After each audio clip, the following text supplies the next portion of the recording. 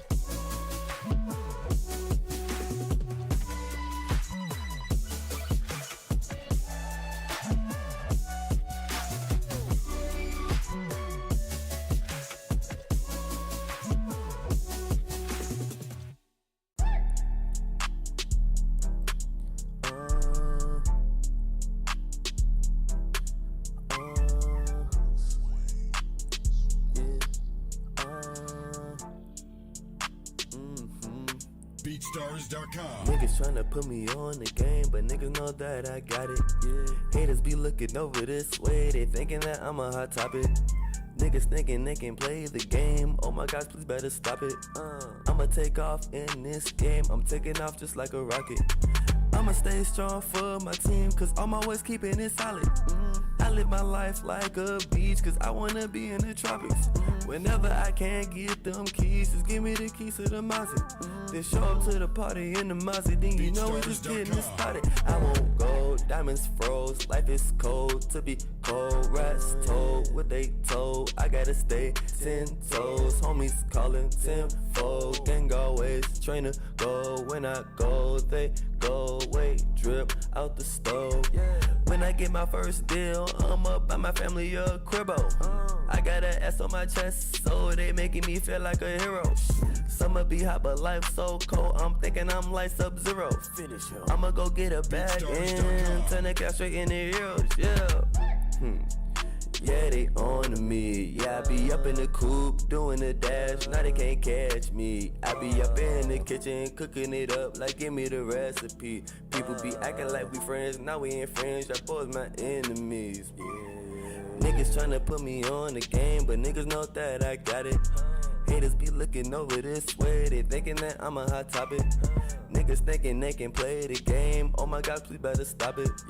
I'ma take off in this game. I'm taking off just like a rocket. I'ma stay strong for my team, cause I'm always keeping it solid.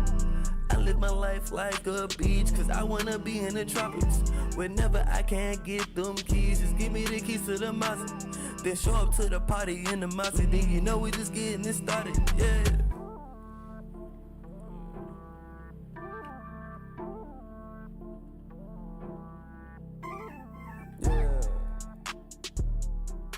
BeatStars.com.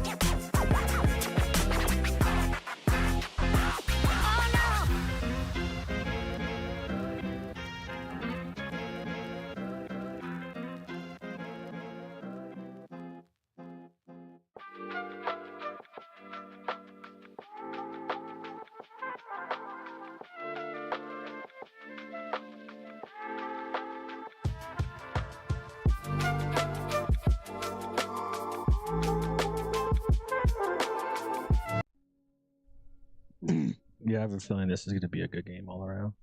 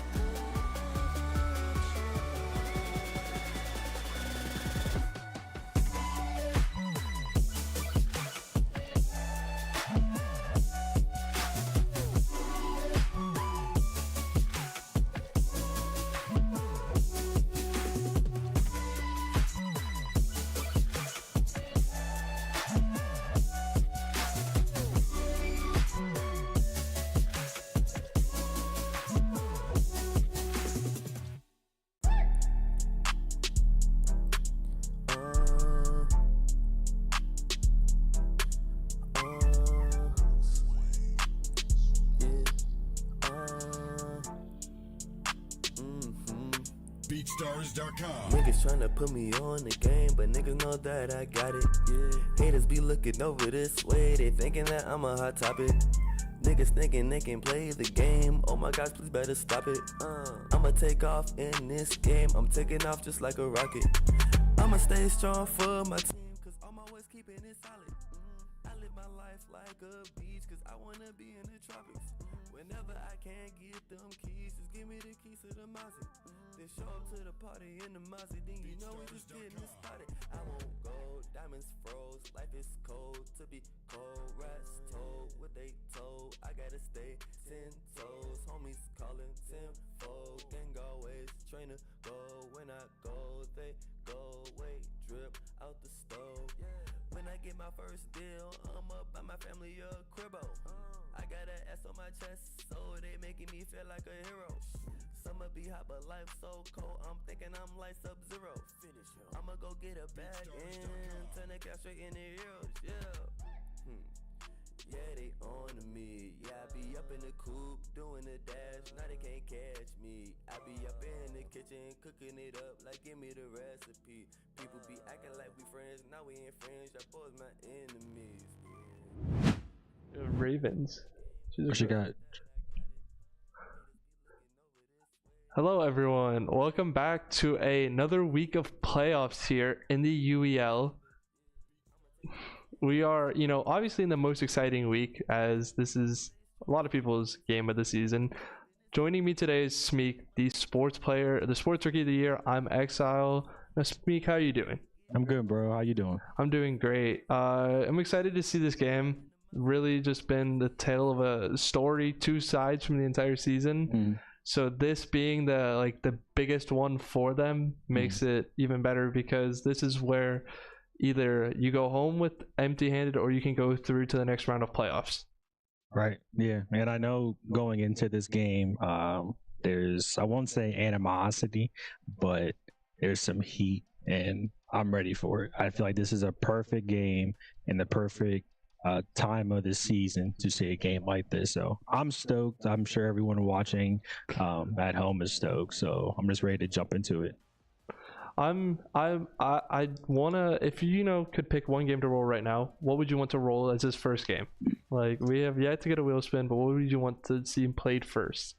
I would love to see 2K roll, because I know that Vape outside of the UEL was a professional 2K player, and I'm sure he would take the reins really quick. So I feel like that game for him and for the Ravens going in would be a huge what's the word I'm looking for?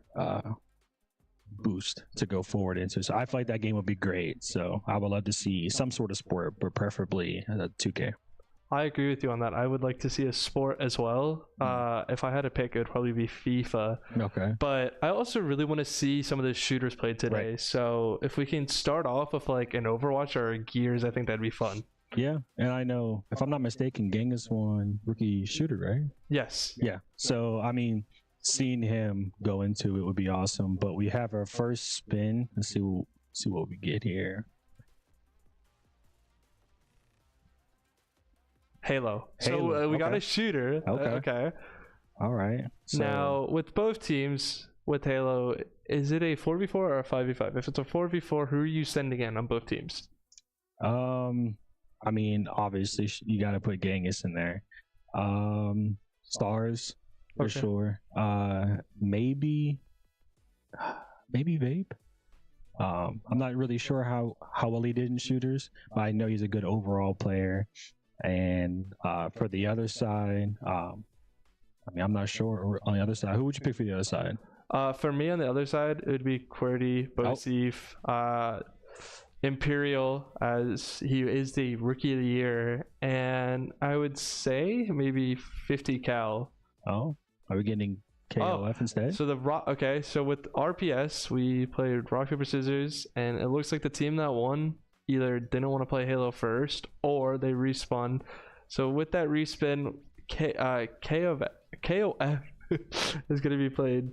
King of Fighters, which I think we would see Herb, him, and KIC against 50 cal or TLG, Havoc, and QWERTY. Okay. As the three. Well, it looks like they forfeit now. Might be a forfeit coming from Halo. No, never mind. Okay, so I guess that's probably just a user error. But yeah, let's. I think KOF could be a good game to kick everything off. It seemed like both teams really wanted to play fighters. They talked a lot beforehand about wanting to, Tekken and Street Fighter. But KOF could be a good start. So we'll definitely see who's up here in a minute.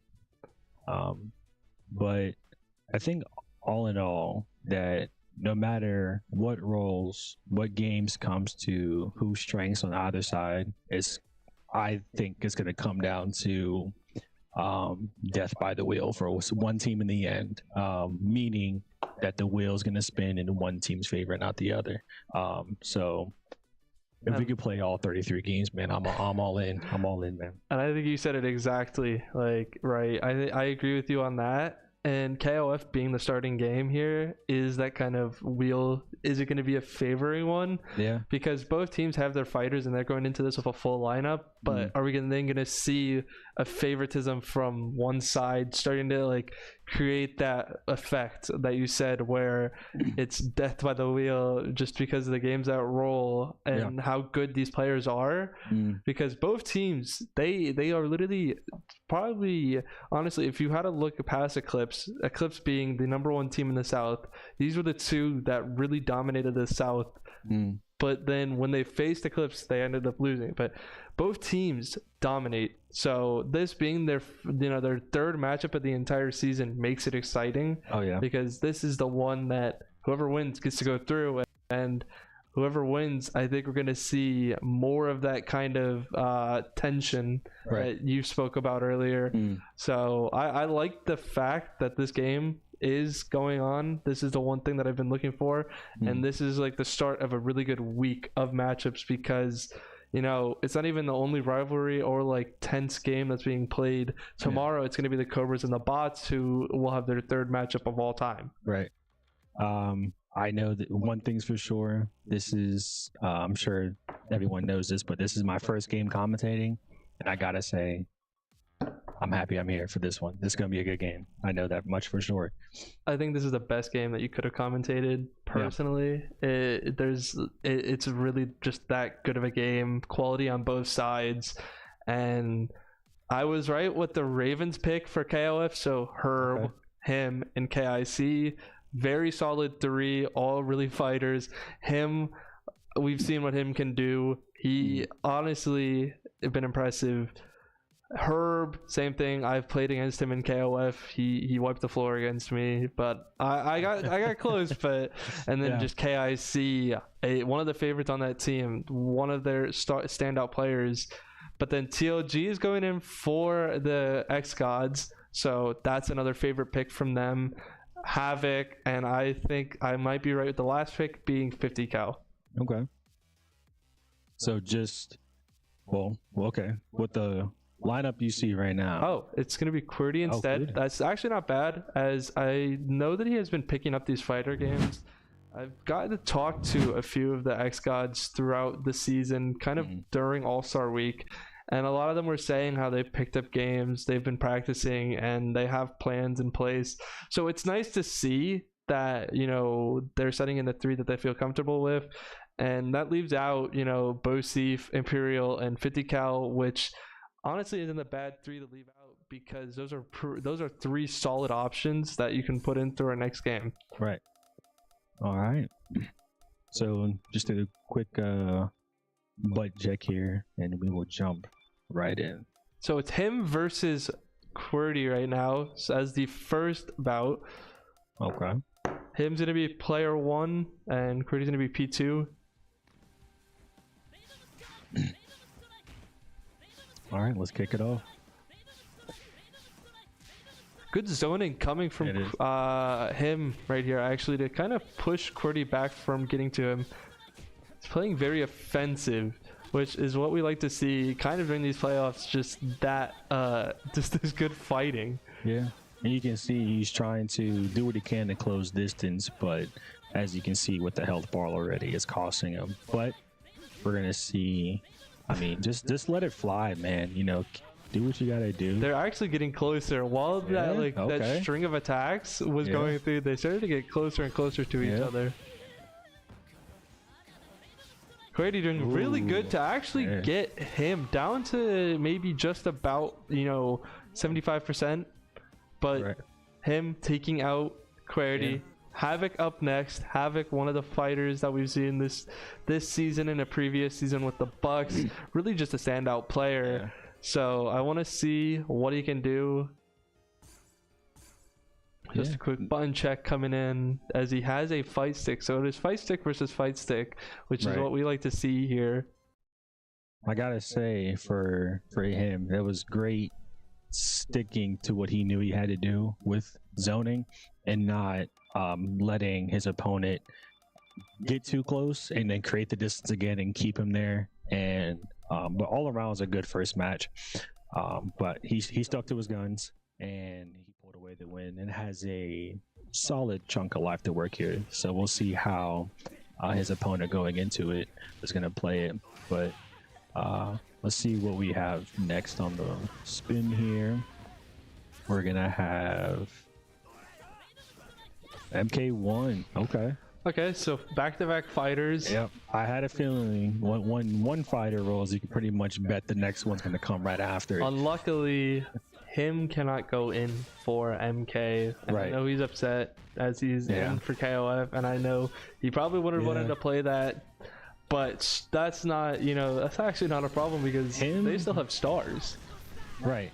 Oh, man. Him gets taken out. But look how much health he did for that entire match, and that's going to set up his team perfectly to go into this next round and hopefully knock this fighter off the board as quick as possible. KIC coming up next. So Havoc taking out him, We saw that zoning distance and the attack pattern coming from Havoc. But up next is KIC, who is a standout player. And I know I say a lot of these players on both teams are standout players, but this is what playoffs brings to us, the best of the best in this road to Michigan.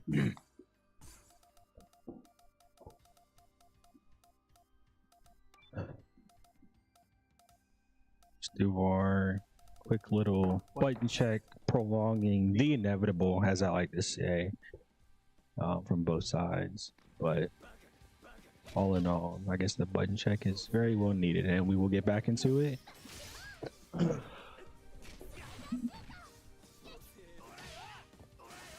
Good offense coming from KIC. Havoc being really low. He wasn't actually able to regenerate that much health coming from this previous round.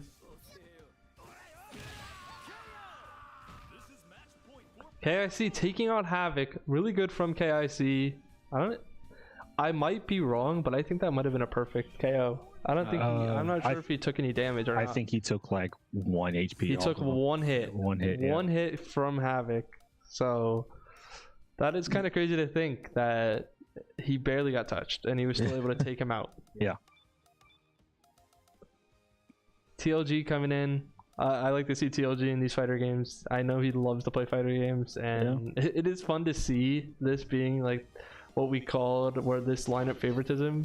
Like this is how this wheel is going, but we're seeing the best of the best going at it. Yeah. So TLG is the last fighter standing. He can either complete a reverse sweep by taking out him, or by taking out KIC and Herb.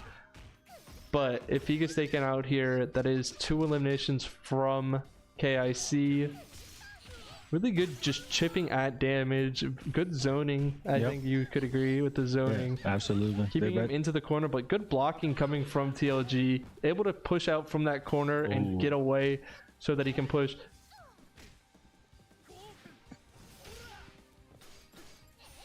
Can TLG finish it? Can he finish it? And it looks like he just might. If he can. Uh-oh. KIC stringing up combos here, actually. Can come down. He can connect that last.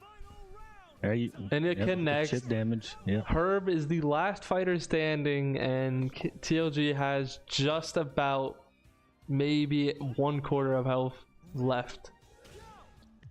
Not bad. I like that previous round. I like seeing what TLG could do. That we just saw that this is one of the games that he knows what to do, and that I obviously likes to play. So I think, you know, him getting that first elimination and down, he's on for that reverse sweep. Yep. So now it is Herb and TLG. Yes. Okay. Well, hopefully Herb doesn't get too overzealous by looking at those health bars and just staying in the pocket, do what he can, because obviously TLG shown that he can come back and do some real damage if you let him. So just trying to minimizing that window of opportunity. And I believe I could be wrong, but I think Herb has 4 to his max, like his ability bar. So like if he gets one of the ults out, it'll do a huge chunk of damage to TLG, and honestly he could start straight away with that if he wants to. Yeah, I'm sure TLG probably is very well aware, so hopefully he doesn't give him that window of opportunity. But looks like they're trying to figure out the controller situation here as it happens.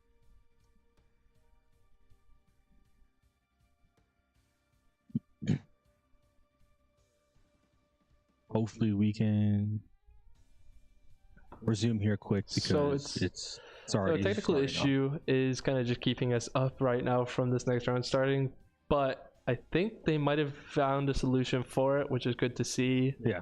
So it's not keeping us from playing these games. Right, yeah.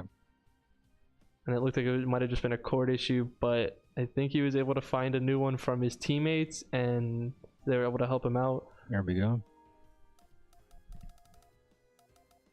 Let's get to it.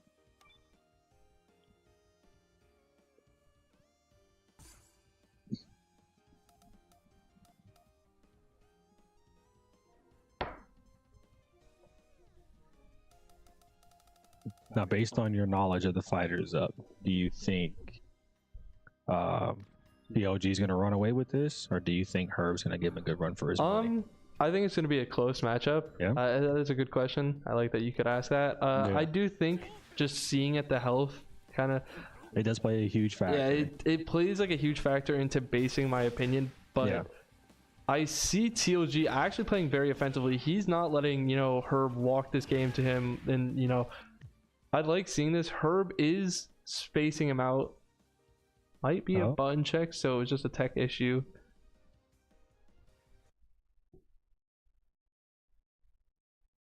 Yeah. Looks like it. So, not sure what's going on, but it was queuing off to be.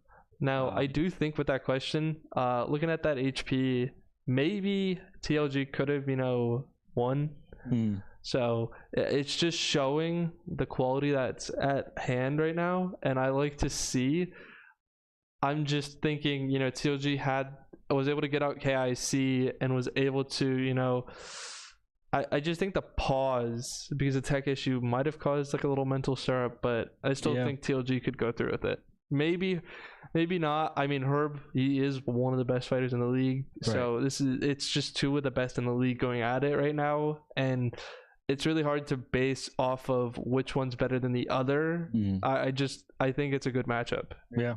I mean, I think if both fighters started off with a full health bar, it'd be a whole different story. But as we've seen plenty of times throughout the UEL, that the low health bar, they're not finished yet. So they're still very well in it. It's just important that you minimize the mistakes and letting him seize the opportunity, so to speak. And that's a very good point, actually, bringing up just the here in the UEL, seeing that when someone has like a low health bar or just anything like that in games like that, it doesn't mean they're ruled out from winning. It doesn't stop them from winning. We've seen these comebacks. We've seen these, players kind of thrive in those moments where they're at the lowest that they can be. Yeah. And it's kind of funny to see because you wouldn't expect it, but that's just how good some of these people actually are at fighting games. Yeah, it definitely shows good composure and being able to block out the noise, so to speak, and just focus on finishing the task at hand, because you yourself know that you're not out yet. And games like this, you have to keep that into account more so than ever, that you're not out. Every game's going to count here. And I feel like every single close win or close loss could very well be the deciding factor in the overall outcome of the game. So looks like, I'm guessing it's some sort of tech issue. Not really catching any wind of what's going on, but it's unfortunate that it happened, because it's keeping us away from a good matchup of these fighters, and we want to see these fighters play, really making you savor it. This is one of those days where I hope this is one. I'm hoping this isn't a day where it's like the tech issues kind of rain on. But so far, we have two fighters that have already rolled, so it's kind of unlucky with that, because if there's one, issue in KOF, there's probably going to be another one in MK. Hoping not. I'm going to cross my fingers, but that could be a commentator's curse. Now, looking up with, the fact that MK is next, who would you send in on both teams? Because they cannot send in the people that they already have in without a full reset. I mean, I think that player, it's kind of hard to tell, but I think that from either side, it's obviously very important that you have those backup fighters, and because obviously right here they threw in their best, what you need to do. But going in, I say at least for the gods, throwing in, I'd say probably the remaining. I'd say at least Imperial, and I'm not really. I don't know. I think personally, it's tough. It's tough because I know that both sides are really well rounded. say that 3 That's times the fast. problem with it. It's like both teams are really good, so it's like Yeah. you can't really pick like a favorite in Yeah. this because we're not sure yet how this game could play out. Right. And I think if I had a pick, I'm gonna send in Bosif and or Fitical and Imperial. Leave Bosif out for sports game to roll, and kind of anchor him because he's one of their top players. Yeah. Now on the side of the Ravens, I'm thinking Stars and Wonku possibly, and you just leave out Genghis and Vape as we've seen their duo this season. So just if you play a 2v2 game up next and you have those two in, they have that team chemistry For sure. now. Hopefully this tech issue can be solved, but so far it was down to final fighter on both teams. It was TLG versus Herb obviously starting with a full health bar, but TLG having just about a quarter.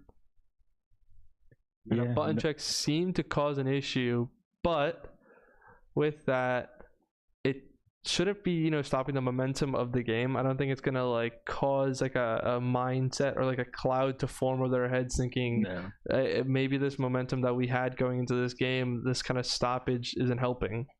Unfortunately, the score is 0-0 and first game of the night. So it's good to get these little issues out the way early versus it being, the tiebreaker, the must win.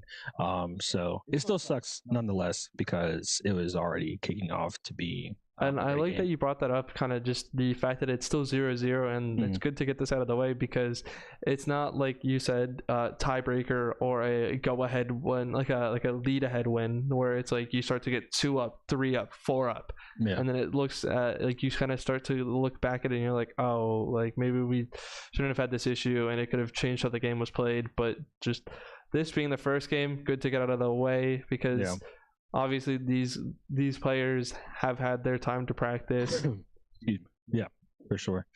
And I know these guys have been waiting all day to play this, and I'm sure it's probably in a way some sort of buzzkill to get in the rope of it, have it be already a very close game and have to bring it to a halt because of some tech issues of some sorts. So now I'm trying to think if it gets fixed, like do they have to reset because they got hit? So like KIC was, or TLG was hit, like he got hit before they paused, right? So I'm unsure if they're gonna have to reset it in a way where they have to get the health back correctly or not.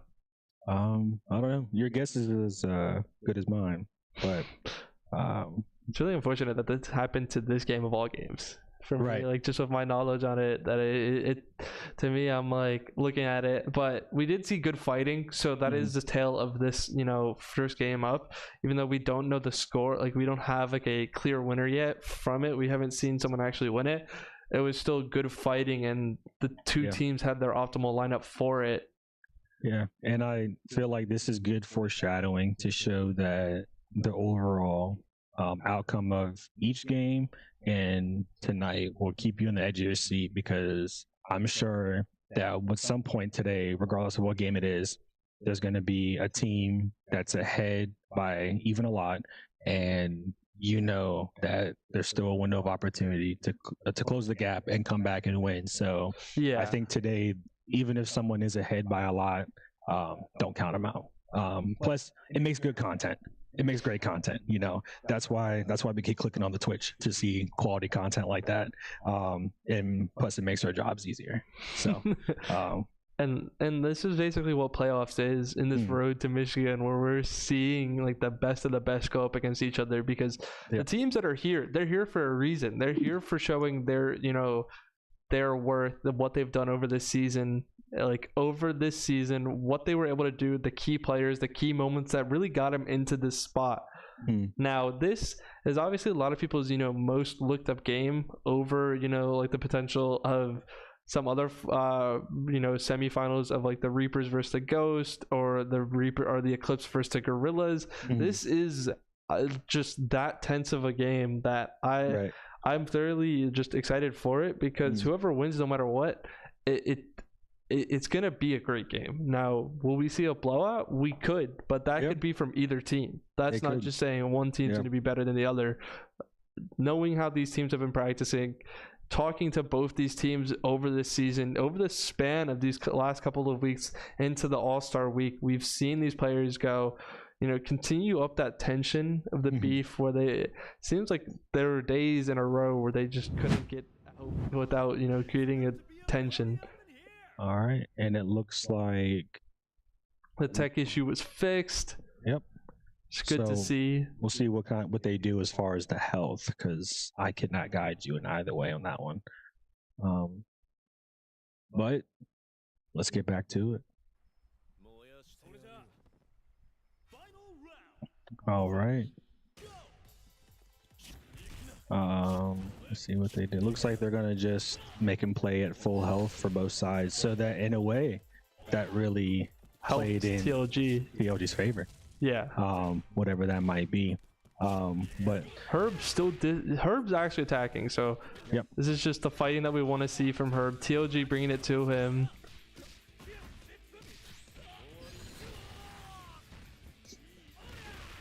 Oh, good from Herb to kind of get him into the corner, but TLG is able to, push him back. And it looks like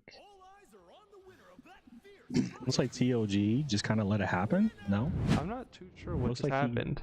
He looks like he stopped fighting and kind of got up. I'm not sure. Maybe maybe what they did was, like, they obviously had to reset with the health, but maybe it was like once this amount of health was lost from TLG, we'll just add it up, and so it'll cause. Makes sense.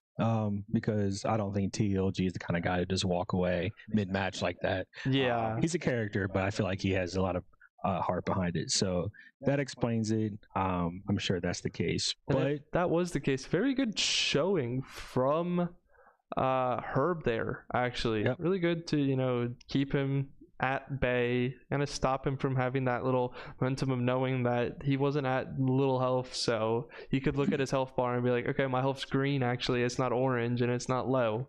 I don't have to worry about it being this close. But it looks like they added it up. MK coming up next. Really, I think this might be a day where all fighters roll. So it's going to be a fighter day wheel, and it's going to be that kind of luck for us. Right now, I gotta say that tech delay probably siphoned a lot of energy going into it. No, you're definitely right. He had the hot hand and he's ready to roll. Gives you flashbacks to like the Ravens and 49ers Super Bowl when the lights turned out and everyone swore it was something facetious going on. That's a good reference. It's not the case, but yeah. So I'm sure that played a small factor, but I won't let it take from the fact that it was still overall a good game. The irony of you saying that, by the way, mentioning the Ravens, is that the Ravens are playing right now. And I'm a Pittsburgh fan. So there's no way you just made that reference. Yeah. I'm a Pittsburgh fan, so the name Ravens is going to give a little sour taste in my mouth. It's a funny thing to me because it's like you said it and then it clicked in my mind. I'm like, the domino effect of like, whoa, like it definitely switched the momentum. This like little just click of what you just said. Ironically, there's a team called the Ravens playing in game right now. What we're watching, Genghis and Stars actually going in for MK. So Stars, I predicted Stars would go in. I wasn't, too shocked. He has definitely learned his fighters from him coming to the Ravens. Very smart move. He learned his fighters, and he's really just enjoyed his time. I wish we can see with the purple do-rag. Yeah. For those not unaware, I think it might show on the camera, but Stars has a purple do-rag on right now, and it's actually pretty cool to see because it's team color. Like I respect that he's repping his team. Yeah. But I think we're gonna see it in the camera. So it leaves out Vape and Wonku in next for whatever game rolls next, and then just Bosif as that final anchor before their full reset. Yeah. I think that if you come into any game with a purple do-rag on, you're not allowed to lose anything at all, because that's a very strong power move, and I think it's hilarious. I'm sure he thinks it's also hilarious, but also he looks good. So like the Hall of Famer Deion Sanders said, look good, feel good, play good. and I feel like that's what he's going for here. But all in all, Stars has gotten better with fighters, so we'll definitely see just how much better he plays with the purple do-rag on. There's no way I'm not mentioning that for the rest of the night anytime it goes in. You know what? Fair enough. I think I'll keep the mention up as well. I want everyone to just witness this excellence of a purple do-rag. Yeah. And it kind of caught me off guard because I just didn't expect it. And then next thing I know, I walk in and I see him with a purple do-rag on, and he's flexing it. He is.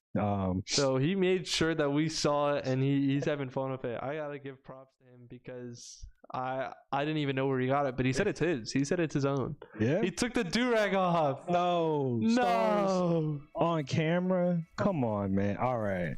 Well, I'm sorry, Stars. That's got to be an X in my book for you now, brother. You did it to yourself. But nonetheless, next game up is... What do we got here? Guilty Gear. See? Someone called Jekyll. It's a fighting game wheel. Someone called Jekyll and the Cobras. Unfortunately, you guys couldn't get the fighting games for, the fighting game wheel for your game tomorrow, but we're going to be getting it today. Yeah. I truly believe that fighting games comes in threes, because we're sitting here talking about once one rolls, that other one's going to roll. And I'm not superstitious. I'm a little stitious, but the 3 fighting games in a row, it makes for a good game altogether. So we're looking at, who do we got here?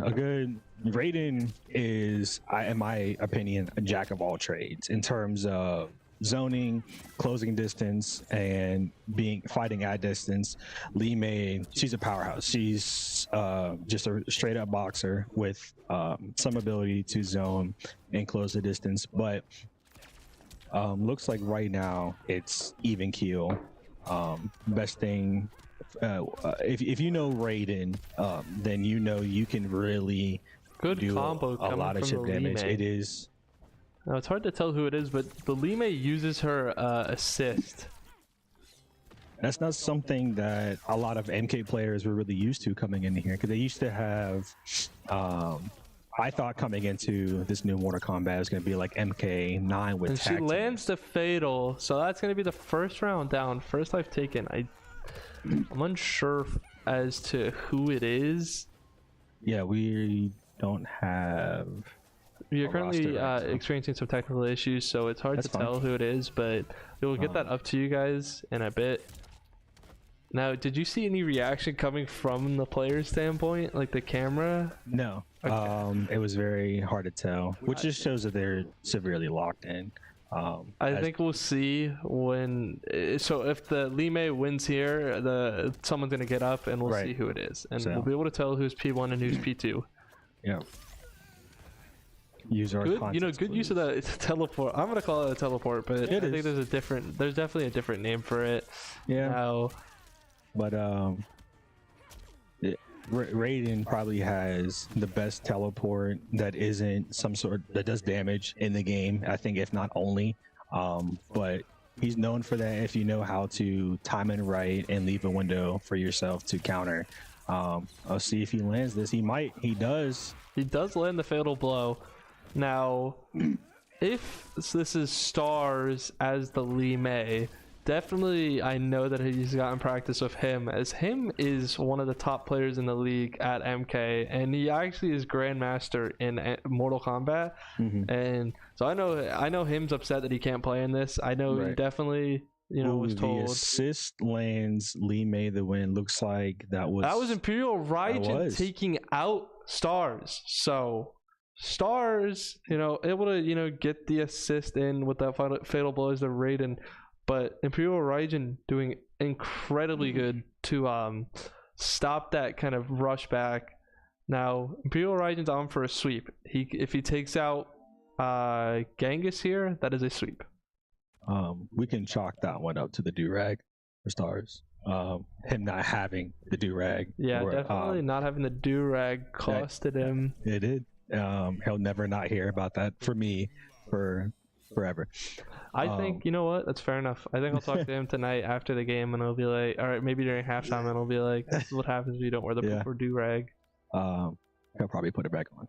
But we will see Li Mei again and Kung Lao, who Kung Lao's speed can be very devastating if you let it get to you. But it looks like Imperial knows that Li Mei knows how to really play with Li Mei. Sorry.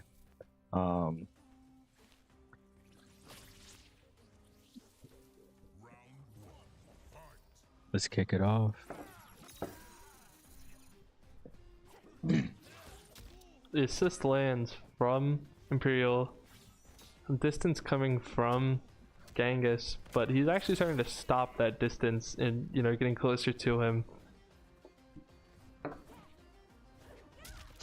It's like they're like in a dance routine. Like I mean, this is what happens when two good players fight against each other. They're spacing each other out. They're testing, you know, the waters, seeing what they're capable of. And that's exactly what might happen. Genghis getting him into the corner. And Imperial is exposing the fact that he's not low blocking, and it's just getting him out of that corner and creating opportunity. And he's landing those assists, which does come in to play heavily deep down in the end. And Imperial takes the first round. Imperial one away from a sweep. I think as long as Genghis can play better defense, then he'll definitely come out with this in the end. I think like this the only thing he's really missing is defense. He's walking into a lot of combos and letting Imperial disrupt his momentum with the low kicks.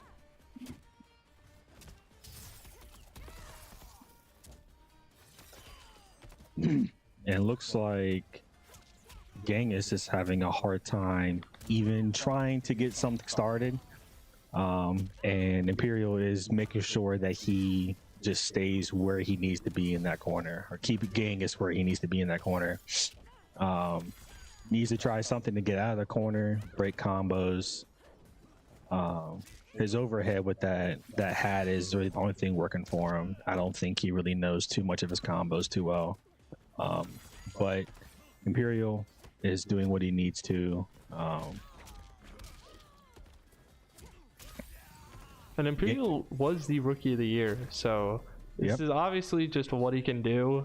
And he takes out the Ravens, so it's 1-1 now. MK going to the xGODS. Up next is Guilty Gear. So from one fighter to another fighter, this is how this wheel is going. Now, a lot of you may be noticing what's behind me. You see this little poster behind me with that name SurfThing. So over the past couple of weeks, we've gotten new PCs.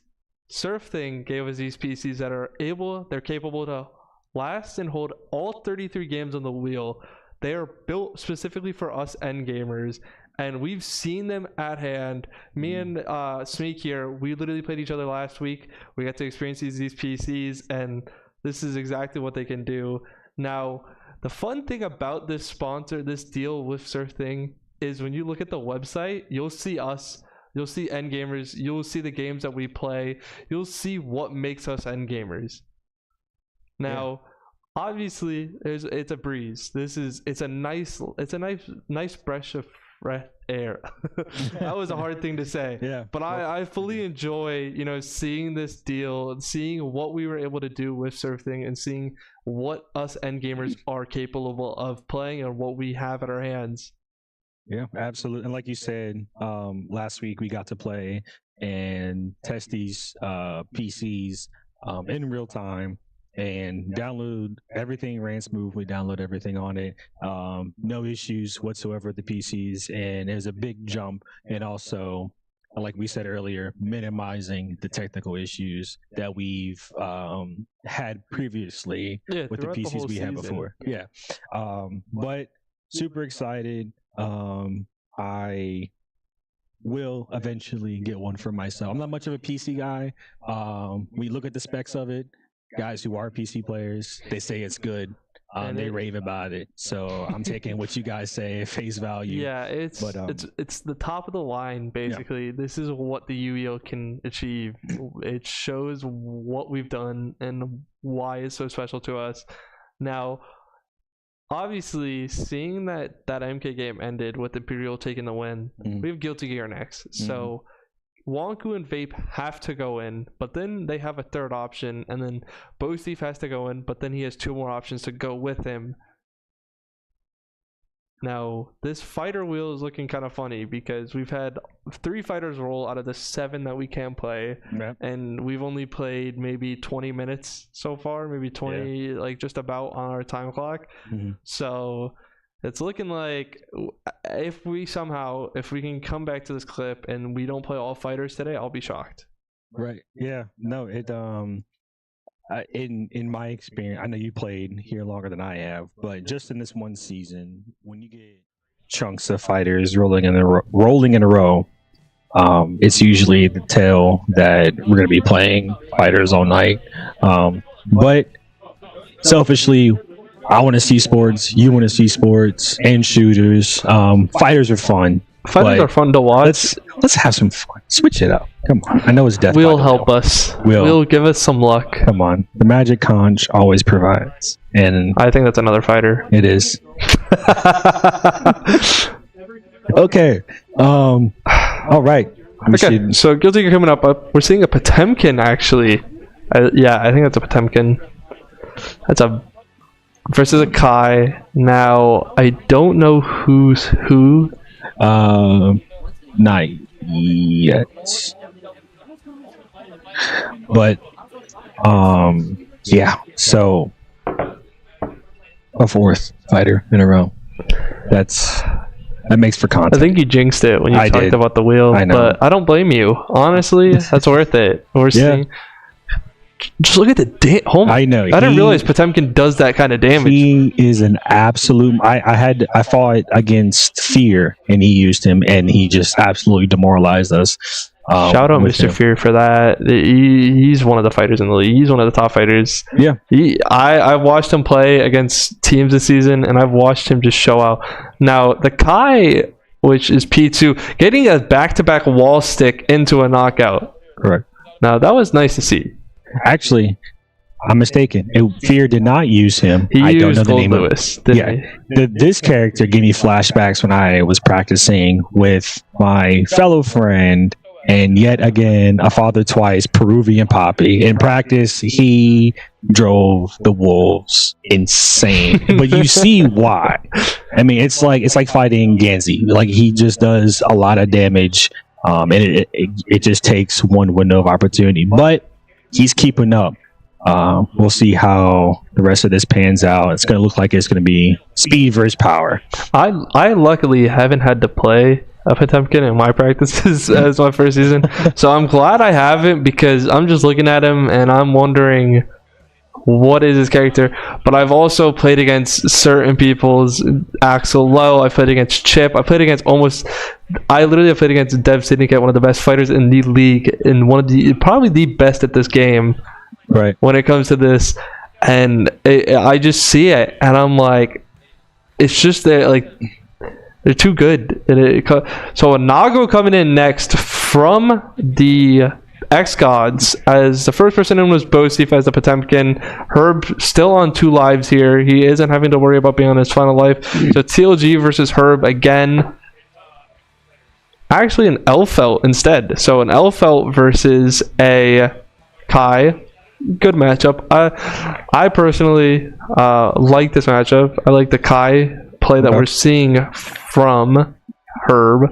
Now, TLG, one of the fighters in the league, one of the top fighters, I definitely think he's enjoying this day, getting to play fighters. He gets to come out, he gets to play fighters, he gets to have his fun.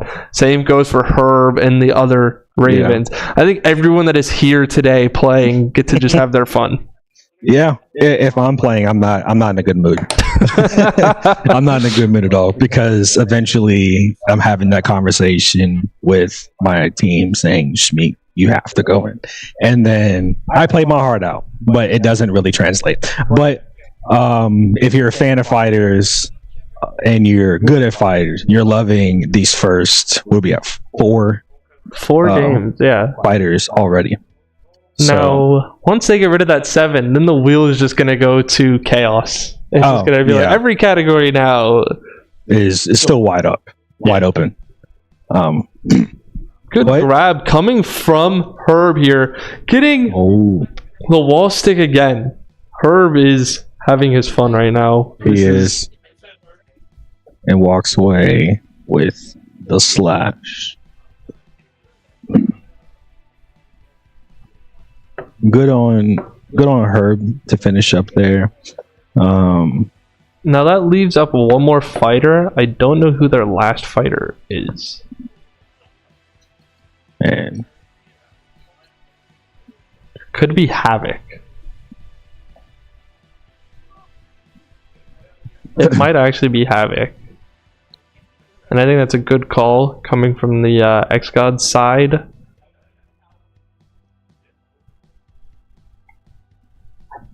Another Potemkin. Oh man. Potemkin Central. I mean, when he does that much damage, why not use him? Why not? Yeah, that's a valid point. Yeah, just send it. I mean, come on. Look at that one punch in. Yeah.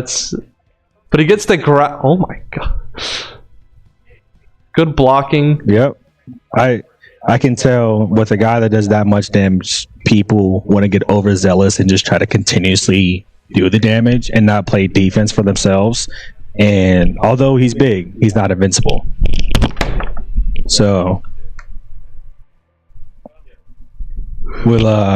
I mean, and as we see, he's getting chipped away slowly but surely.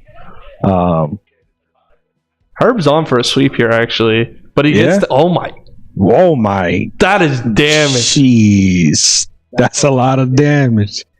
That is. I mean, that's a giant robot. That's expected. He might come back and win this because. Good block coming from Herb. Beautiful block. If he sticks with it, he can really. I don't know. Wow. I saw that grab go up and it was like, oh my god. I know. With that, I mean, to be fair, that was like you just did the Bane to Batman. That should do damage, and that's a giant roll. That is. Herb is having fun. Herb is on for a full sweep, by the way, with no life lost. Herb knows he has to stay in his business because he knows it doesn't take much for that health bar to all of a sudden just be down where he's at right now. He's going to finish it. He's just going to stay. Oh my gosh. And that's a full sweep. It is. That is a full sweep from Herb. Shout out to you, Herb. You got folded like Batman, but you prevailed just like Batman. So, all in all, I mean that was fun to watch. That was definitely really fun. So TLG and 50 cal. It was actually 50 cal that one, and they left out Havoc. Smart choice. Okay. Now Herb can't go in for Smash, and I know he's definitely upset. Right.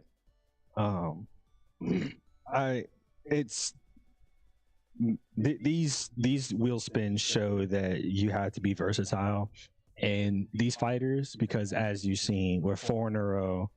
You're bound to play one of them, and it's important that you have to answer the call. I'm guilty of it. I'm not the best fighter in the league, or even on my team. But you'll learn. So that's the nice thing about it, because the games that you play, you're going to play games that you've never touched before. Right. But you learn from it, and with your teammates, they'll teach you. And it's nice to see, and seeing this team chemistry from every team in the league, basically, actually, where we see new people come in, they learn, they get better, they evolve.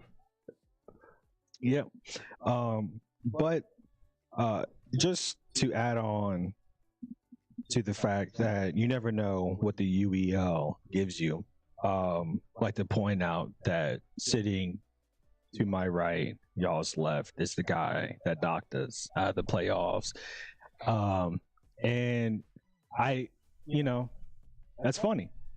Yeah. I never thought that it was gonna be the guy I just saw last week walk away with the W, and that's the beauty of UEL. They'll put you face to face, shoulder to shoulder, And then with your you go nemesis. face to face one week, and then the next week you're Yeah. like, you're friends with them. Like, Yeah, these smiles are not real. They're not authentic. They're not. But again, for the sake of content, smiles will be there. Yeah. Shout out to SurfThing. You know. But this game, it's still close, and I mean, I feel we're like we're missing- gonna see some lead changes tonight, back and forth. There's And- a 1 point difference, and we've only played 4 games, all 4 of them being fighters. Yep. Now, yep. if that's kind of funny to say, because these 2 teams obviously they love their fighters, but then tomorrow is 2 teams that love their fighters, and I Yeah. feel like tomorrow is going to be the complete opposite, where no fighters are going to I know, roll, and yeah. we're going to be sitting there, going to be like, how'd that happen? Yeah. But this the wheel is, although fun, it's weird. It works in mysterious ways. It does its magic. It does. Like, there have been times where we've commentated and we've said, "Wheel, give us this game next," and I think it might have been King Dre actually was talking to me last week during our game, and he said a certain game and it rolled, and he's like, "Isn't that magic?" Like, he predicted the game that would roll before the roll even happened. Yeah. So it's funny to see kind of how this wheel works, because we'll all be sitting there, and we obviously all want our games to roll. We want our best games to roll because we're available for it, but then it won't roll, and then the second you're out of lineup, you're the second you're out of rotation, you have to wait for a reset, that game rolls and you can't play. Right. I've yet to hit that luck of being able to say, "Hey, this game, roll next." It never works. Oh, it'll happen. This is So- your commentary debut. It'll happen. You're gonna say something. You're gonna predict a wheel spin. It will happen. All right. Now, this is where people bet on black right here. Are we getting a 5th fighter game? The wheel will provide. No shot. No, F1. it's a racer. It's a racer. Okay, a palate cleanser is what we'll call it. But So Herb, right now. Herb has to go in for F1, I think, or he's one of the people that can go in for F1. right. Or actually, I don't think he can. I think whoever's left out coming from the Ravens has to play it before a full reset. Mhm. Those are some interesting names. Awesome names, man. It's kind of hard not to look at it. Okay, so happy you said P1's something. gonna be the Trolls, P2's gonna be, or P1's gonna be the xGODS, P2's gonna be the Ravens. All right. Actually, I like this team comp. No, I don't know who they're sending in first.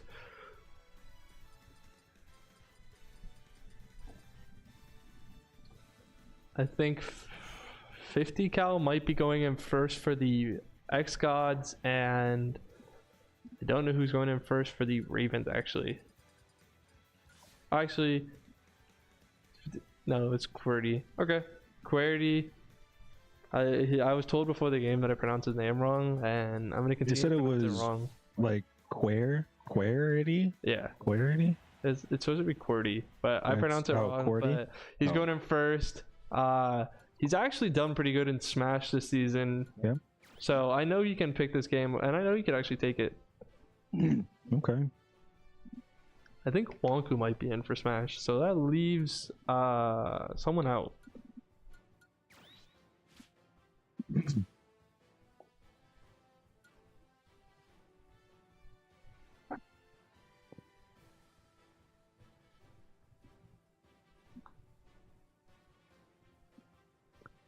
All right. So up first, we have.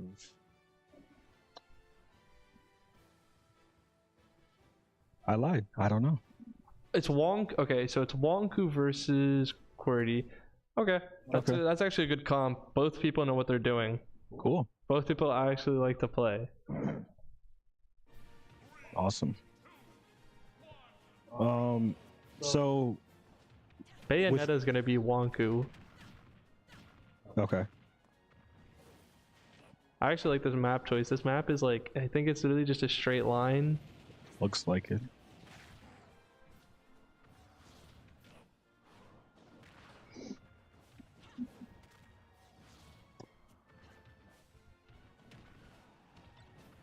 He's now There's an assist trophy there, which he does pick up.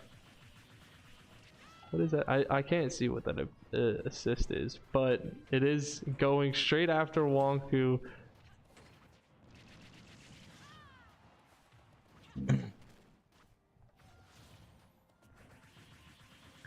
It's very, one thing for sure, very well, back and forth Smash games can be very chaotic and hard on the eyes. Is that a lot of messed up? colors. That might be a messed up setup.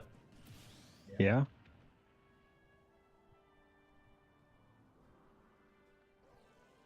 Oh, Pump, because I'm not, could be. It looks like, because shouldn't it like reset the round each time? yeah. So a messed up setup, unfortunate. Stars, okay, I'm not using the lineup. Stars has to go in for F1. Stars.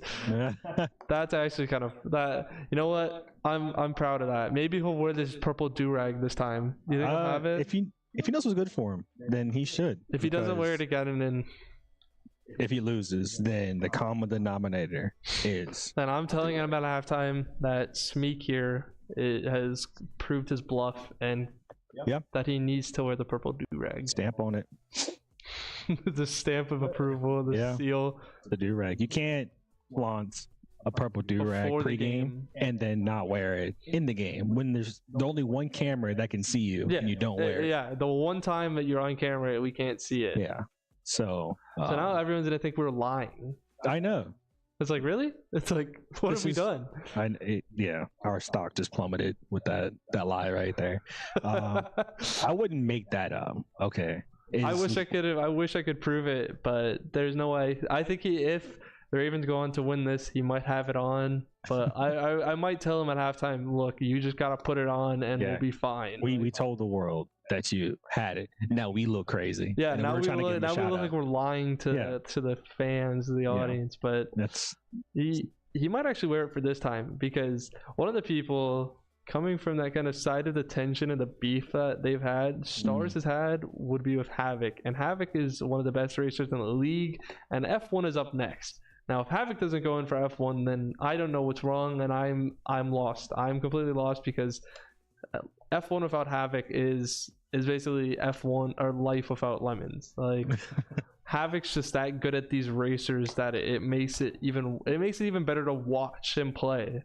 right. His improvement has just been skyrocketed basically. Like he's coming to the league and just boom straight up. Not even had a time to like decline or have a time to wait. We'll definitely see what happens, because like you said, our friend Stars has to go in. I want to see the do-rag. Yeah, we all do. I can't mean, go like it hurts that he made us look crazy, but all in all, F1 can be a very intense game, where your mistakes can very well cost you the entire race.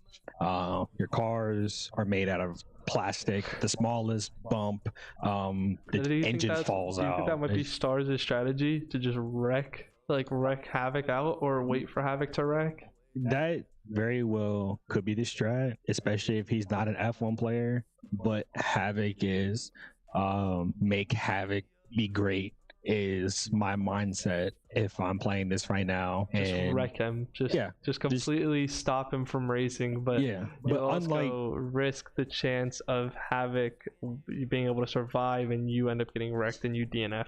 right, because unlike Forza, there's not a whole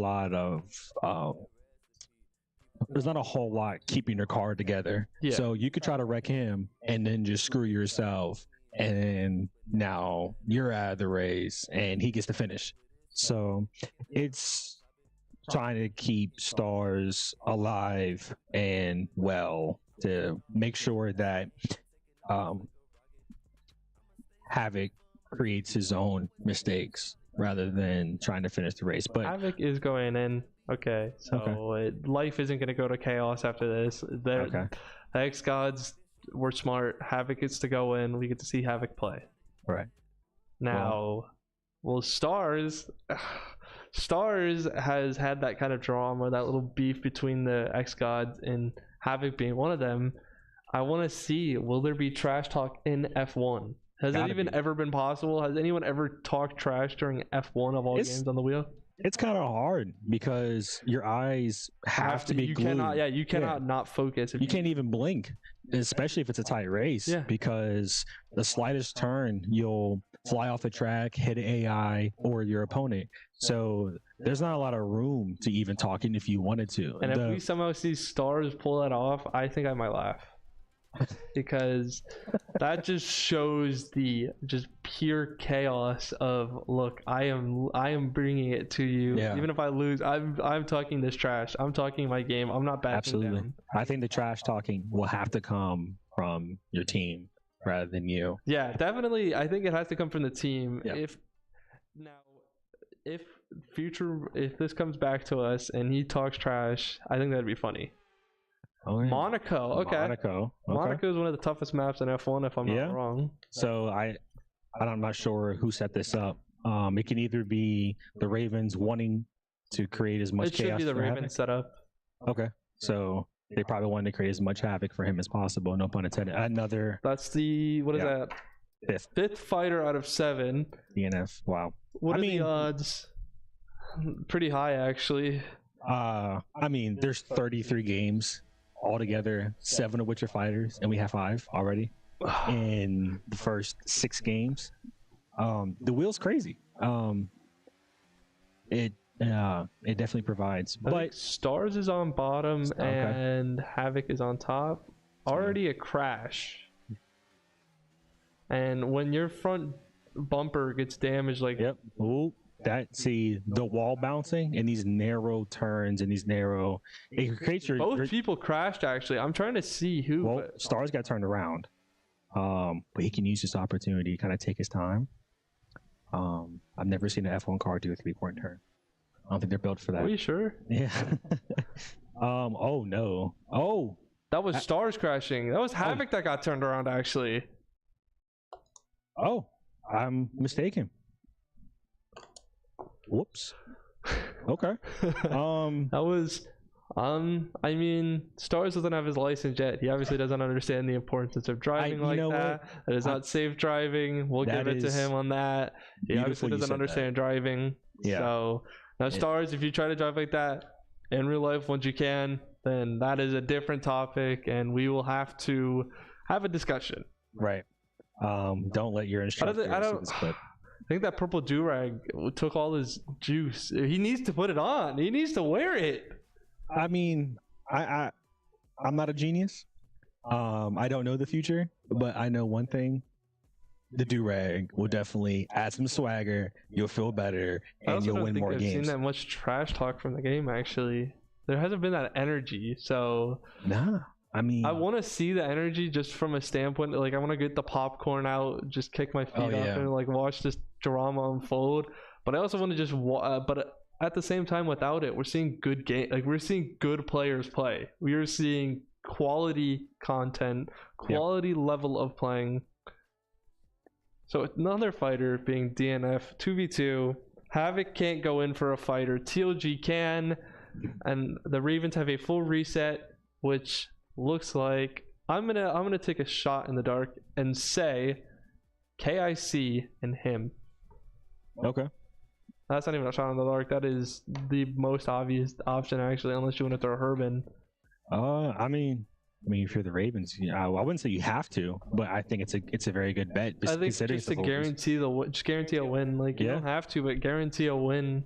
Try to pull away with this victory as best you can. Yeah, just pull away with the game and have as much fun as you can. Because once you start to pull away, you can start the trash talk. You can start to have a little fun. And I think if they start to pull away, we'll see that do-rag make its appearance. Oh yeah. Now, I hate that we have to be in that situation to experience the do-rag. They have to be in a lead. Like, why couldn't he wear it from the start? Right. but I won't complain too much because the quality of gameplay we've gotten today has made up for it. Oh, I mean, it's what we expected, and neither team is letting us down in our. And that's guesses. what makes playoffs so special. Yeah. Because two of the top teams in the South, besides the Eclipse, because the Eclipse, no one's topping them. They went 10-0, best record in the league, and I don't know, but seeing this, we're seeing these end gamers kind of just prove their worth. And you know what else has been, the little paying thing back to them for proving our worth? SurfThing in the PCs. Yeah. Like these PCs, I kid you not, we've all were able to approve them. I can testify for it. I can state right now that they are the top of the line best PC, one of the best I've actually ever used. Ran smoothly. We were able to download every game on the wheel before our game, before my Ghost versus Smeek's Wolves last week. I was able to do it, ran the game smoothly without any issue. Now, whatsoever. if that's something that doesn't appeal to you, you don't want a PC that can run 33 games, different types of games, without any technical issues, then I don't know what will, because that was perfect. Yu-Gi-Oh! Is up next. Yu-Gi-Oh! Okay. Not the palate cleanser I wanted, but it's not a fighter. So yeah, for all one of the many fighting games that you will need for the Yu-Gi-Oh! One of the many strategy games or games in general that are on the SurfThing PCs that work very well. Everything ran super smooth. And to your point, I think everyone that used it, and I think after tonight when we talk to the teams, that they would agree. I just want to interrupt you. KIC is going crazy. KIC is playing the Striker. QWERTY is playing the Crusader. KIC kept him up in the air for I could not even count down. I think that might have been 10 or more seconds. And oh my god. He's just. I want to see how many hits we can keep up. 17 so far. Good, use of pushing KIC back, stopping him from getting that attack.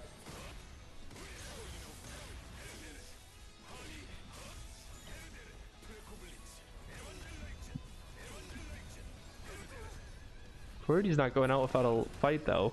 That is very true. He's making sure. KIC taking it back to QWERTY.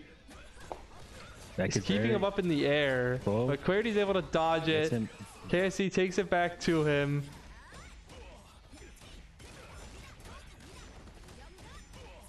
It's going down to time, actually. KIC just took out QWERTY with... Wow. You see the health? Wow. I mean... That was basically 10% of health. KIC just kept him up in the air. Oh my gosh, that's menacing. That's impressive. That's very impressive. I mean, I've said it 9 times already with these fighters. It's just staying cool and calm and collected and not letting that health bar really bother you. And that's the prime example of that. Yeah. That is, I think people all around watching this are going to be happy to see what KIC just did, and shows why he is such an important player for this Ravens team. Yeah. Monk coming in from TLG, I know that's been one of his characters that he's liked to play, especially since his release. TLG has definitely enjoyed that character, actually, because he's been, I think, the first person in the league to play Monk and has continuously played him since. Now, I know there have been other people in the league to play him, but he, I think, started it because he had the game. His game came right after Monk's release into DNF Duel.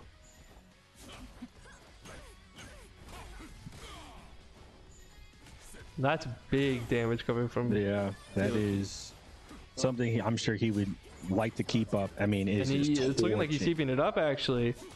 And playing great defense to make sure he can keep... Oh, I spoke too soon. This combo... 17 hit combo. That shows you how good someone like KIC is. Yeah. You need proof that KIC is good at fighter games. I will point to you this footage from DNF Duel. I mean, he just came back. Call back again. 14 hit. You know what? You know why? Besides him being that good, it's a do-rag. He's wearing a do-rag. Look at that. Yeah. Yeah. Tell stars to catch on. You know, maybe it might help you out a little bit more. But as of right now, call it what you want. He's absolutely dominating this is fight match. KIC domination. This is KIC's game. This is KIC's world. We're all just living in it. Yeah, Oh my god. even when you have him down low in health, it doesn't matter. He might as well be at full health at that He's point. so good at this Jeez game. Oh my Louise. god. This is actually just peak gameplay coming from KIC. And just kind of waiting it out. Doesn't matter. He takes TLG out. So that's another win for the Ravens. The Ravens have won all but one fighter so far. That is, I'm speechless. That was probably the most one-sided fight I've You know seen in a what? long time. Stars might have been wearing that do-rag. Because look, Stars got a win for DNF. Oh, But KIC, that genuinely was the KIC game. yeah. Full sweep, no life lost. Full sweep. Not even like... And he was maybe an inch away from dying, getting taken out. Yeah. Didn't matter. But you couldn't tell by the way he played that. That's he did what I'm not, saying. Like, yeah. he kept him up, and I was like, sitting there, I'm like, okay, like, what's He going to happen? He's really low on health. He might actually lose a round. He Didn't wasn't lose a dead round. until he was dead. Like, those are the kind of gamers or any sort of competitive athlete or gamer or whatever that you have to watch out for, And this is even what when you think they're endgamers down can and out. do. Like, if you want proof of what endgamers are, that's KIC right there. Yeah. Someone clip that. Someone get the clips. We'll pull it up.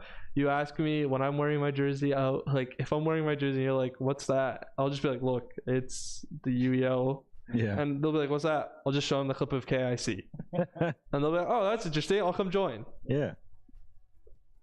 Poor soul, whoever falls for that has to go against KIC KIC. Yeah. has to go up in this KIC, Chicken Tech, you know, Pip Boy, every other fighter in the league. You know, you just have to go up against the best of the best, but you get to experience what endgamers are. Yeah. It's definitely. I mean, as a rookie, it's been a good time because you think you're good at a game or games until you get here, and it's eye opening. So It's I'm like happy with the success I it's a had, but breath of fresh air. yeah, And I finally could pronounce it right, but like the times that I have played have been just a fun time besides a couple of the games, but there have been some times where I'm sitting there and I'm like, I actually got to play video games for fun. Like I actually got to play the games that I like, and I enjoyed it. I didn't have to, you know, sit there and not play it. I didn't have to skip out. Now that also helped with the wheel because the wheel favored me sometimes in those games and I was in rotation. But then there's also times where the wheel doesn't favor you, and it goes in your odds. It goes away from you, and then you're like, man, I really want this game to roll because it's my best game. I can guarantee a win 10 times out of 10. Yeah. It doesn't roll, and you're like, okay, like what are the odds that it doesn't roll when I'm available? Yeah, the wheel definitely didn't favor Like the me wheel either. is a sentient being. Like that's how I can think of it. It's like we'll talk about it as commentators. We'll be like, look, this is a game I want to see. Like I've mentioned, what have I mentioned? I mentioned like Overwatch. I want to see Overwatch as a healer. Like I always like watching Overwatch or Rocket League. But we're gonna get it today? Probably not, knowing my luck. Yeah, no, definitely with our playoff game, the wheel did not favor me. And that's not the first time it's happened, and it won't be the last, which is the reason why this league definitely forces you to get out of your comfort zone, which is important. Yeah, and as it's I've learned. fun to do that because like you're learning a bunch of games that, you know, you get to get taught by great teammates. Like you have your teammates there, your team as a whole, like you have that bonding experience where you're like, okay, I may not like this game, but my teammates are teaching me this game, and each time I play it with them, I'm starting to get better and better at it, and I'm actually enjoying it. Yeah, no, it's the transition being from just the fan of video games and playing pretty much your whole life for fun to doing it to where the guy next to you is mountains better than you, but you got to find out the hard way that they're better than you. But it creates a good dog within you to be better. Yeah. And also makes you buy a do-rag. Stars, put on the do-rag, please. I'm not this whole thing will be. He's gonna about watch this VOD back, and he's gonna be like, "Why are we Good. talking about the do-rag?" And Good. it's gonna be funny because I'm gonna tell him after this. I'm gonna be like, "Watch that VOD back." I'm gonna be like, Yeah. "Look at what Smeek and me told you about the do-rag. You don't want to listen." Mhm. And you know what? I took a picture of him outside with it on. So if anybody has any doubts on whether or not Stars had on a do Did rag, you I actually? yeah, of course, of course. I That's sent actually it. kinda I sent funny. it to the Wolves group chat. I'm like, did you guys know he was into do rags like this? And there's news to them too. But I think that's news to most people. That's news to a lot of people. Just yeah, you hear the name Stars and you see a do-rag, you're like, really? And, he's definitely a character. but that's what makes him so good. Like Yeah. he has fun with this. He doesn't not have fun. He makes it as much fun as he can. And that's I have to give props to both like the teams that he's played for and the teammates that he's had. They've just taught him these games, and he's like, okay. You just they're like, oh, I haven't learned this game yet. Okay, I'll just learn it, and then he just makes the most out of it, and he'll have fun playing it. I mean, plus he has a heck of a team to learn from, and just about any category that he may not feel confident in, he can learn. Yeah, that's the crazy thing. It's like, oh, you may not feel confident about this game. Well, that's not a problem. Like we have a full team of players that are confident in every category possible that can teach you in every way possible, which is what I like to see just from every team in the league, because we're seeing players, step up and shine. We're seeing players that, didn't know certain strategy games or, just certain games on the wheel, but then they come into those games and they will win. They'll take those games and they're like, look, I want to play it this time. I want to win. Yeah. But we have Yu-Gi-Oh up next. Yu-Gi-Oh is the one thing I didn't really want to see. I'm not gonna lie. Yeah. I don't like Yu-Gi-Oh, but no, me neither. But we're here and we have to talk through it. So we're in this together. Don't worry. But again, the xGODS did use a timeout, and the timeout ran out. Oh, is that another timeout coming from the xGODS? I don't know. Hopefully they move past it. We don't have to watch Yu-Gi-Oh. That's just me. Not sure what's going on, but they're using. Okay, so the xGODS used another timeout. Okay. Now that might just be an account issue, a tech issue coming from the xGODS, but they don't want to forfeit the game because, like, once you start forfeiting games, it can kind of create a tumble. It'll create like this hill that you gotta climb. Yeah. Forfeits are tough. You can definitely use them to your advantage. But that is a matter of fact, in hindsight type situation where it's not always going to be, you can use it strategically. But definitely games like today, you want to try to minimize the amount of forfeits you use. Not saying that's what they're doing, but yeah. So we're gonna have to. Hopefully, they can get this figured out for their sake. If they move past it. Now, with the score being the way it is, do you think is this the score that you thought it would be at this kind of time frame in the game, or do you think were you thinking something else? Oh no, I mean 4-2. I mean, granted, Ravens have a couple games, but I think it's a very manageable score to come back from, and even for GODS to set their own tone. I mean, I don't see the lead personally being any more than, I'd say, 4 points altogether. I think it's gonna be within 4 points at the end. You know what? That's a fair point. We did see a game. Their first game of the season that these two teams played was, I think, a 3-point difference when the Ravens won. The next game was a complete blowout, was completely different, and now this is the third game and it's close. So I'm like wondering, is the repeat gonna happen where it's a close game, or is it gonna be a blowout, or is it gonna be like just that tense where it goes down to overtime? We'll definitely see. I mean, I'm here for it either way. I mean, I would love to see a nail biter. I would not be opposed to seeing a blowout, but something in my gut tells me we're not going to see that today. I feel like every team has practiced their tail off during the small little break during the off season or postseason and throughout the regular season too. You're definitely right. Moment. It's like going from the regular season into All-Star Week gave this many teams, like almost every team that were in playoffs, just the time to group up practice and make the most of it, because you don't want to not go into playoffs without a practice. You don't want to miss out on something, because the playoffs this is where you compete for money. You want to compete for money. Yeah, money talks, man. If that doesn't fire you up enough to practice and get prepared, I don't know what does.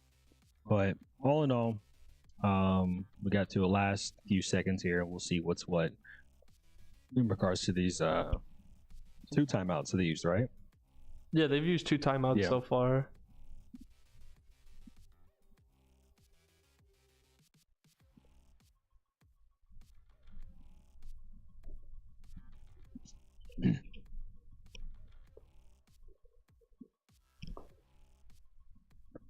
Alrighty. And give an early shout out. I think it's tomorrow, if I'm not mistaken. But for any and all mothers here and watching, happy Mother's Day. You know what? That's a valid point. Yeah. Mother's Day is tomorrow, actually. And, we do need to shout them out. Yeah. You know what else is tomorrow? The Bots versus the Cobras. Oh, man. Keeping it in terms of UEL. Now, to me, that's like the second most thrilling game to watch kind of in this early stage playoffs of the semifinals, because they've only played each other 3 times. So this is going to be their 3rd matchup in the history of, both teams, because the Cobras are an expansion team. They've only been here for 1 season, and of the 2 times they've played, the Cobras won both. Okay. So can we see a full 3-set sweep coming from the Cobras, or can we see the Bots maybe realizing either a forfeit from, I think that's the fighter. Need for Speed. Need for Speed, Hot Pursuit. Love it. Now, that's a game that can also take a hassle to set up because that is true. Certain issues with it, but it's an older game. I love playing Need for Speed. That is one of my favorite games to play. Like I kid you not, if you told me to pick a game from what I've learned so far in my first season practice, it's been that. Need for Speed is one of my favorites to practice. Need for Speed is a fun game. I don't know why, to me it's so fun, but it's just a boost of just serotonin. It's the old school game of cops and robbers, man. Yeah, and I love it because you'll see the different strats, and for me personally, I would like to be I like being a cop over a racer, but there's also times where I just want to be the racer and be the most wanted. It's the thrill of the chase for the bad guy and the thrill of the hunt if you're the cop. So for me, it doesn't really matter. I have fun either way, but Need for Speed is definitely a game that I was happy was on the wheel. It's a lot of fun, even just to play in your off time. Just play it by yourself or with your buddies. It's a lot of you fun. can do time trials and stuff, and it's not like it's like a game that you have to play with the multiple people. You can do it by yourself, and I think it has a really good storyline. It does. Now, the only gameplay wise, if you're somebody who's heavy into Forza, F1, or any of those real simulators, Need for Speed is very arcade. The driving mechanics is night and day compared to things like F1 and Forza. Or Forza and F1, like I said, is a simulation where your speeds, turning, car health, even the weight of your gas tank and how much gas is in it can affect your car. But Need for Speed, they dodged all of that. All right, it's cops and robbers. We don't know why they're chasing the bad guys, evidently. I think it's just because they have nice cars. But it's just go out, have fun, go chase them, man. And there's not too many racing games where you get to be the cop. You're always running away. That's the fun part. That's what I like about being the cop. Yeah. Because as a cop, you just get to ram people. Yeah, can't beat them, join them. You're like, okay, you know what? Screw it. I'm just going to pit you into a barricade. Absolutely. You're like, okay, so you know how I beat you? By just destroying your car? How can I do that? By pitting you at 160 miles per hour. Is it safe? No, but that's the fun part. Right. Yeah. Now, I think with the Ravens having set up, they're going to pick cops, and they'll leave out. They can leave out someone, and that'll force. Actually, no, it's a 4v4. So no matter what, they can pick cops, and they'll have another 4 to go against. It can make for, even watching Need for Speed from a spectator's point of view can be cinematic even at times. Yeah, where you feel like you're watching that's a Fast really and Furious good. That's a good talking point. you just watch it, and I think the one thing that I really like, besides just ramming people, is the drifting aspect. Yeah, because it's like drift is you smooth. use your boost, and then boom, you get into a drift. And if you're actually good at hitting your drift, you get even further out, or it just makes you even better as a driver. Yeah. It's a lot of fun. Definitely was one of my favorite games to practice. I don't know why. To me, I just like picked the game up, and I'm like, this is fun to play. fun. Like to the whole team, because it's like a good team bonding moment where you're It just is. like, oh, you wrecked me. Damn. You feel like, oh, Yeah. you wrecked me. That's too bad. Like I'll return the favor. Yeah. But no, Need for Speed's a lot of fun. I feel like we're gonna. I'm assuming and hoping that we actually get to play this one or watch I'm it. hoping as well. This is, I mean, the xGODS have used up 3 of their timeouts so far and have 2 forfeits taken from them. Need for Speed's gonna get played. Yes. Let's yes. go. We're getting Need for Speed. We love it. I'm here for it.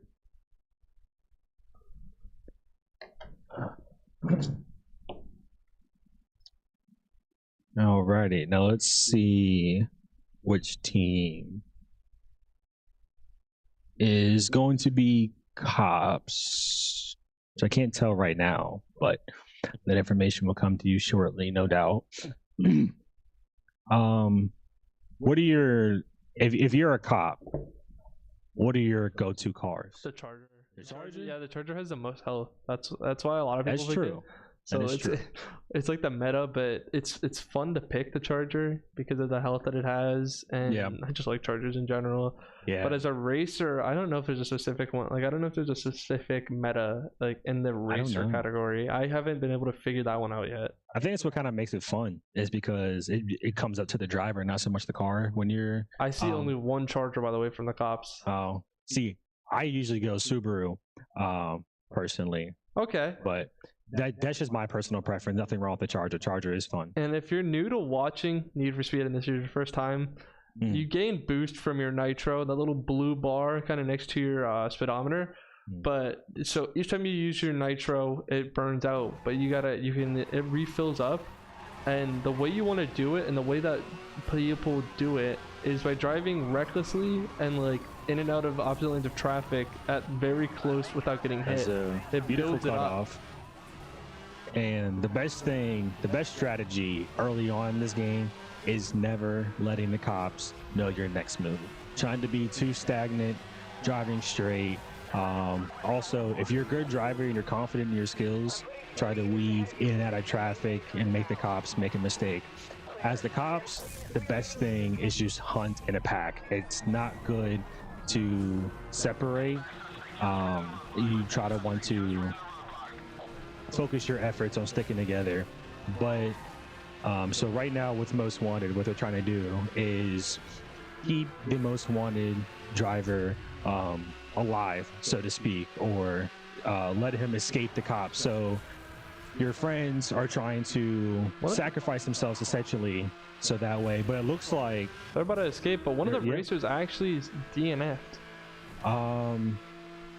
is it DNF? Oh, he got wrecked out. But it doesn't matter because Nope, you got 10 seconds to escape, and something tells me the cops are not going to catch up, which they won't. They're going to walk away in this Porsche, no scratches, fresh off the lot, temp tag still on it, and walk away with this I W. think, yeah. If that was Havoc Most Wanted, that's unfair. You made the best racer, one of the best Yeah. racers in the league. I Most Wanted. believe it. That's a cheat code. That is. I believe it was. But not a cinematic, but all in all, still got away though. So it's that's still- that's the whole purpose of the game is getting Yeah. away. still good racing. So next game, what do we have? Apex. Hey, there Okay, we go. you know what? That's valid. Our first shooter, right? Yeah, our first shooter.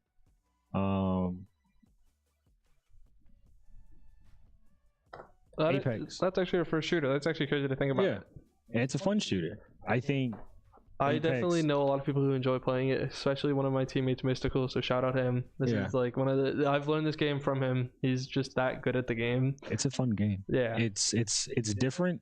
Obviously, I can't remember the name of them, but they made Titanfall. I was a huge fan of Titanfall when it came out. I don't think Apex really gets the love it deserves Now, in do you terms think of they an play overall game. base or all here? I'd say base. Okay. To That's- me, if I have to, if I'm base, I already have my characters picked, but I like to play all. Okay. Like for all, I just like playing Mirage. That's what Mirage? Mirage. I really like to play, so I'll try to pick him. But if it has to be where it's base, then it's kind of like, oh man. But I won't lose focus of the game. I won't lose track of what's at hand because I still want to win the game. Like you don't want to just like kind of put your whole mood into, oh, I can't play as all. That's the end of the game. That's game over. Like you can learn every character in the game. Yeah. It's not a hard game to learn. The hardest part of the game is just understanding the recoil and control of the guns. That's really it. And it plays a lot slower than say like Call of Duty. The movement is a lot slower, but all in all, it's a great game.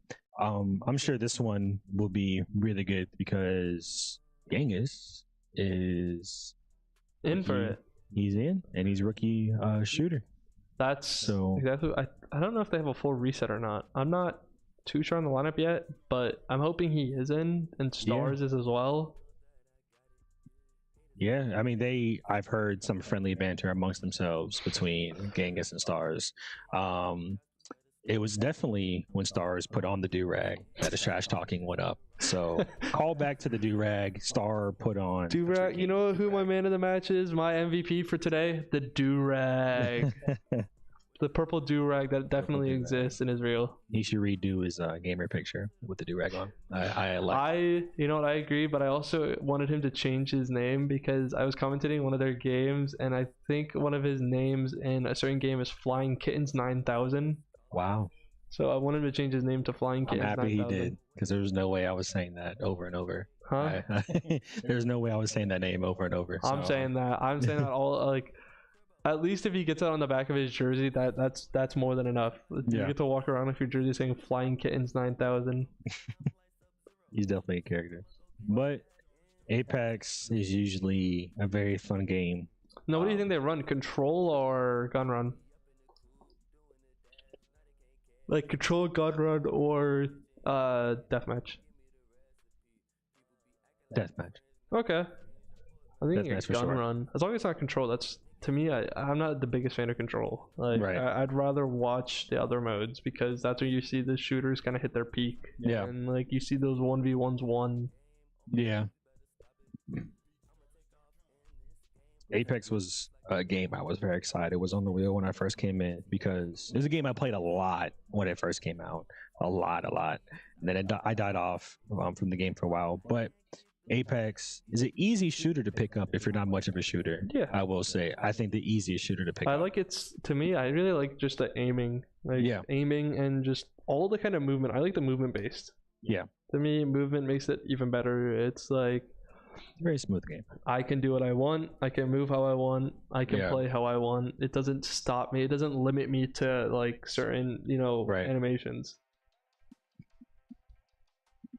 But I'm sure, as you'll see, that the mode will definitely influence the operator selection.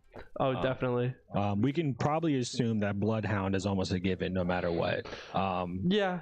I Although think a base it has to be character- Bloodhound. There has to be if you're doing base, you have to have Bloodhound, Pathfinder. Yeah, To me, I'm a Bloodhound if I have to play base. yeah. I usually mean, I also use- know Pathfinder, but I don't know.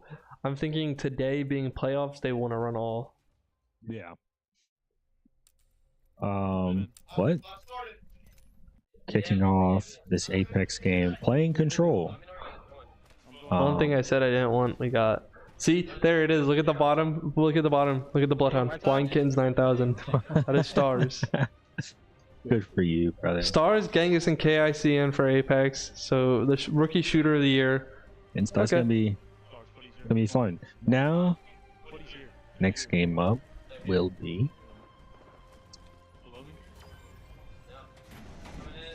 Rocket League. Yeah. Yes, I know you've I been finally got it. raving about Whose the setup was this? If If this was the xGODS, then that means the Ravens have setup, and the Ravens are gonna play normal, or hopefully.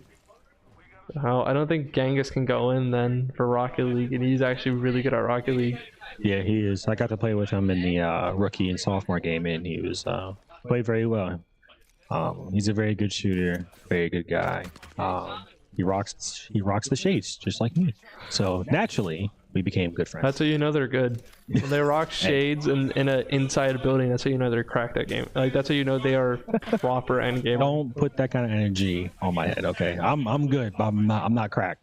I'm only gonna. You get literally better. are rookie sports player of the year. Hey, well, thank you. So I think I have every reason to. I appreciate it. So yeah. A and B have already been captured by the Ravens. Star is getting lit up. Yeah, he there. got absolutely shredded. Gang is getting shredded. And fortunately enough for this, for these modes, that you have unlimited shields, but your health bar, it's very hard at times to, when you get them fleshed, when you get their shields knocked out, to finish the kill. So being consistent with your So shooting in this Bloodhound game is versus huge. Bloodhound, actually. I just saw a opposition Yeah. to Bloodhound. So they definitely went with base. Bloodhound, Pathfinder, and is that Gibby? Yep. Those are usually the big three in Apex. Every now and then you might see an Octane, which I use sometimes, but Bloodhound, Gibby, and Pathfinder are usually the big three in Apex because they're kind of the jack of all trades. Everything you need is within those three people. He has an axe. Isn't that an heirloom? The axe is his melee weapon, One in the middle. and so you can run faster. That's typically why they have it. Oh, okay. Yeah. So if you hold your triangle or Y or a weapon swap, they'll put away the gun so you can run faster. Yeah, no, but isn't the axe like a? I think it's one of the. I think story-wise, one of the someone during the season before playoffs actually pulled a heirloom on a UEL account Oh. out of a random Apex crate. It's kind of funny to watch. Right. Well, we're not seeing too many kills per se, but it's a pretty big map. And as soon as you crack someone's shields, you best believe that they're going to turn around and heal. But name of the game is control. So if you can stand your ground in these control points, then you win. But Star is looking like he's using his abilities very well. He's hitting his shots very well. Keeping, and obviously, just like most shooters, I mean, pretty much He every is game. shredding whoever that is Yeah. down there, by the way. I couldn't even see them. Want the Durex back on. I think that grenade did 1 damage. The grenades are very feast or famine. Either you're going to do a massive amount of damage or not at all. I literally just saw a number 1 and I was like, I don't think that's ever been, I don't think I've ever seen a grenade in a shooting type game do 1 damage. That's actually impressive. I think he probably hit him with the grenade rather than the explosive damage, which is impressive in and of itself. That's just a What? dot right there. So they're keeping the pressure on and maintaining this high ground, which They're again, losing A and they haven't realized that they're losing A actually. Yeah. Star is now realizing that he lost A. But here's where Pathfinder comes into play, able to connect various parts of the map, creating his own zip lines and be able to get from point A to point B. But Good scan Wow. from Stars actually. yeah, He saw his good- target, but he good still work wanted to from scan. Wraith. Okay. You definitely see that the Ravens are making great use of their abilities altogether, and much like Overwatch, well-timed abilities and not wasting them can be the deciding factor in a game like this. But the traversalness, I'm not saying that right. The mobility of Pathfinder gives you the advantage to go from side to side to side of the map, especially in a game of light control. I really like seeing the shredding coming from whoever. Oh. And there's a switch there, sensitivity. Mhm. He's not I fast felt that. enough. There's times where like you're in the middle of a game and you're like, my mouse doesn't feel right. Yeah. You're like, it's always a random time because you just can't feel comfortable. Yeah.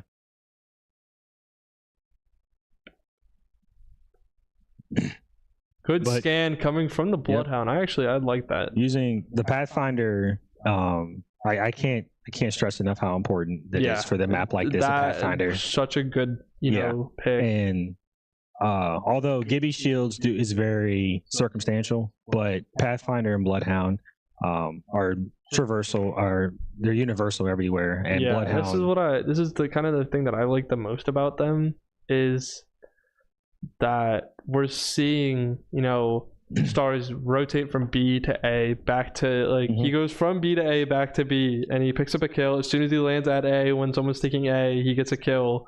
Yep. Like he uses his scan almost instantly. And another big thing too is that they trust each other to finish their fights, so that way they can spread their team throughout each control point and not have to move in threes, which is good but can hurt you because someone can flank around and take a point. So obviously everyone's holding their ground here. The Ravens are at 65%. They are at least 15% ahead. I think if they keep doing what they're doing, they're gonna win no matter what. If they keep doing what they're doing, he's forcing. Okay, so KIC's forcing them to come to him at A, and when that happens, Stars comes back, scans, takes him out. Oh, good. Oh, good shield down by the opposing Gibby, forcing him to rotate. They're staying good quick movement, actually. Beautiful movement. Doesn't know he entered his bubble. Oh, he ends up getting taken down though. 1-on-1, he wins that. But that's quality of teamwork. Power, friendship shown. And I think I see Stars actually going through there to A. Stars about to scan A.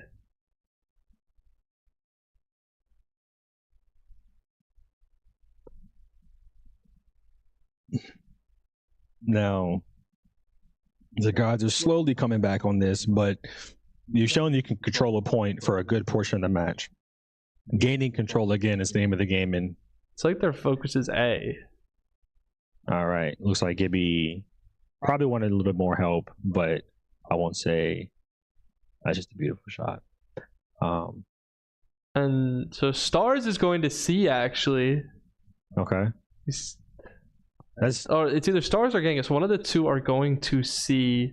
Looks like Genghis is, which is a quality game time move to realize that they're holding this. They don't want to waste time, and because obviously you have to wait to respawn. But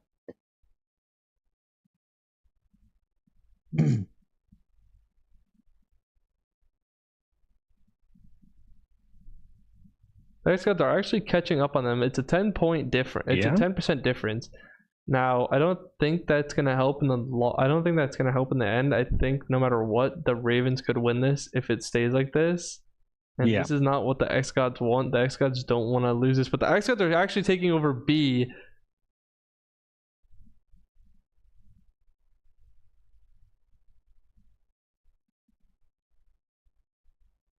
good trade-off, but this got he was just better in this. Oh, I mean, you see the kill cam. He just didn't miss a shot.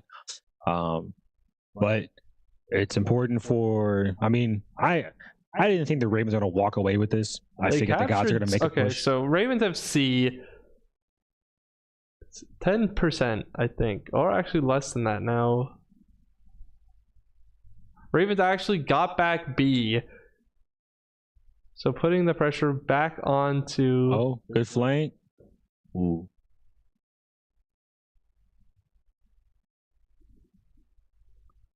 I was about to say, if you didn't die there that fast, that's crazy to me.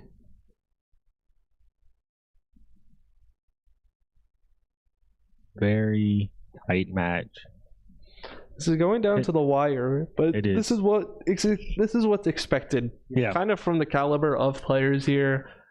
We have the rookie shooter of the year. We have Stars, who's been one of the best shooters the league has seen. And KIC, who just picks up games fast. He'll pick up games and he learns. Then I think Bosif's playing. What? Did he leave? I'm confused to the game. Did the game end? I don't know. That was very anticlimactic. I have no idea what just happened. I don't know if they were playing to a certain point to where Game Master said that was where we're going to end. I don't know. Normally they play to 100. Right, but it looks like Ravens picked up. So the Ravens did pick up Apex. Okay. That game was It wasn't really like a shocker to me seeing the lineup that they had in. Yeah. But for a game, of course, your bread and butter, Rocket League, Genghis, who is very good at I that. will need not be what's it together. called? I think the Ravens have the setup here, which is what I like to see because of that. I love seeing, you know, I know I was talking to QWERTY earlier and he said he likes to have aimbot in Rocket League and he's referring to Heat Seeker. Now, I'm personally not a fan of Heat Seeker being played. I just like the regular Rocket League because that's where we see the best players in the league kind of compete and we see the competitiveness. So I think the definite here is Wonku. She's obviously going to go in. Okay. And then so QWERTY's gonna go. Oh yeah. QWERTY's gonna go in for the xGODS. He's probably one of their best players at Rocket League. Trying to think. Obviously, they'll have to send in Havoc and 50 cal, but they can throw in Bosif, TLG, or Imperial on a reset, and all four that we see on their screen for the Ravens have to go in. Which isn't actually that bad of a team comp. All of them have been together. Vape being new, but still learning from them, still showing why he's that important to this team. It's actually been kind of fun to watch. So, in a perfect world, you get complete control of the entire setup of Rocket League. What's your go-to? I'm picking the regular soccer. Is it regular soccer? Yeah, regular, no doubt, no matter what. I don't rate the idea of playing Heat Seeker. I don't rate the idea of playing hoops or anything. I love playing regular Rocket League because that's where I can be at my best and be the most competitive that I can be, and that's where we can see the best players play. Okay, fair enough. Nothing wrong with that. I didn't know if you liked a little spice or whatever, but I do respect the traditional old school. Just to me, play it. Let's play it. I see it more competitive when there's no ability in it. This is, you have to win it with your own talent, like your own skill. Sure. You can't like get lucky or just face against a team that hasn't played Rocket League. Like you have to win it with your own talent, and this is where you put in practice. You think that's what we'll see? Yes. Yeah. I know Wonku's a champ in this game. Wonku is she's high ranked in Rocket League. Genghis also, like you said, you played FM in rookies versus sophomores. You said that he was really good at it. I really wanted to see him in it as well. I'm kind of upset that it had a role in the one game that Genghis goes in right after. But it's not the end of the world. And I know Wonku's definitely excited to play it. Now, if I'm the xGODS, I think you're going to send in Bosif with the three that are already up. Also, because we still have fighters to go through. Yeah. 2 fighters, but it makes sense. Yeah. I just know that if you're the gods, there's a time to really get back in the swing of things. It's right now. The lead, although not big, you still want to be within. You don't want to not be too far away from them. Right. So 3, although manageable, but that's still a lot of time throughout the night that you won't have to close the gap. So trying to shrink the gap and score early on is good. But the 4-game difference that I thought they were going to be in. So they're playing Heat Seeker. Okay, not what you wanted. It might have been the xGODS setup then. Okay. And it's exactly how it's expecting. They're just going to demo the goalkeeper. Alrighty. What's up next? Is that what I think it is? Pokemon. I swear I saw Fortnite. Fortnite's fun. So not Exile's version of Rocket League, but this kind of, as you say, minimizes the skill gap. Yeah. Because as you can see, the kind of meta for this is you have someone in goal. When you hit the ball, it curves back to the other side. It gets faster each time it gets hit back and forth. It's kind of like ping pong, but not. And so with this, you see teams just go straight for demos. They have 100 boost. They just go for demos only, and it's fun and all, but it doesn't really show the game how it should be shown. Right. Like it doesn't show how players should play. I completely understand that, but in a way, in a playoff game, you gotta seize the yes, opportunity. but to me, it still just does not. It does not show skill level. Hey, man, Like, you're passionate about it, and that's fine. and I But- know if this game ends like that, the xGODS are gonna use it as like a standing pod to say that they're good at Rocket League, and Yeah. I don't blame them because Grady's definitely, this is one of his best modes, and he did win against the pro or the staff with it, and they had Hollywood. I just think that like here I think we're seeing Havoc. Havoc does not even have ball cam on. He literally is just driving around as if he's playing F1, which makes no sense to me. I do it. I demo all the time playing Rocket League. Yeah, Rocket League's not my jam. I get that, but so respect. I know that you're passionate about it, and I understand. it's because I've been spending the past like week just non-stop playing literally non-stop playing this game, so watching it like this is like This was. But you know what, I gotta give respect to the trolls here because they're playing like a team should play on this, and this is how we're seeing them win. This is smart from them. Trolls? And yeah, the trolls are playing like how a team should want to win. They're demoing the people that they can, stopping people like Wonku from getting aerial hits back to their own goal. But the Ravens are kind of stopping them as well. Like we see the Ravens attacking. We just saw a trade. They just both demoed each other. Havoc hitting his own teammate, Yeah. but it doesn't matter. They still score. 4-1. It's 4-1 gods, no? Yep, that is 4-1 to the xGODS. I mean, look, there's still a lot of. Is it first to a certain point, or is it till time runs out? it's just still time. Okay, so I mean, obviously a lot of Rocket League to be played, but it's the lead you want, especially when you're down overall by 3 and score. So you got to run with it. If they're gonna give you an easy game, I mean, then you got to seize the opportunity because it's just easy for them too. So we'll definitely see how this turns out. I feel like the gods are gonna pick it up and win this one. They need it. And this is, I think we're watching Havoc. Havoc is actually doing really good. I'm specifically sure it doesn't show like a stat line of demos it yeah. used to, and like you used to get certain little like score things for it, but it doesn't show it anymore. Havoc is just going insane with the demos. It's the name of the game, or this game at least. But you do what you got to do to win, and it looks like he's doing exactly what he wanted to do. It's now 5-1 gods.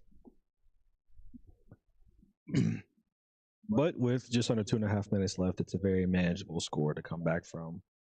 But I think the demos are doing its damage with keeping the defenders off the field. It's stopping the Ravens from getting any sort of attack because they have to get forced into making saves. Each time they get demoed, it leaves an open goal and it lets the xGODS score. But Wonku scoring to create a 3-goal deficit. Mm-hmm.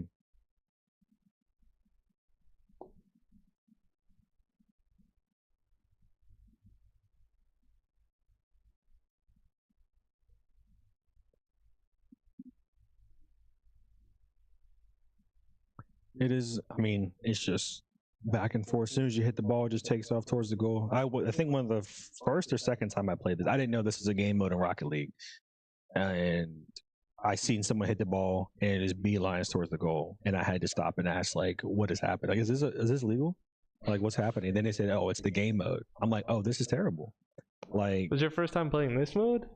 yeah, this year it was the first time because I wasn't much of a Rocket League player. I knew the basics of it. That's understandable. Yeah, so coming into it, I didn't know, but this is what we were subjected to, which is you can easily run up the score tit for tat. Which, if you're into this kind of thing, it makes for good. Now, the one thing that the Ravens aren't doing successfully is just demoing. Like, they are struggling to demo from... Actually, it was to a score. I think it's first to 7 with Heatseeker. So, God, close in. Close the gap, and it's now 4-6. And up next is... Pokemon. All right. Pokemon. Now, who are you sending in for Pokemon? I have no idea. I'm not even gonna try to make something up. I think Herb maybe. I'm trying to remember when I played the Ravens who they had stars in against me, but he was being coached by someone. Okay. I mean, this is a game where if you have a really solid coach and someone who understands the game, it's very manageable.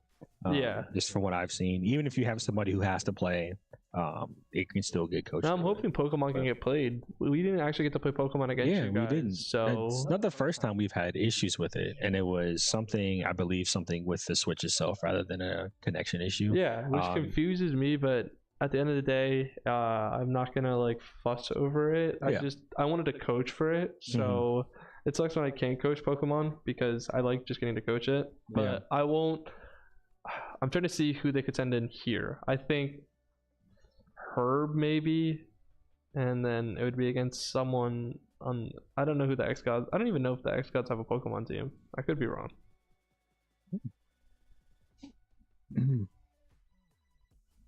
Well, I'm pretty sure I know your answer to this, but is this game overall exactly what you were expecting it to be? Yes, it has. I mean, I expected the xGODS to, have pickup games, and they're doing that. They aren't, getting pushed over. They're making this game competitive. Now, who is that in the camera that I see? That Vape or Genghis? I think that's Vape. What's up next? Is that another fighter? No. Forza. All right. Racers. Yeah. I actually like Forza. Forza is very fun until someone messes with your life and picks rain and just absolutely bumper cars you the entire time. But it makes for a quality game if you're good at strategizing your way through it. Now, with this Pokemon game, my friend and colleague right now, walk me through it. What's going on? So it's Havoc's account and it's Vape going in. So we see the Fluttermane coming in, the Indeedee from the other team, that little creature on the bottom left, that's Indeedee. The Pokemon has it's a sponsored. All right, that's not bad. The Indeedee uses a psychic terrain to really boost that giraffe Pokemon. It's called like Faragirif. It really makes it better for it. But Vape's smart enough to use an Earthquake because it won't affect his Fluttermane, but it affects the other two. So just follow me basically. It, like he says, center of attention. So all Pokemon that go to attack a team will attack that bottom left Pokemon, that Indeedee, instead. It ended up taking out the Fluttermane. He took out his own Pokemon. I thought it wouldn't, but that is fine, I guess. I was thinking because it's flying, but I forgot typing, so that's on me. So the bear, that Ursaluna, which is the big bear, needs to take out the Indeedee and the Faragirif, because a Faragirif can be a Pokemon to take out teams. It's a really strong Pokemon. So really smart from the xGODS, and I feel confident in them knowing that they know what they're doing. Now, I'm trying to see the moves that they're picking. He's using Earthquake again, which is going to take out his Dialga.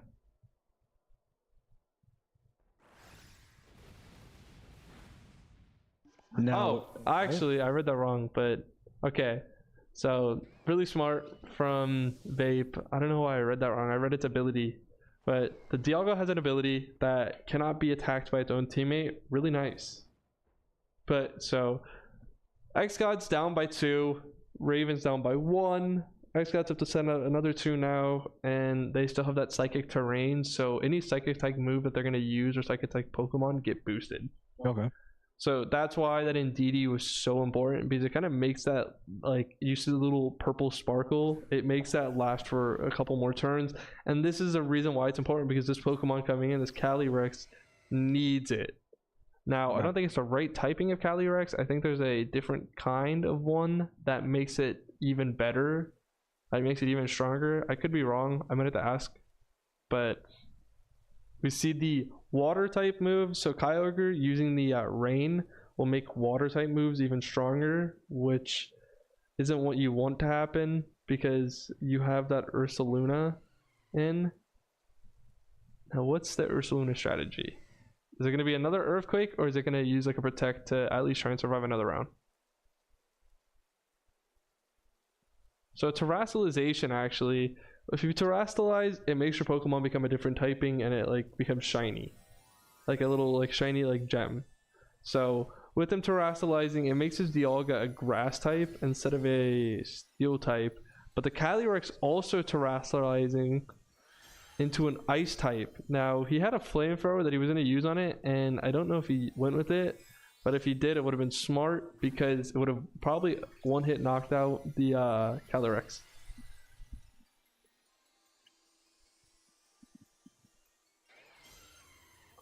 I want to see who goes first. I don't know who has priority movement in this.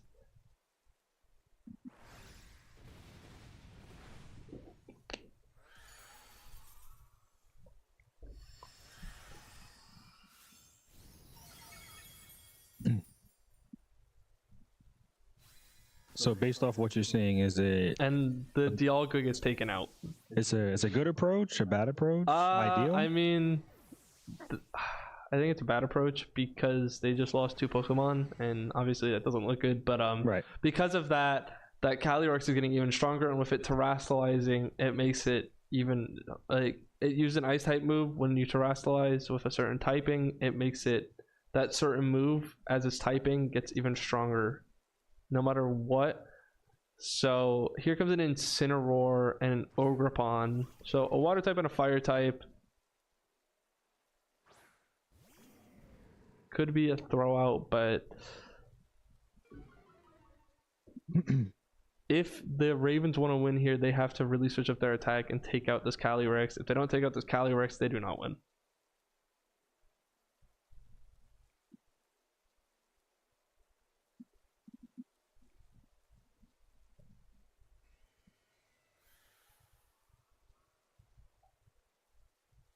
And so Vape is picking between moves to pick, but he could have picked the he picked the Fake Out, which was, he didn't realize the typing difference when it comes to Psychic Terrain, which is going to take out another 2. He takes out Ogerpon, so then Incineroar, it's looking like the xGODS are going to win this.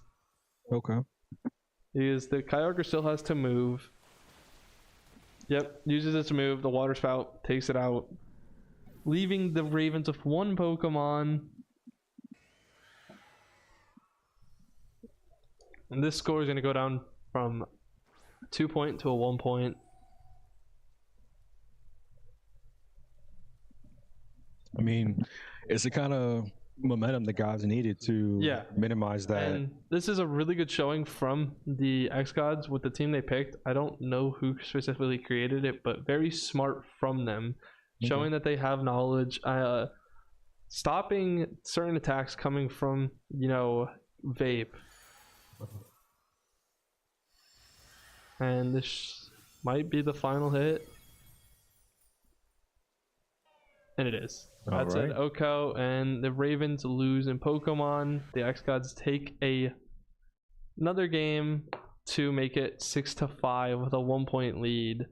Now, the momentum's swinging back. With Forza up next, you still have Havoc in for Forza, which is not what the Ravens want to see, but they have to deal with it. Vape's he's a good racer, but I mean, if you're the Ravens, it's just trying to take a Havoc out of the race as best you can. But that's hard to do in Forza because of penalties, and penalties can be the problem. And also depending on the kind of setup, if there's going to be a race with or a track with a lot of turns, weather, all those other things play a factor. But Forza, I think the xGODS actually have the setup so they get to pick the map, and they could maybe think of just getting this race done fast, let Havoc races race, and do like a 30-second lap map. Yeah, it's ideal because again, you don't want to waste too much time. But I mean, it's a close game. It went from a 3-point deficit to 1 as expected. But all in all, man, I'm I'm not disappointed with the outcome.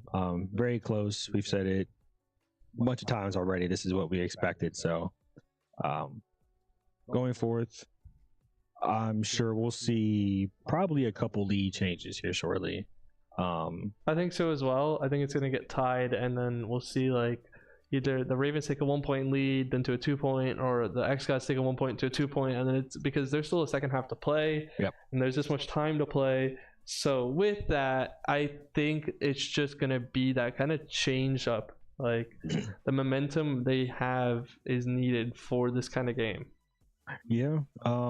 If you go into halftime with the hot hand, whether it's pulling away with the lead or closing the gap on while you're losing, it's halftime can be one of two things. Either you can use that time to continue your hot streak, go over everything you need to with your team, or that time allotted could definitely, much like how we've seen in that KOF game where that little pause can just drain and kill the hot streak going. But I don't think that'll be a problem for either team.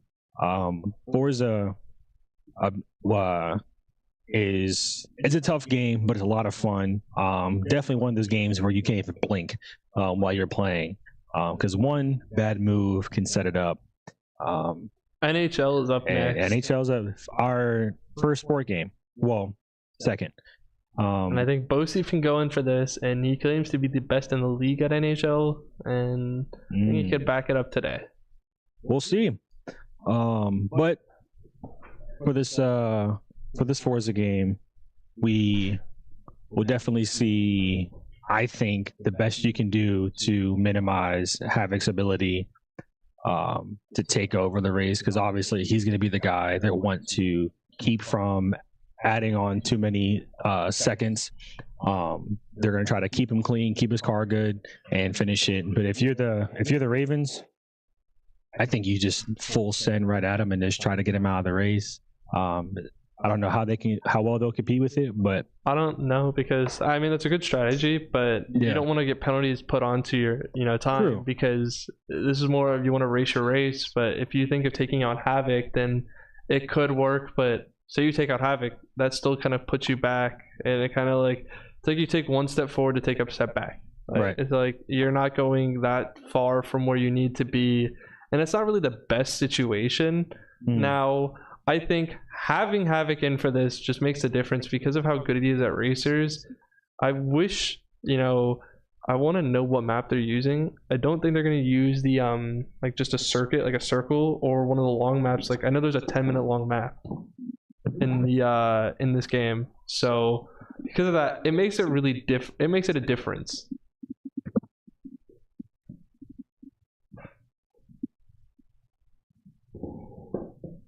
Pretend I have the same voice. So I'm going to be joined here with Titus, and while we're waiting for them to ready up, might be a tech issue or not, but with that, I think it's a good time to just give a shout out to SurfThing for making this all possible for us. Heck yeah. I mean, we're able to run Forza. I'm seeing these graphics smooth. I don't see any choppiness. They're able to run every game on this wheel, and this is approved by endgamers. This isn't like we're reading it off a script. I can testify and prove to everyone watching this, that these PCs work like they are the best PC I've ever used. Yeah, I agree. Same here. Yeah, it's been these PCs have been able to reduce our setup time tremendously since we've been playing on them. It seems like it cut it down maybe by 2 minutes. Yeah. I think if I had to put it in like a time frame, I think we've gone from maybe 4 minutes needed to 2 minutes. Yeah, with still that extra time, but it's like you log in, you get set up, and it's there, it's ready, it's up there. Like we downloaded every game before our game last week, and we didn't have an issue that stopped us. All right, looks like we're getting into it. Who do you have taking this? I think the xGODS could take it. I mean, Havoc, he's literally taken almost, I think, every racer today. So it's been that kind of key factor of having him in. Now, Yeah, I wonder what perspective we're watching. I think I see two F1 cars. It's a slow start. Everybody's pretty much shot past whoever we're But we watching. see some of the now. teammates kind of crashing. Yep.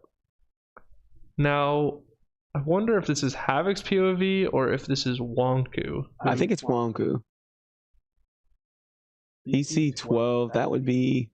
Which is who we're watching. Now, if that's Wonku, she picked up a penalty for contact. Now, whoever that is a 50-second penalty, which you don't really want in literally the first 30 seconds of a race. Right. You want to try and at least get maybe 2 laps in before these penalties start adding up. Yeah, that half a second could be an issue. And I know we're She got bumped by her. I think that was not her teammate that bumped her, so I wish to know what car Havoc was in.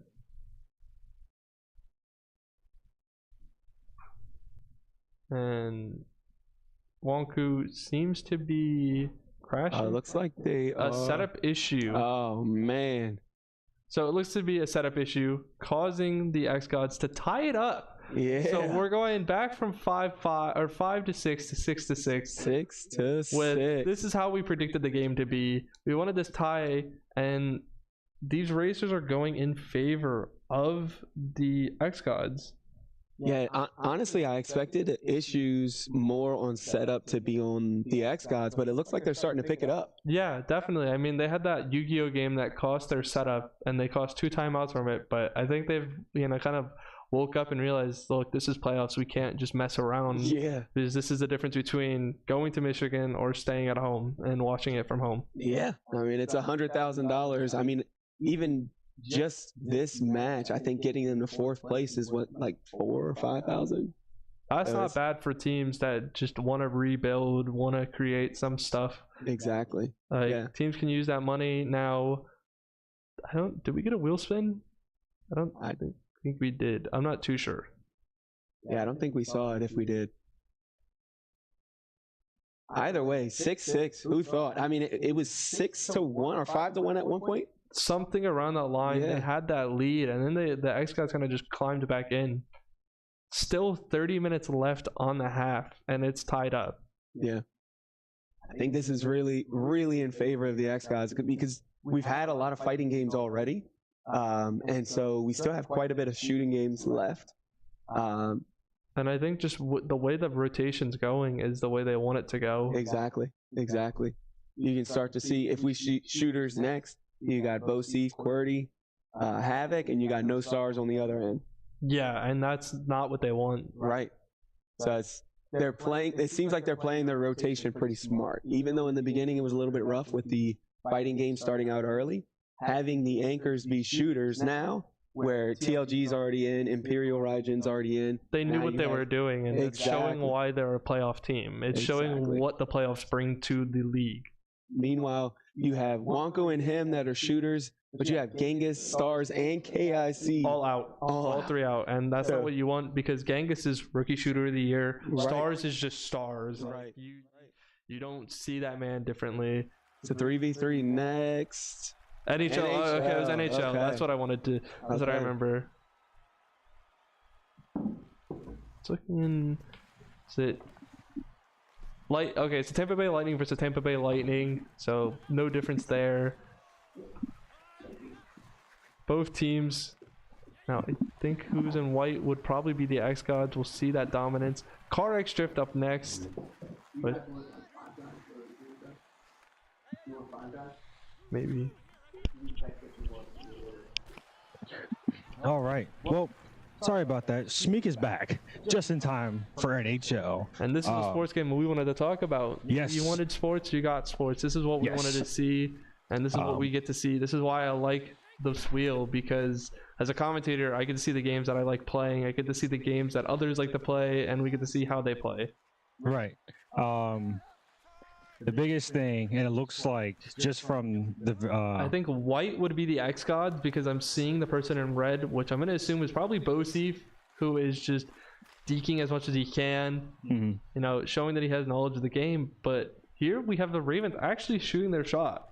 Right. And I mean, just from the very early stages of this game, that you can tell that the they're keeping good lane integrity, not over committing, over pursuing on the puck, and really utilizing the constant mismatches you will have in a 3v3, which is going to be a lot of, not including the goalie, 1-on-1, 1-on-2, 1-on-3. So as you can tell, they're having one person be real aggressive for that puck while kind of keeping one person back, which is a basic, I guess you could say, meta strategy. But as long as you stick to, wow. That's the xGODS, I think. I think that's the xGODS in black, because I just saw Boseef celebrate that goal. Well, very good. And obviously, I mean, you weren't, this is probably the one sports game where you can, and that's another goal. Really snuck that one in there. So they're up by 3 now, and these money pucks work. So the Ravens didn't want that to happen. They got the money puck. The Ravens probably wanted it, but they gave away possession straight away. Now, big thing is you won't have a money puck for 2 more, but then you have a minus money puck that can either that could greatly increase your odds of winning. But it's good to get those. It's RNG, but you want to get those minus pucks early versus late in the game, because that could be a deciding factor. But if you're the Ravens, you have to play. You have to change up. You have to change the tempo. Keeping these mismatches on, keep the defender guessing, and keep pressure on that goalie. Absolutely bully the goalie as much as you can. And spread the ice. That's one big thing too. Spreading the ice is huge. By that I mean spread out. No want too many people stacked on top of each other, because your stick and your body will get in the way of you hitting the puck or doing what you have to do. And well-timed pokes. Not trying to do too much in this game, especially 3v3. They need to start poke checking, because they're just letting the xGODS dribble, basically just skate at them. Yeah. And I don't personally know if the Ravens know that much about NHL. I don't know if this is their strongest lineup, but that's kind of the issue at hand. Is they haven't been poke checking. They've lost possession of the puck, and the xGODS just get it back and take it down the rink, and basically just take free shots. So yeah, see right there, he's probably. Now the Ravens still have a chance. If they score the next 3 straight, they would be in the. They'd have a 1-point lead, which they need to do, because they'd get the 2 normal pucks and a -1 puck, which would put the xGODS back. Yeah. But if the xGODS score the next 2 without an answer, they win. If you're the Ravens, you have to be a double-edged sword, and by that I mean play aggressive offense and aggressive defense. You're down by 3, so you can't just focus on one aspect of it. If I'm the gods, I'm playing just absolute, just shut them down defense. Don't give them anything, and just keep the puck away from them. That's exactly what this xGODS team is doing, and shows why they're strong at this game, because they're stopping. Now, they had the chance to get an open goal there. A lot of people do this in NHL, and I tend to do it as well. You split the crease. You just drag 2 people. If you're on a 2v, if you're just on a 2-man run with no one defending you, you can drag the goalkeeper out to one side. You pass across. Your teammate has an open shot, basically just a tap in. But it's a free goal. It's a goal. So that's kind of the thing to do, and I don't think the xGODS realize that's kind of the key to do in games like NHL. In a sport like hockey. I mean, this isn't the 5v5 that people see with offsides and stuff. This is just 3s in NHL. Now, 3s, I love to play. 3s is my favorite. Awesome. I sweated out at 3s. I loved it. Yeah, and a game like NHL, one thing because like the only computers that are involved is the goalie. The biggest thing, I think this is one of the sports games that you really actually need a chemistry with your team, because like how you said, pulling the goal to your side, then passing and shooting. If you don't have a chemistry, if you don't have that understanding between you and the guy or girl next to you, they're going to miss that opportunity. Yeah. And that's an attack wasted from the Ravens, but they're still getting these attacks in. So the xGODS are kind of giving them that possession. And if I'm the xGODS, you don't want to do that. You don't want to give them the chances. No. But it's like it's like you said, the double-edged sword. Yeah. Because the xGODS are attacking. The Ravens are also attacking. Both teams are, I mean, this is playoffs. It looks like the Ravens are just shooting at the goal. They're not really trying the XGODS to. are just because in NHL, the thing that you can do, the more shots you face at a keeper, it's stamina. The keeper's stamina goes down, and once you get it to low, then just any shot on target basically goes in. It's Right. it's cheesing, but it really It doesn't look like they have that strat in mind. They're just trying to hurry up and get a goal, which I understand. I but you understand as still well. have to That be is strategic definitely about it. what you want to do. You don't want to be 3 behind. That +2 money puck going straight in really hurts your gameplay. Right. So where it would be 2-0 is now 3-0. But they've done a good job at getting their points early on and then making sure that your defense is on point.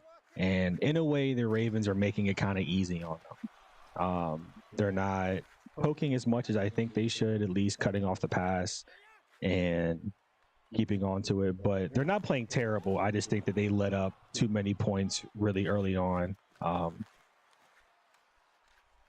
I don't think the gods are really trying too hard to score anymore because of that score deficit.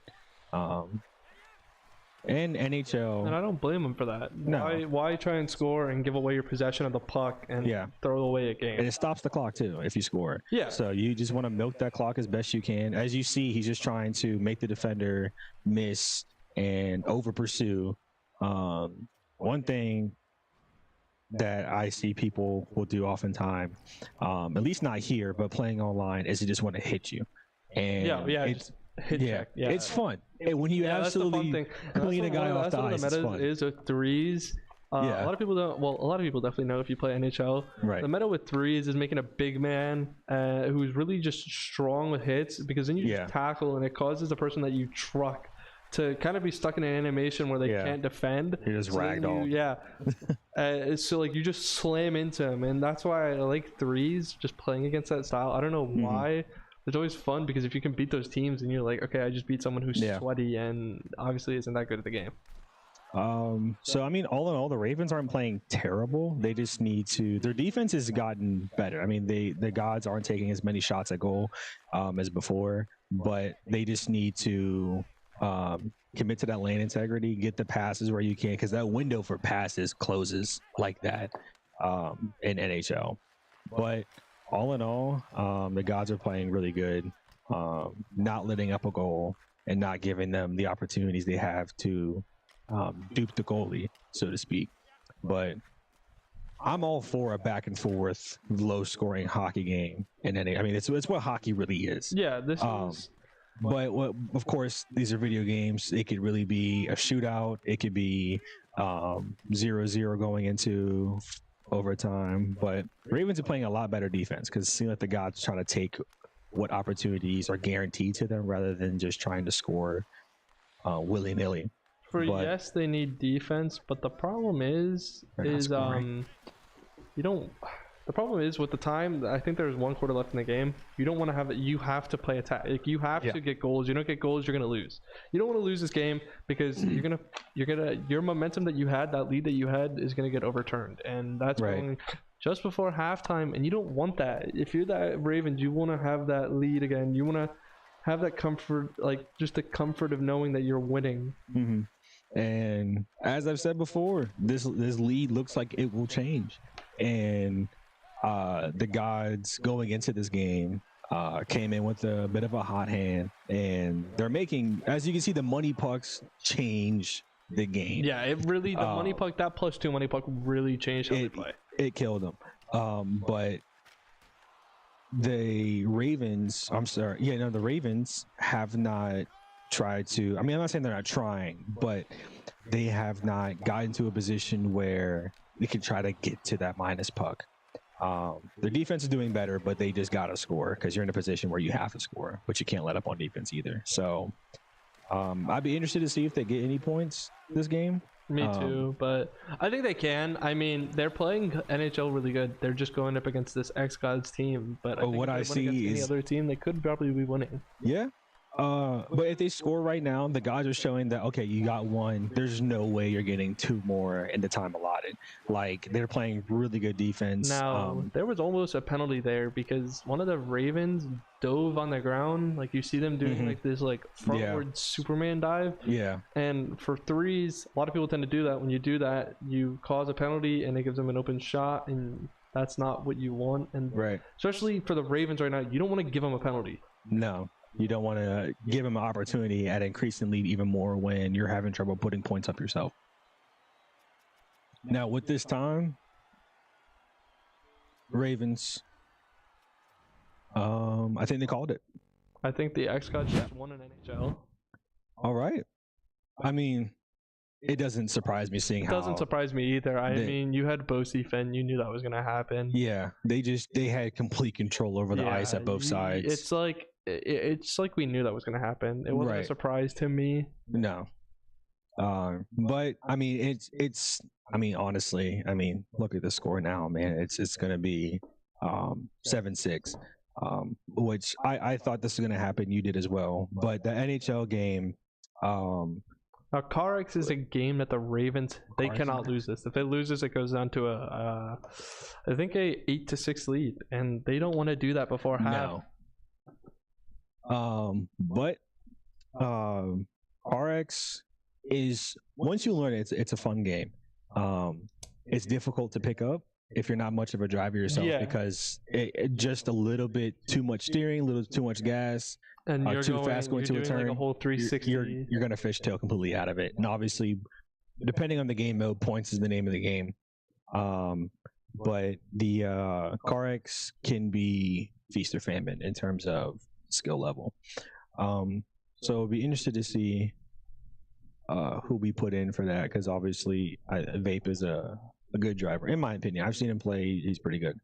I watched him play CarX at the rookie sophomore game, and he did very well. Now, could he hold it up against Havoc, who I'm gonna expect to go in? I've heard that name drop a lot with racers. I'm starting to sense he's a good racer now. Yeah, it's not. I don't think it's one of his. I don't think it's like his main category, but he's just so versatile that when it comes to racers, he's that good. Yeah. And this obviously, I mean, it looks like we're just. Oh, they're playing the. As you can see, it doesn't take much. They're playing the Ice Kingdom, or this, where I know this map because you have to go through those boxes, those little white boxes that you see before the time runs out, and so Psycho has 10, Stars has. Who is PC3? PC3 is probably one of the. What's up next? xGODS. Fortnite. Okay. Yeah, and they just won because one person finished. Right. CarX Drift. If you blink, you miss it, man. That was pretty quick. Unless, are they gonna reset it? I'm not sure. I don't know what's happening. But I mean, this track alone, like, you pretty much don't even need to hit the gas at all. Like, you don't even need to get up like 15 miles an hour. The margin for error is huge on this track. Yeah, I'm assuming that is an xGODS win again. So that is 8-6. Oh boy. Well, that's what.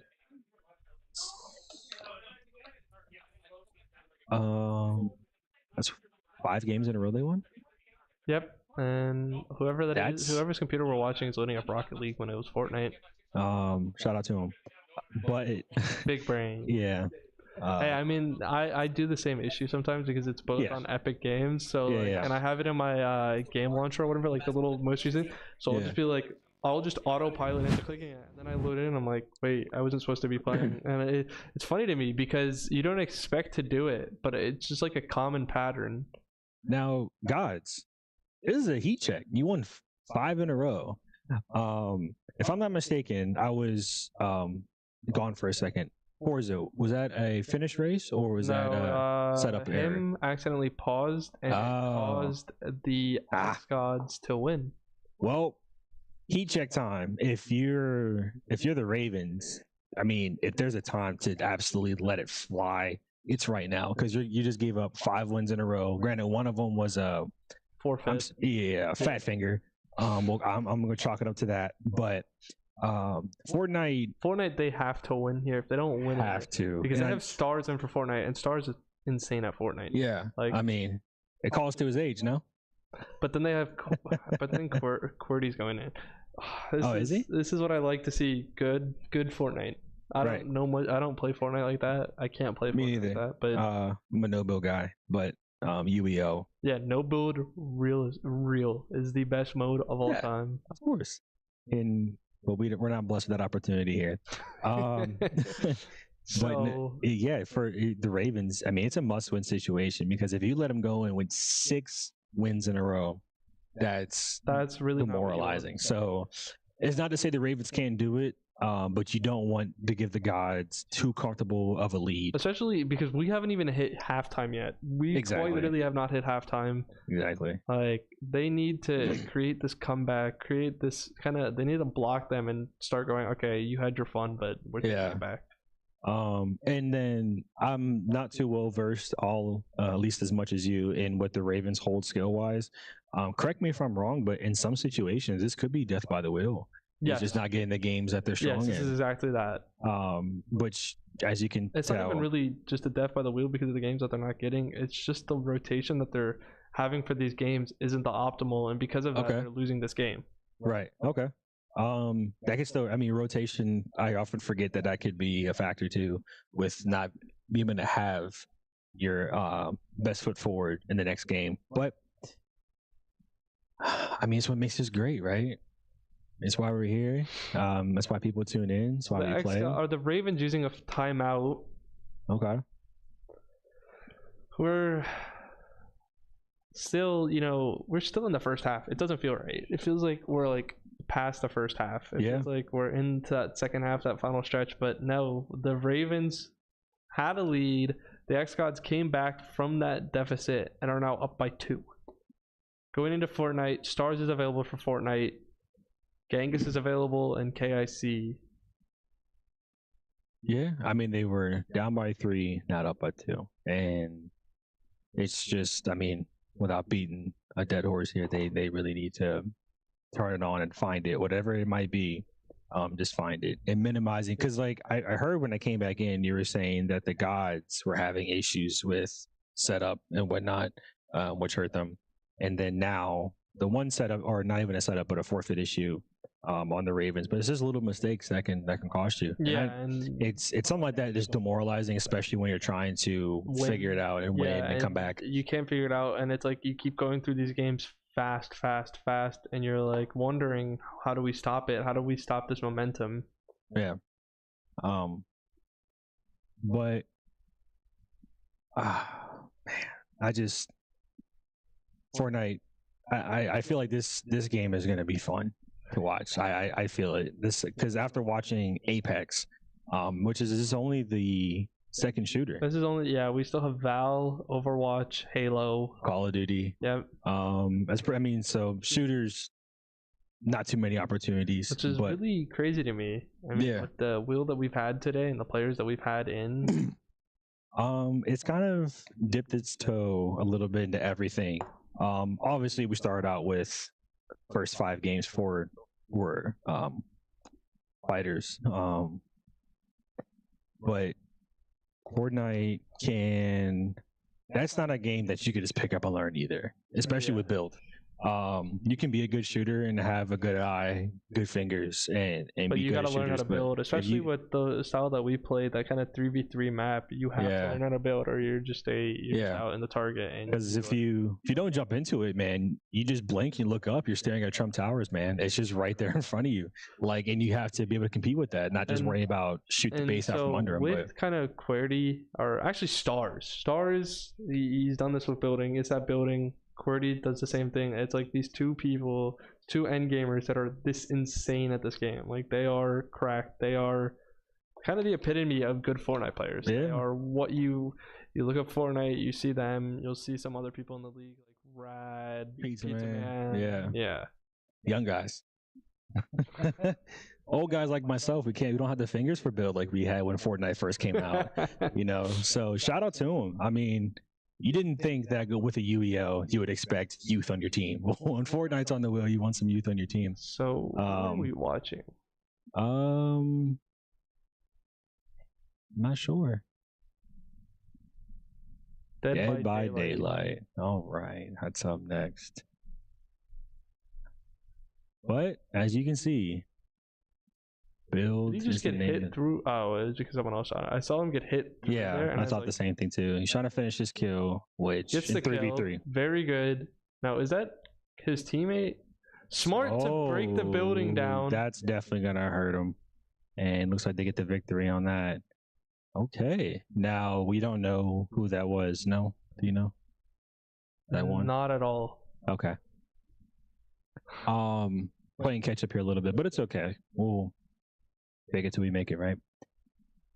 But first round we didn't get to see too much all what happened, but you can see that with him destroying that platform, it just brought down whoever was on top, and that can really be the death of you as well if you're not careful.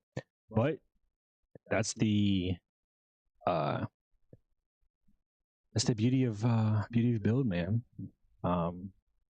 If you're not someone who's that good at it, maybe you just focus on just taking down platforms. But also someone who's really good is going to utilize the opportunity of building right on top of you. But also utilizing these little things like the portable shields and the turrets and stuff you use to your advantage game too. knowledge. It does.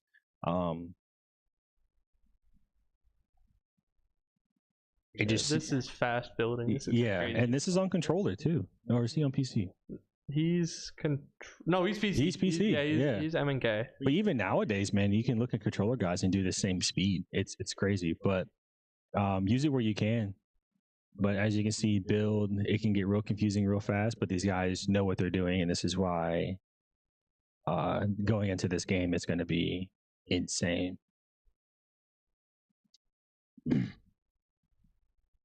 His teammates are down already. Yeah, it's a 1v. Oh, he gets one down. Finishing kills is pretty pertinent in his 3v. Oh, he just gets finished. If I'm not mistaken, now we're 1-1 on either side. Yep. Let's see if we can have any updates on who's who right now.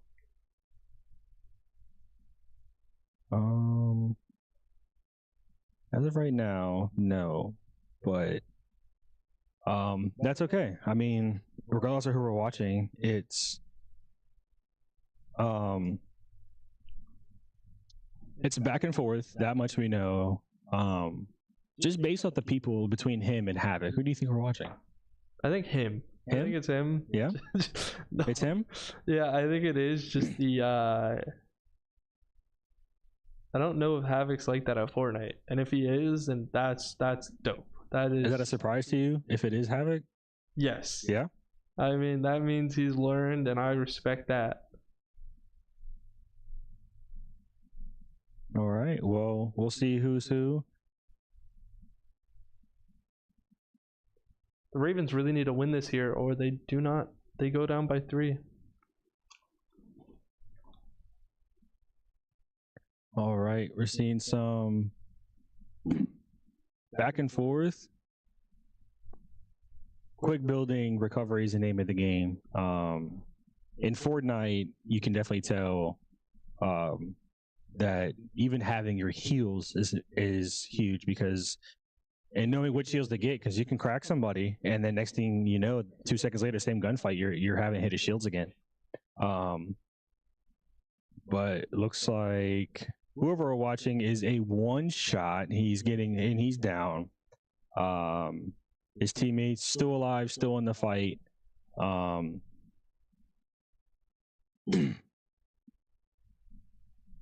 They're trying to finish him off again, and these 3v3s, finishing your kills is huge. The flank by his teammates. Looks like they finish him off, whoever that might be, and their teammate, last one alive, has no health. So he's gonna have to fight. I'm sure he's probably trying to use everything he can to get his health back up. They need to take down whoever that is. He's hiding. Wherever he is, he's hiding, is what I would do. So, I'm assuming he has no heals. He's actually he's getting pushed by them, but he knows what they're doing. Okay.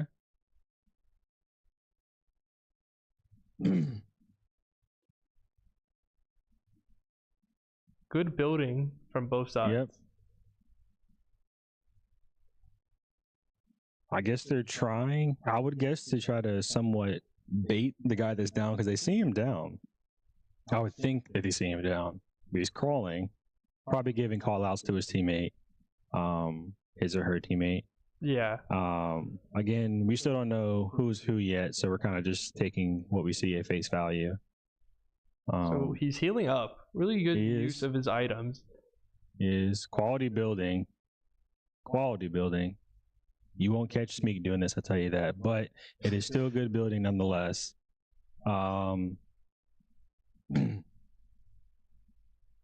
It's 1-1. Is it best of 3 or first of 3?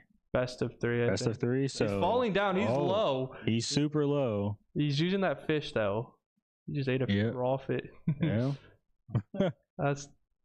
He's in the storm though. Yep. Is it a 1v1 or is it a 2v1? I think it's a 2v1. He's low. He's very low. Yeah. He needs to. How we're even still commentating this match right now is insane, but it's a test. He got one down actually. He does have one down. If he can, he's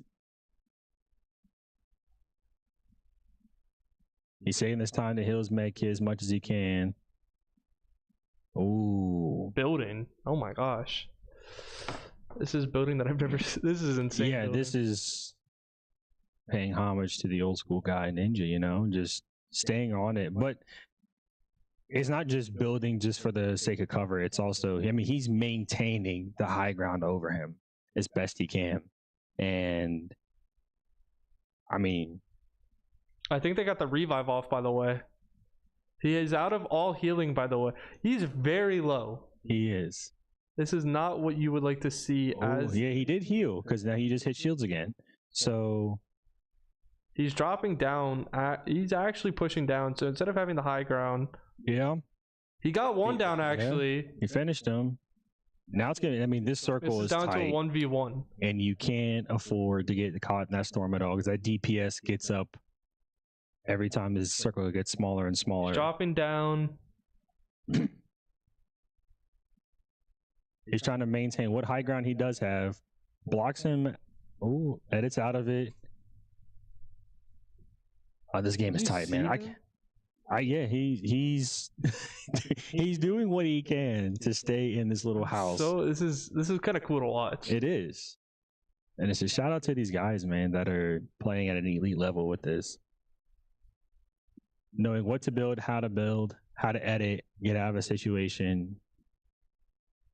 I mean, this circle is. I feel like this circle is going to be like within like 2 feet, the last bit, but.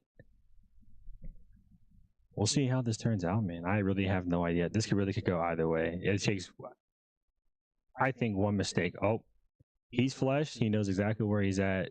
Beautiful position by whoever. Oh, we're spectating Clarity. Yeah. Okay. Oh, thanks for that. I've been sitting here. Oh, that's on me then. I'm sorry. It's all good. But yeah, I could easily just saw it. Holding this top angle. Okay. I think it's just going to go down to who's not dead from the storm. Switching his ankle up. Whoever is still alive for the Ravens really needs to get up and at least try and put up a fight because he's just popping shots at them and they have no way of stopping it. They're in the storm right now, actually. That is detrimental because that DPS in the small storm or the small circle does a lot of damage. And Clarity gets the win. Wow. It's a 3-point lead with Fortnite going to the xGODS. Just before halftime with Dead by Daylight. I mean, granted, I said heat check. Gods showed that they still have a good. I don't know if they sent stars in for that. I might be wrong, but I think they decided to go against sending stars in. Whether stars was in or not, man, the Ravens fought tooth and nail. Yeah, it came down to a 1-1. But Gods answered the call and they kept the heat on their side. Now, will there be enough time for this Dead by Daylight game? Possibly. Maybe. I could have watched that Fortnite game all night. Honestly, it was very toe to toe. I could have as well. Yeah. Really good. I liked how both teams played. I mean, shout out to the Ravens for that. I mean, they took it to the xGODS. They didn't kind of just back down. Yeah. They're definitely fighting like it's tied, which you would to see. You don't want to see. This is the first time we've seen a lead from the xGODS, and it's like they're not. It's like they're just adding more to this lead. They're not giving up. Yeah, you couldn't tell they were down by 5. Yeah. Like they're fighting like they've been up by 5. None of us would think of that. Yeah. Yeah, but I mean, it's what we expected. We're gonna keep hammering that home throughout the rest of the night because it shows that both of these teams are gonna fight. Now, I don't think the Ravens fold.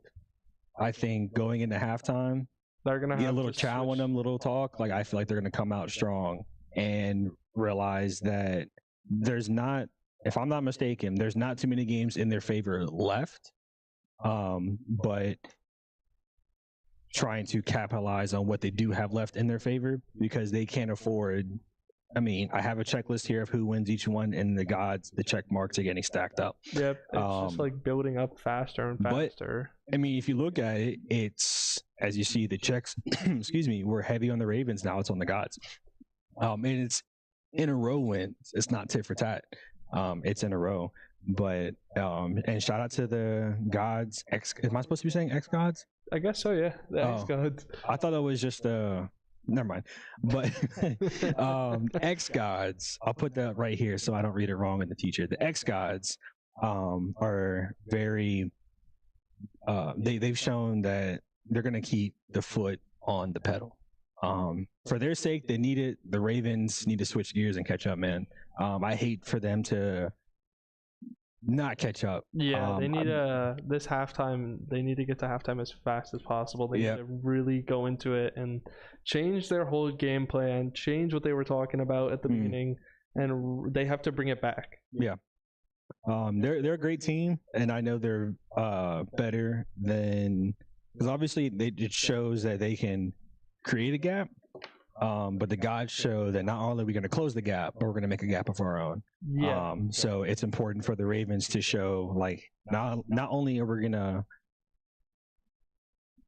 what's the word I'm looking for? I just drew a blank. We're going to close the gap, but exceed again. And I would love to see it. I mean, again, great content. And I agree.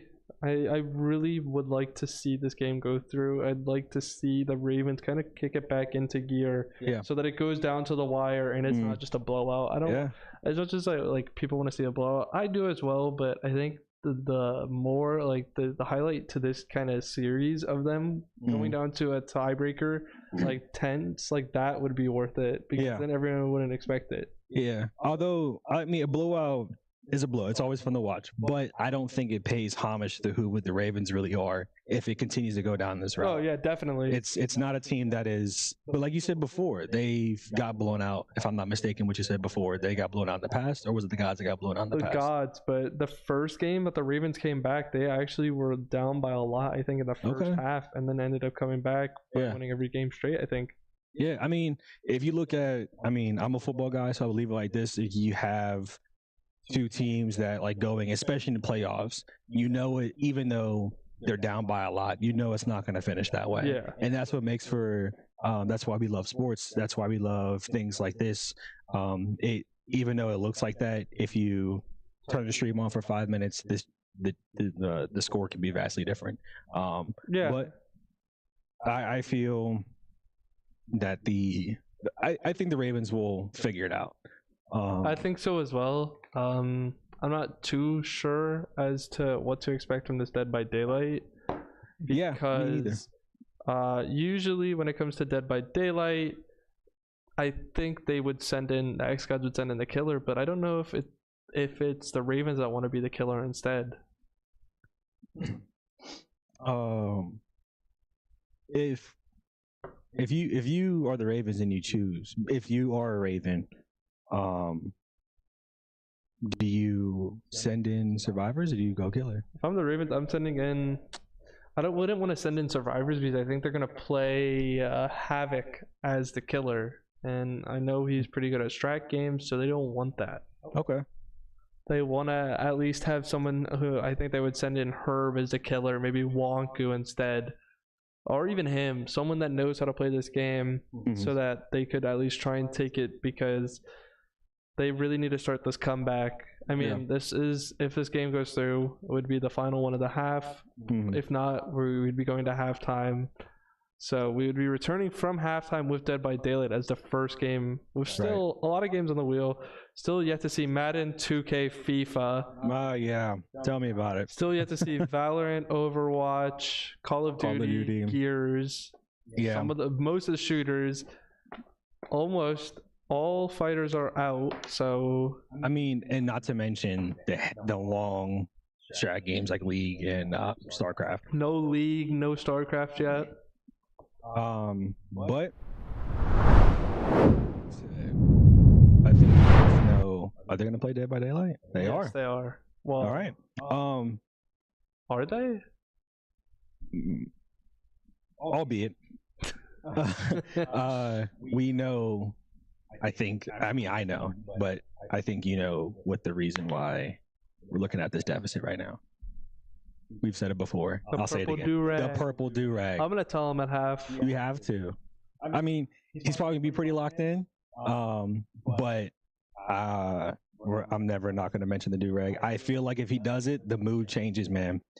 You don't come in pregame with a do-rag and not wear it. Yeah, it's a power that's move. like. I don't take off the shades. You don't take off the do-rag. I'm pretty sure Genghis still has his shades on, and it won't change. But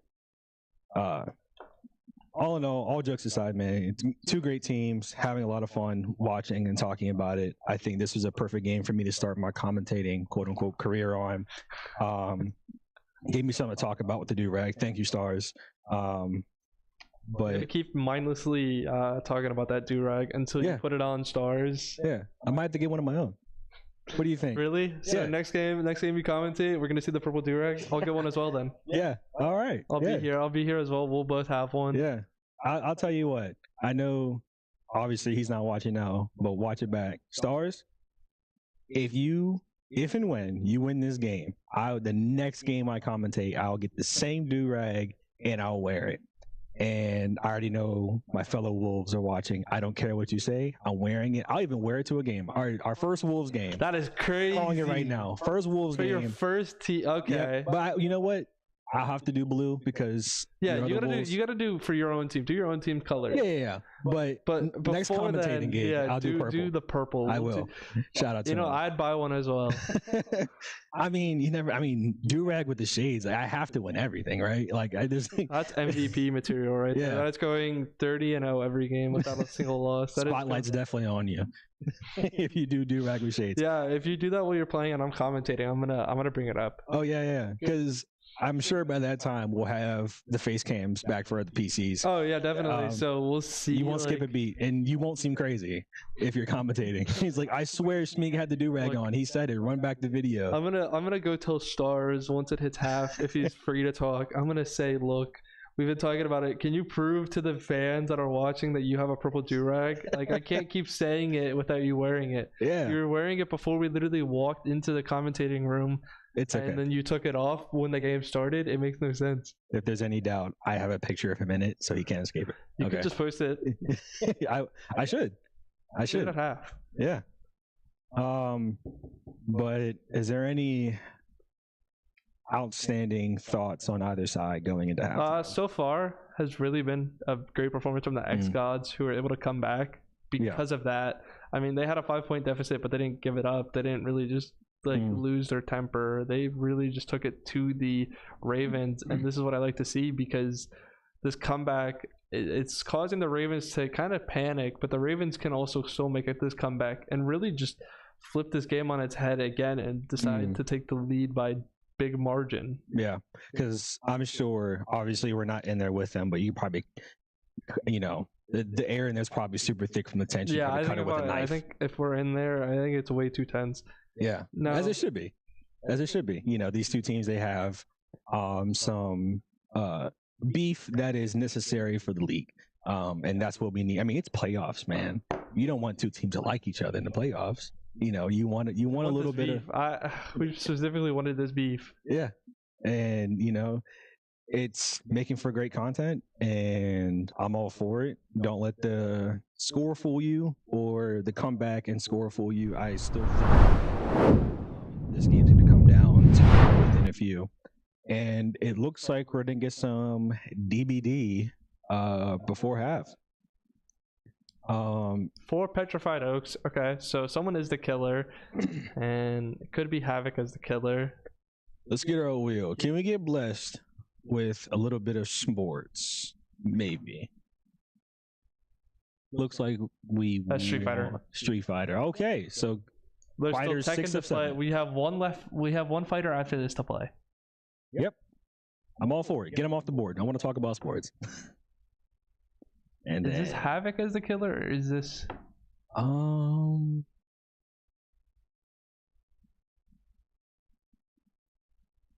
think it's Havoc. I see. Yeah, it's I Havoc. see him on this. Yeah. So MKIC star. Yeah, it's Havoc. He's already found someone. Already gets the hit. So, as a guy who's not too well versed in Dead by Daylight, what are some good ways to win this if you're survivors? When this is the survivors, just getting gens done. You Okay. know. Yeah, you have to really get gens done to escape. You get all Right. 5 done, you can then escape. You escape with 3, you go through. PC 6 is going to be hooked, so they're already on their first hook now. Okay. It's not what you want because they still haven't even gotten a gen done. Havoc's getting to do what he wants. So you're saying he got hooked too early? Yeah. Okay. Now this killer, I know that there is a plethora of different killers. So, what's the strat going into with this killer, if you're familiar with it? I'm not too familiar with this killer, Mhm. but what I'm seeing is Havoc keeps phase walking and he finds someone. I think it's just his game knowledge. Mhm. But so they did get unhooked. Havoc's going upstairs. There is someone there. He's gonna damage the gen. I mean, it was a smart strategy to try and actually get that gen done because it's one of the important gens. Mhm. Because you finish everything outside, you still have to do that one, and Havoc can kind of loop that one, kind of keep that one how he wants. Okay.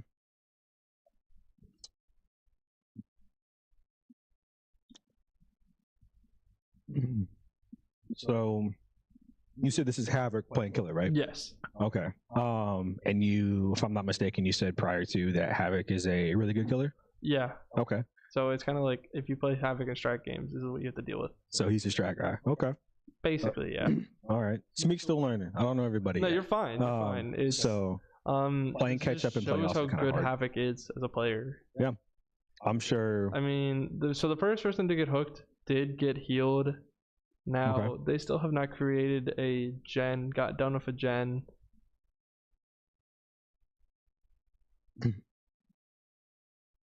One person was on the gen there. He's going to damage it.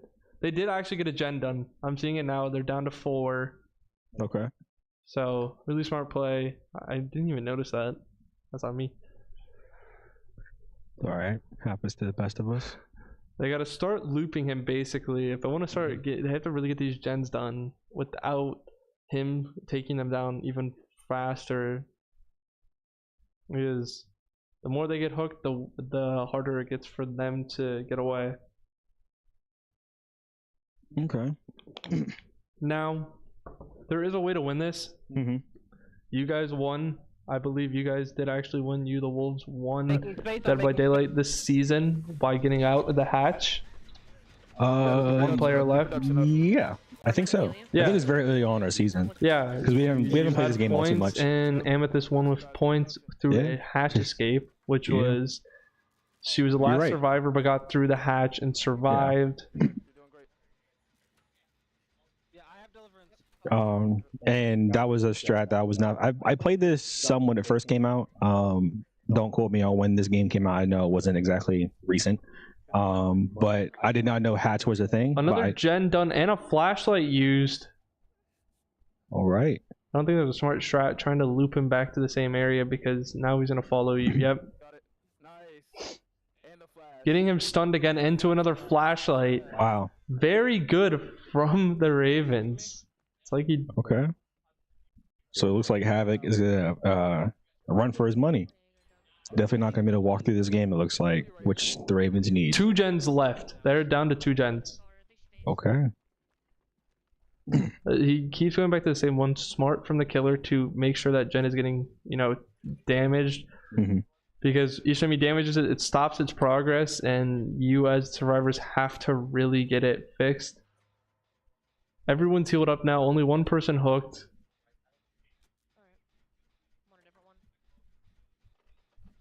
I want to find a totem, bro. Fuck.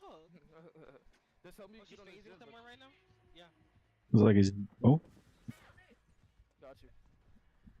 So barely Just missing, but barely. Yeah. he's destroying the pallets, which gives them points. I'm hovering you. Now, I see they're trying to actually loop him, but he's stopping. He's going to damage that gen. Yeah. Very smart. He actually Yep. left that gen, almost left it to be free to use for the rest of the Ravens.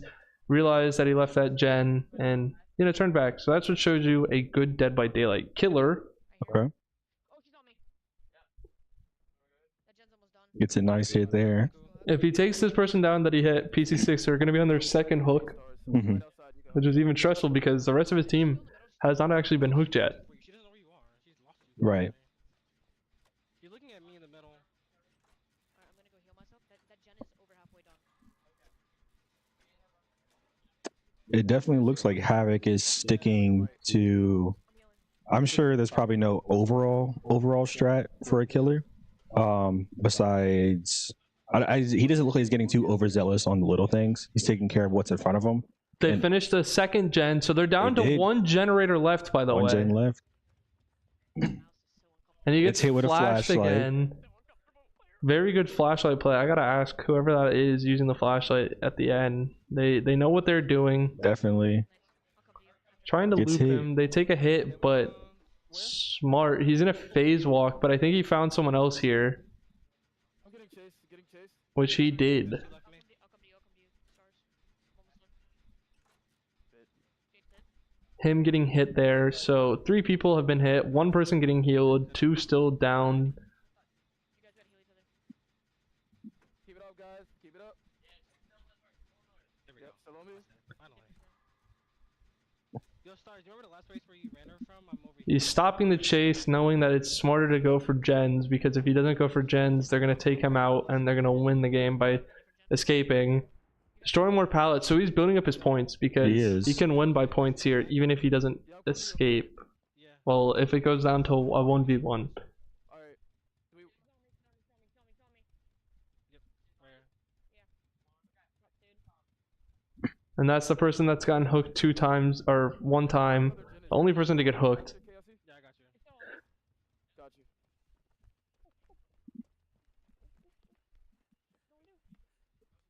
Follow me, bro. Follow me. Yeah. Fine. Making sure that gen stays damaged. Smart from Havoc here. Yep. Knowing that he's kind of on his last gen. He needs to stop him from getting it. Now, I don't know where the... There they are. That answers my question. Yep. It's a nice hit in there. I'm already like way far away. Good to Good damage that gen. Yep. Do you keep running? Oh, where is that? That's okay. That's him. It's going. He's farming these gens. Smart from him, making sure they can't get it. First. Gen first. Yeah, we take gen pressure. Healing right now. Yep. If I can, I'll try to. You actually, you should be able to see. You might be able to see the totem through the wall. Actually, I don't know where she is. She's not on me. she's coming towards us. She's chasing me. She's chasing me. Y'all stay on. Stay on. No, she's going. She's going. She's going. You guys. Going back to check the gen. Coming back. He's looping. Yeah. He's He finally gets someone down. he's connecting with all those hits, which is huge. He's not missing any. So he's definitely seizing the opportunity. You can tell he's trying to line it up perfect before he does it. No, she might face back. Everyone that was already hit got healed. He's in a phase walk again. I still hear her voice. What you doing? Getting Ooh, stunned. That pallet That was, was a good pallet drop that was coming great. from. I think that was him. She's leaving now. I'm on a different gen still. He's going back for the person that he took out.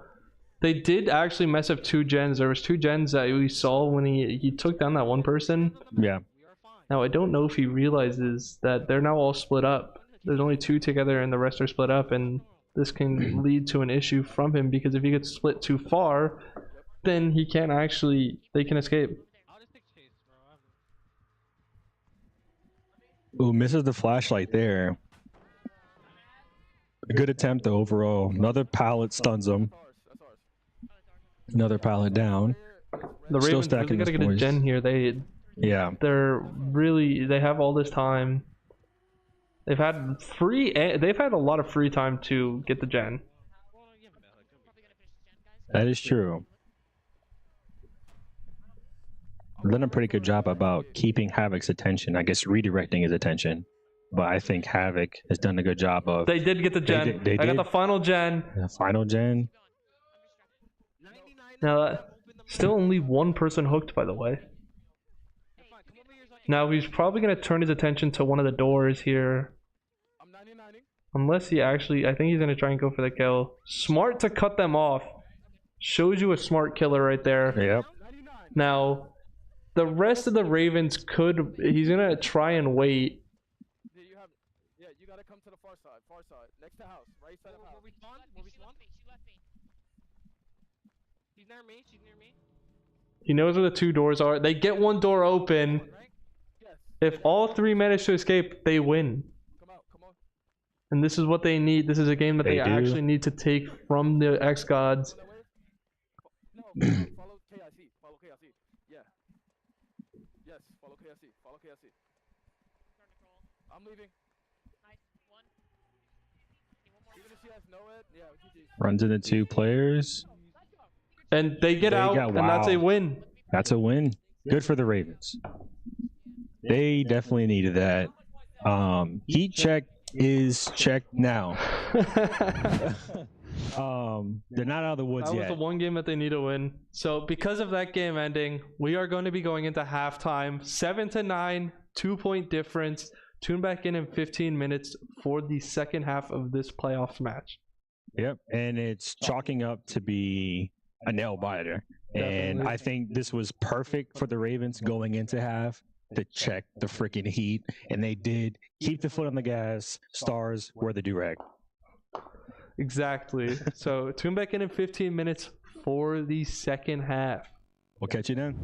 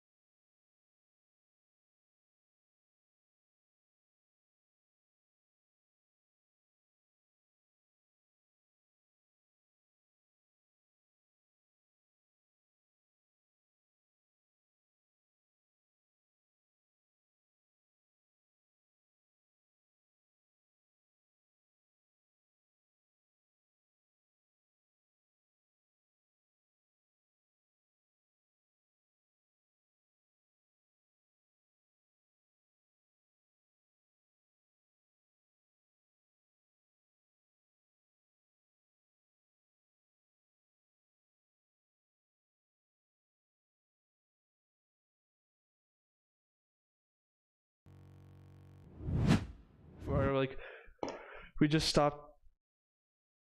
All right, and welcome back to a neck and neck game of the Ravens and Gods.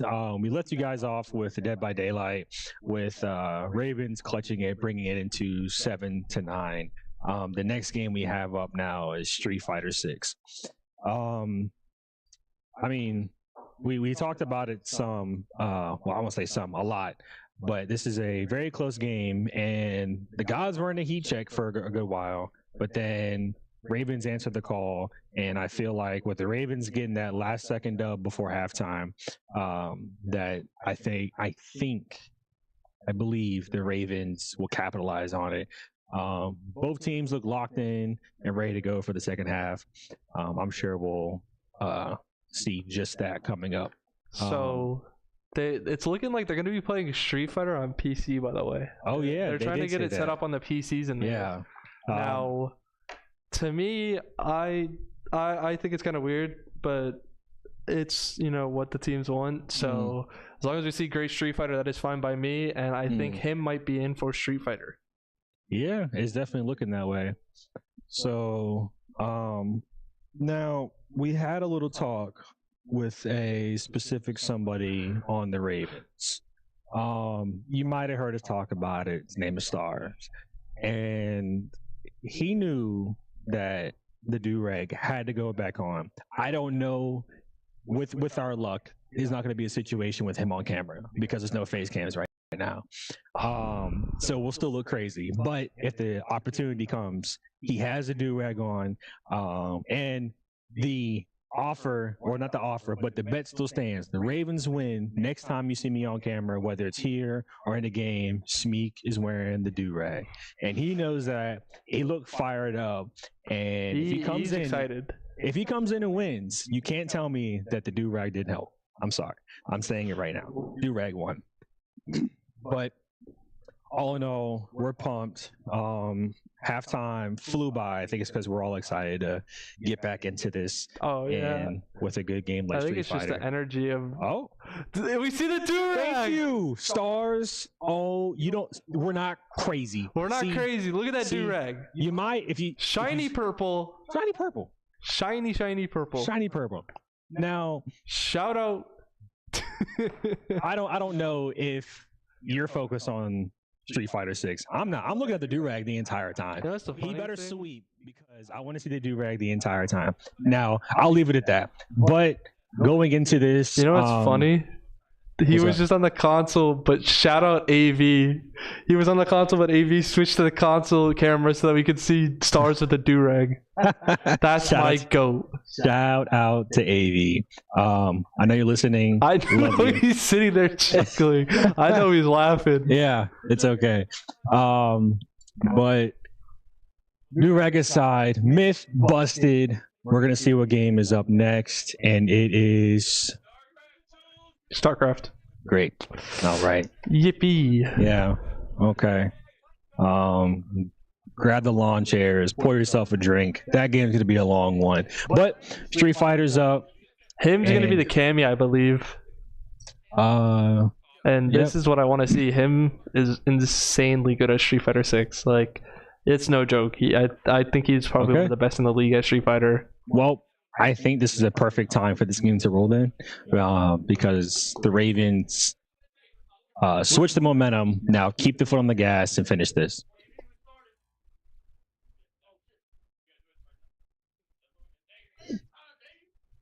So both players going to this very aggressive right off the bat. Very offensive. I'm like trying to figure this out, but oh my gosh. Wow. That was almost a perfect, by the way. Yeah. And that's him, right? Yeah, that should be him. All right. Well, that makes sense. According to the judgment of my counterpart here. Now we see the beast himself, Genzi.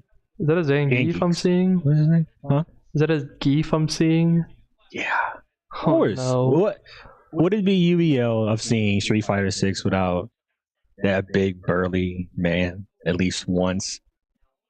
No, is the right answer. Okay. So Imperial's up. Nope. Sorry. Querity. Oh, I think Querity's the P2.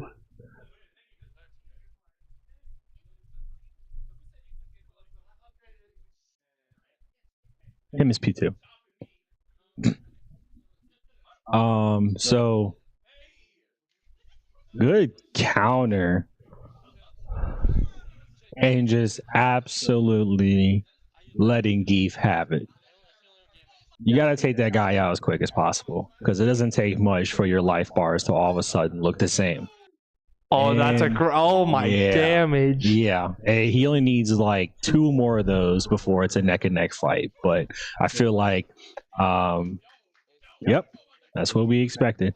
And it was crazy is Clarity got 1 hit off and it did that much damage. And actually no, I think this is the Ravens that are on the left. Oh, I misspoke? Yeah, so Querity's the Cammy, and okay. So Querity doing really good, or Querity doing really good, actually taking out 2 people so far. So I did get that wrong, but cool. Well, this is awkward. Yeah, this should be him as the Kimberly. All right. So either way, Carrie did very well the first two matches.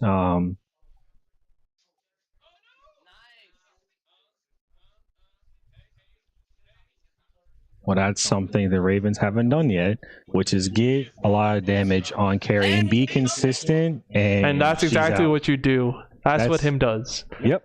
All right. So this is him. Yes, him is Kimberly. Okay, this is him's main. Jeez, man. She's insane. So Ken coming up. All right. Let's see if him can bring. So it's Bosi versus him.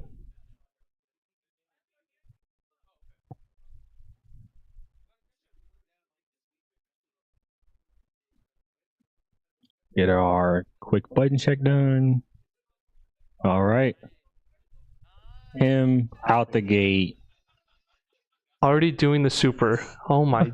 This is what art looks like, guys. This is what pure art looks like coming from a. Just about half his health already. And keeping the gas pedal on, not letting him breathe. Not letting him breathe. Pushing him into that corner. Oh my goodness. This is what I wanted to see. This is the heat check that we wanted. Him. He's him. He's him. He's him. Let him get up. Wow. Look at her just jamming. Wow. Shout out to him. He makes it look easy, effortless. Like, just he's him. He's him. I sense why he called himself. Oh, that's a Blanca. Blanca's old school, man. It's before my time, even. Now, again, game's not over. Definitely not. It's down to the last fighter on both sides. But seeing as Imperial's coming in next. So it's Imperial versus him. Imperial's the Blanca. Right. I don't know how I feel. I don't like Blanca. Blanca just seems like an annoying character to face.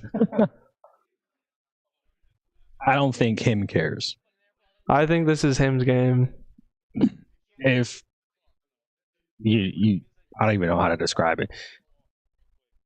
Because once this combo I've played him in this game. Oh my god. He's way too good at this game. Here we go. He needs to get nerfed. Like, he is incredible at this game. Just letting, I mean, it's a perfect. And this is what I like to see about endgamers. Like him, we have so many good players in this league that are great at this game. I mean, like, we have him, for example, we have Pip, we have so many people that are good at this game. Even Nexus. All right. Him just turned the tide around, by the way. Yeah.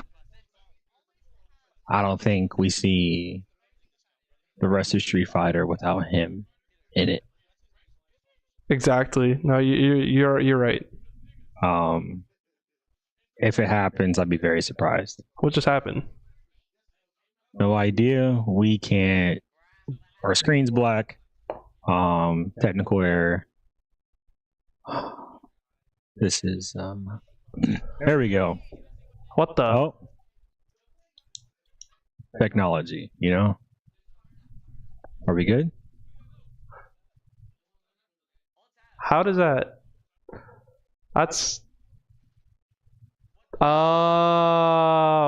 I think I know what did it. It's the Steam. Hmm. It's big picture mode, I think.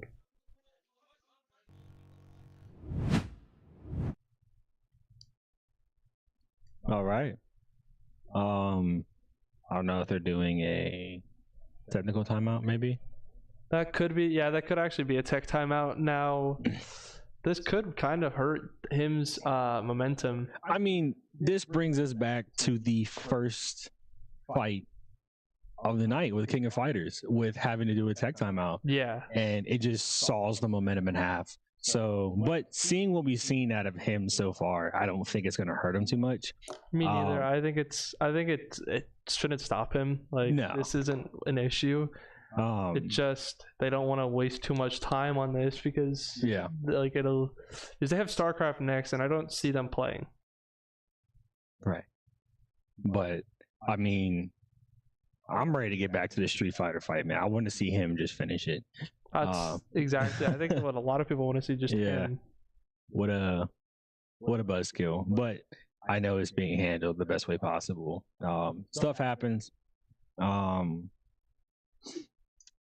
So you don't see them playing StarCraft. Who do you think is gonna forfeit that? If it The was Ravens. the Ravens. Yeah, because Havoc's in lineup, and he's probably one of the best at the game. Yeah. You were saying during halftime that he can pretty much solo. Yeah. So and he's played some of the best players at StarCraft and won. You're right. I just think for the time frame that we have left on this game, it would be smarter for them to just forfeit and claw back at other games. Yeah. With that being said, if Street Fighter keeps going the way it goes, which looks like they might pull it off, I'm not going to give them the win yet. If they win, the score is 8-9. StarCraft rolls, the Ravens forfeit. Still a 2-point deficit, but manageable. You still have plenty of time left. Yeah. But StarCraft is one of those games where it can just tank the overall game clock. Yeah, it can really just slow down everything. Yeah. They don't want this at this time. This is probably the worst time to roll it, but yeah. I've seen so many times StarCraft roll like late in game whenever time is not on your side, and you're trying to catch up. that's the worst thing about it. It tends to roll when you're not you don't want to roll it. Yeah. StarCraft is a sneaky game. But so the games we have left, if we're talking about a comeback for the Ravens, what games would you say needs to roll for them to at least tie it up? That the Ravens have? Good question. There's UFC, but Havoc's pretty good at UFC. Herb, I know, is really good at UFC, so I do want to see that matchup between the both. Okay. Valorant, I see the Ravens taking, possibly. I'm not too. Depends on lineups for both teams. Overwatch, League of Legends could be a possible. You think they'll play that with the time frame? Yes. Yeah. Okay. Madden, 2K would You already definitely be a know. Ravens. The Ravens they would definitely want Madden, and they definitely would want 2K the most. Yeah. I mean, I do too. Objectively, from where I'm sitting, I want those games to roll too. And sports games, I want to roll. But hopefully, we don't have to wait too much longer. I know that him is probably in the corner shadow boxing, just trying to stay in it. Yeah, definitely. Keep the mindset in. Don't want those hands to get cold. But I feel like he'll be fine because he Are we back in? Are we back? Love it. All right, and This is him getting taken down by an Ed. oh no, did I speak too soon? Wait, is it a button check? It's a button check, I think. Yeah, it's a button check. Oh, I thought I jinxed the poor guy. Okay. Should be, because I'm seeing a lot of Kimberlys.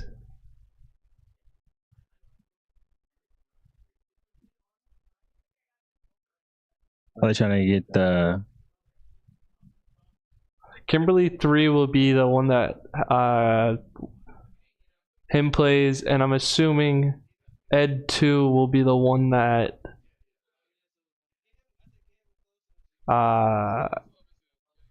who's in? Whoever's in will play. So let me check real quick and get that confirmed. That's going to be, I think, maybe Psycho.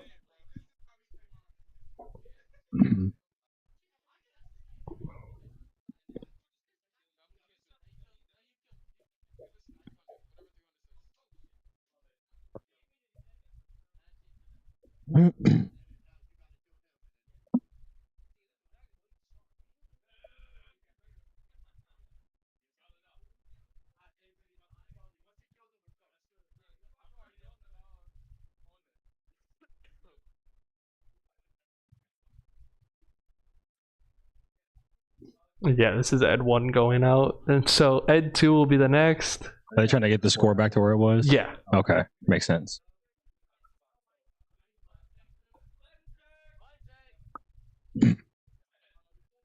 So we were at what, 3-2? Yes. Okay.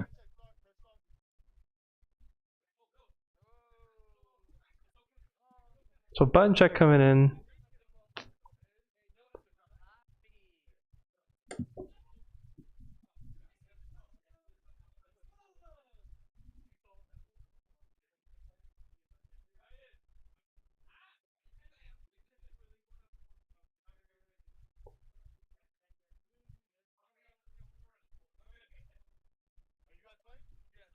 All right, looks like we're off. I'm already taking a bit of damage, actually. Yeah. Looks like him is able to counter, get things going his way. If he can stick with it, that'd be huge for him. Good. Yeah. I don't know the term, but I know that's a really good where he gets him like pushed up against a wall and it stuns him. That counter right there is working to his favor. Now this could do some gnarly damage.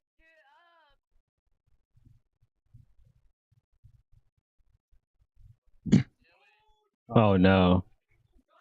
He blocks good it. block. Good That was a block, level 3 and super, by the way. him walks away. That was a level 3 super, with by the way. KO. So if he landed that, that would have definitely taken out. Yeah, that was a heck of a block. Getting some health back now. Wondering if this DJ, because there's like 3 DJs in a row, if this will be the one that he's supposed to face.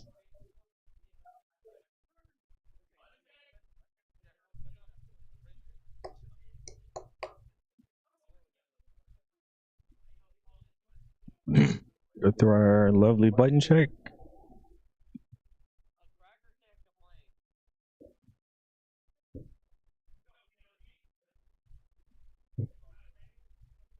All right, and we're off. I think this might just be one of the. It isn't.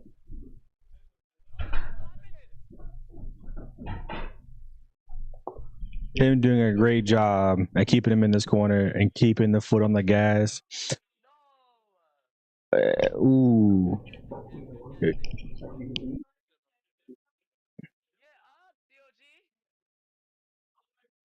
All right, and looks like him gets knocked off. Good run by him, though. Really great run. So.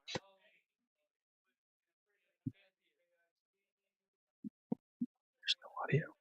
There's no audio.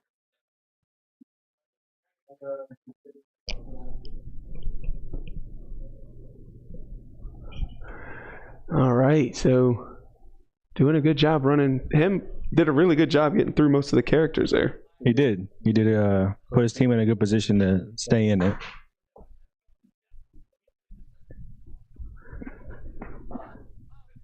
Now we got KIC already putting in work.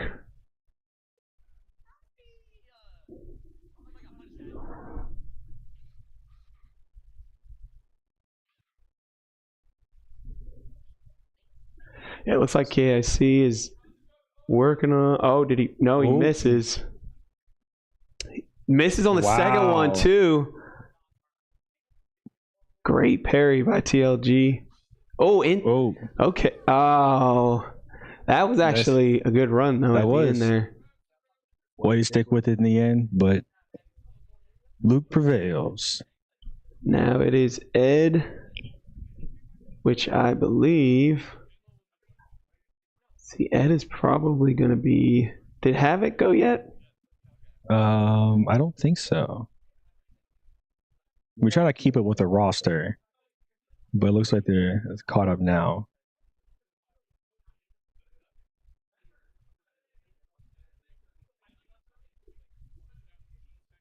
If Ravens take this, Ravens take it. So it is now 8-9. 8-9. This is now with StarCraft coming up next. I actually expect the xGODS to win this one. What do you think? Well, like Exile was saying, they might forfeit. One, the time crunch. Two, Havoc is known for being dominant through it. If I'm them, I accept this strat because you're playing catch up, but it's not a bad catch up. Right. But so you're saying you play it or you if I'm Ravens, I forfeit. Yeah? I think it's too much of a time crunch because it looks like they did forfeit. Yep. Okay. So Yeah, I agree with you then. That sounds like probably the smarter option on their now they're down 2, but they still have an hour 50. You're easily going to get 2 games in. And you can just hope that those next 2 games are games that you can play. Yeah, for sure. So with the wheel spinning. Gears of War. All right. So depending on who they put in for StarCraft, they should be in a pretty good position for Gears of War. And the Ravens have been pretty dominant in the past against the xGODS for Gears of War. Right. So we can expect they'll probably be able to take it out today too. Yeah. And I will say the few shooters we've had so far with Apex and Fortnite, they've been very close. They've been edge of your seat type gameplay. So I feel like Gears would be the same. Yeah. They've definitely shown that they have strong shooters on either side between the Ravens and the Gods. So I don't think that this game will let down whatsoever. Yeah, no, I agree. I think this is going to be a close matchup because of them both having a full reset for the most part. I believe the Ravens are going to be able to have, because they would have put 4 players in for StarCraft. So really it would be 1 and then a reset.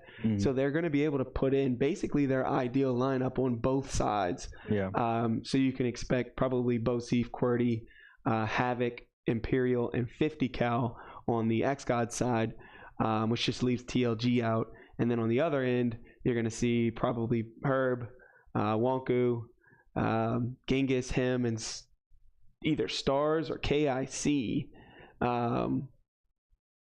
depending on what they're expecting for that next game. So this will be interesting to see who the Ravens go with. They have a really strong team, but the xGODS they've really shown out today. Yeah, they have. As you said before, they came out. I mean, they weren't down by a lot, at all. But they've shown they caught up and created their own lead. Right. And going into half, I've said that it was a heat check for the Gods. Yeah. And Ravens checked the heat, came in with a W, came out with a W. Now, granted, I know the forfeit happened, but I feel like the momentum is still on their side. Even with the forfeit, after 2 wins. Yeah. Even the forfeit is a forfeit that you decided on. Yeah. So it doesn't feel like a loss. So mentally, they're not checking out yet. They're still very much in this game.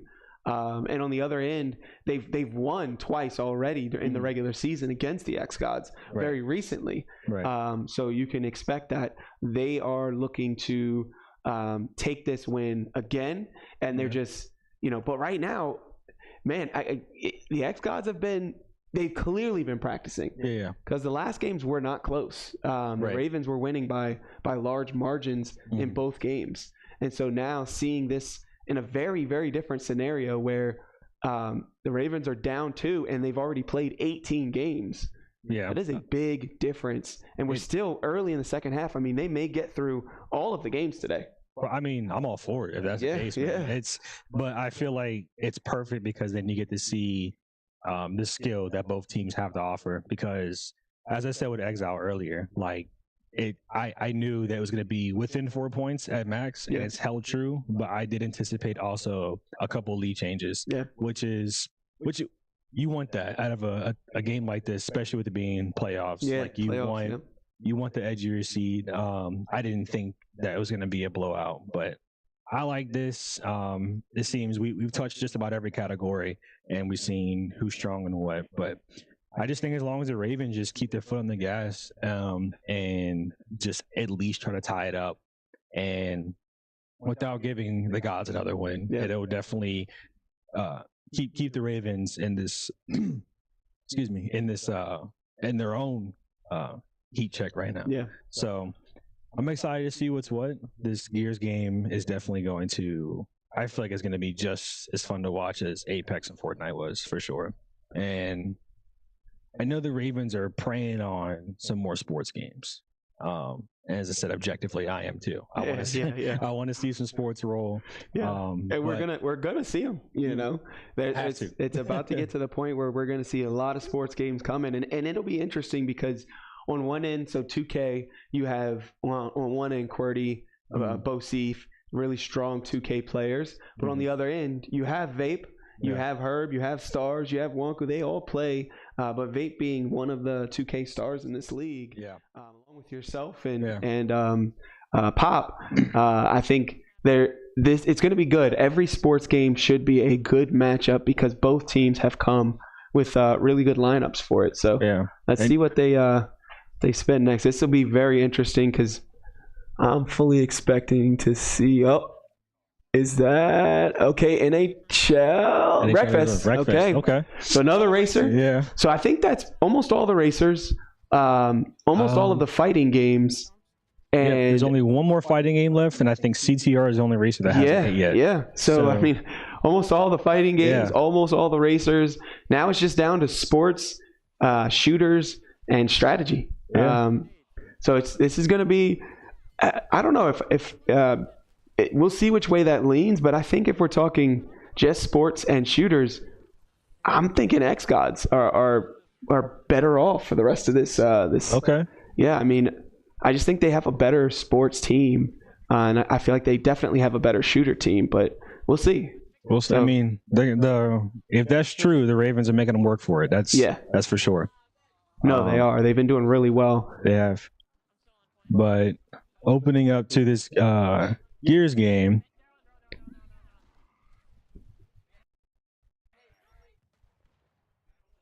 It's like KI. Oh yeah. That's tough getting into that shotgun battle and missing a few early shots. A lot of when it comes to shotguns and Gears, you can't really afford to miss too many shots with Gears. Right. So I think it's probably one of the games where landing your shots is most pivotal in Gears, especially when it comes to a close battle with a Nasher and whatnot. So we'll definitely see. I feel like there's talent on both sides here, so we'll definitely see a very sweaty game, to say the least. Just judging by what I'm looking at, it's just a lot of sweat going on right now, which we like. Makes good content. Yeah. A lot of bouncing around, wall bouncing. Looks like he's fixing bindings here, increasing sensitivity.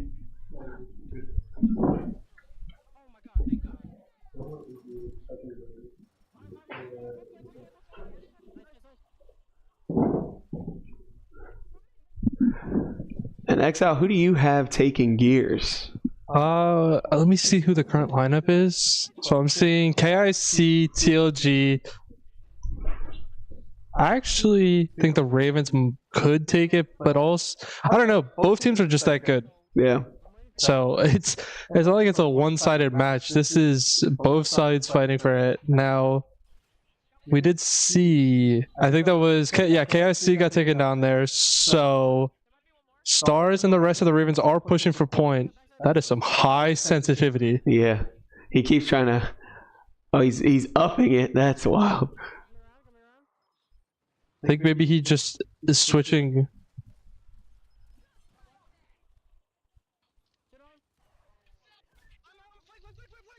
And so was StarCraft played? Yikes. No, StarCraft was forfeited. Okay. So no worries. Yeah, the Ravens forfeited, which is a good move. I mean, they're not.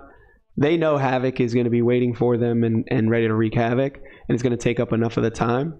But it makes you wonder, whenever you're playing this game, it's always that game of chance. If you didn't forfeit and it comes what could have happened? Yeah, like if it, it comes down to one game left on the wheel and that game is a game that you had, but because you forfeit StarCraft, there's much more time left, so you have to play another game, and then that ties it up. Like, there's so many different scenarios. And there's always a chance that people have like an off day.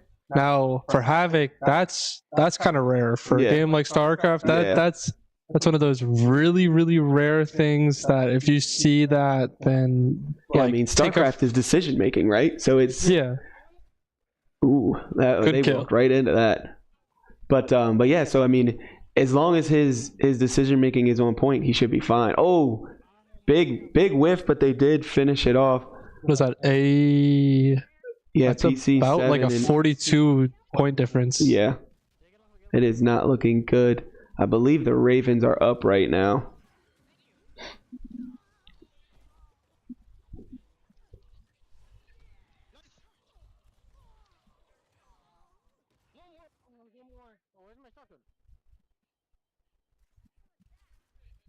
Yeah, whenever TLG kills somebody, it just says nice try. He's a robot. That's the one thing that I don't that's the one thing that I can like look at Gears is like you play it online, you see people with all these different like kill screenshot things. Yeah. So like that being a nice try is pretty toxic, but I gotta respect it. Yeah. And the Ravens, if they just control the zone, they don't have to actually sit inside. Right. And it seems like the xGODS are going for kills. Over. Yeah, they're not really controlling. Actually, I think that's what they're trying to do. They're trying to drag on time. They drag on time, then it stops to come back. Did we get another wheel spin, by the way? Yes, we did. The next game is a racing game, Wreckfest. Wreckfest? Okay. Yeah, the Ravens historically have lost Wreckfest, I think, every time except like once or twice. So they are pretty good flank, but he pretty bad at Wreckfest. So we'll see how they do today, but Ravens flanking the xGODS. Yeah, the Ravens are really, really holding point very well.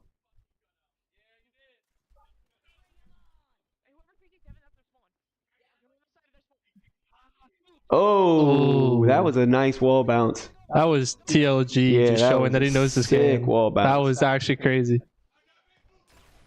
Are they looking to come back finally? See, they're holding point so well, and it just looks like the xGODS are going for the wrong thing. Like it's like they're playing a different mode. Yeah. Maybe they just want the scorecard at the end. That sensitivity is crazy, but if it gets him kills, then I gotta respect that. Yeah, I mean it's getting him kills. It's just not getting him the point. Well, yeah, they're getting the point. Sorry.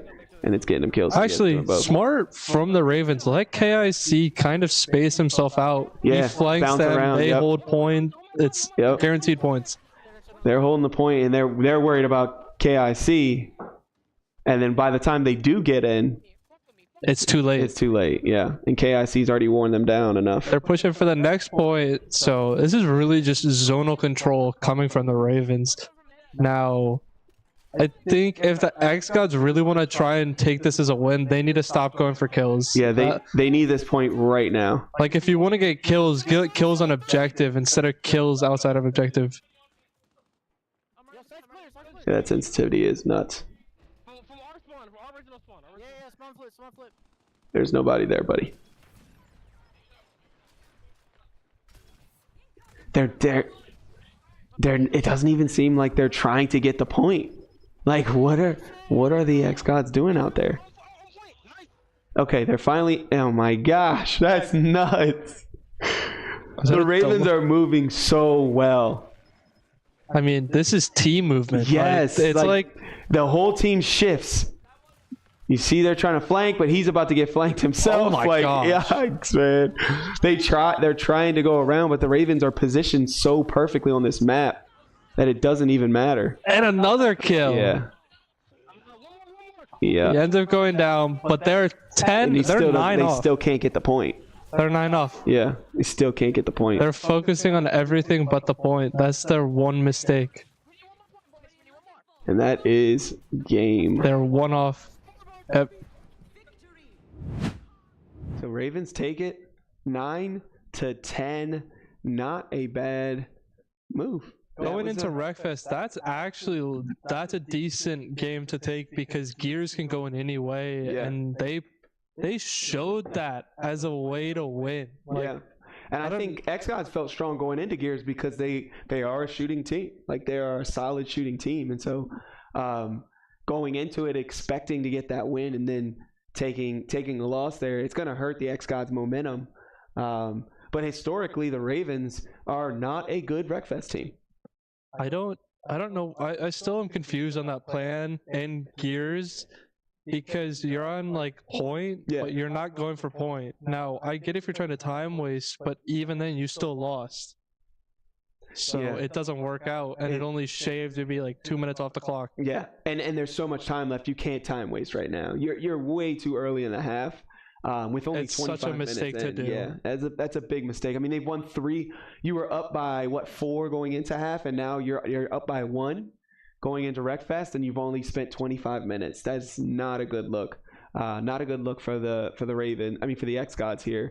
They've got to pick it up. They've got to start getting some wins so they can kind of distance themselves going into the end of the game.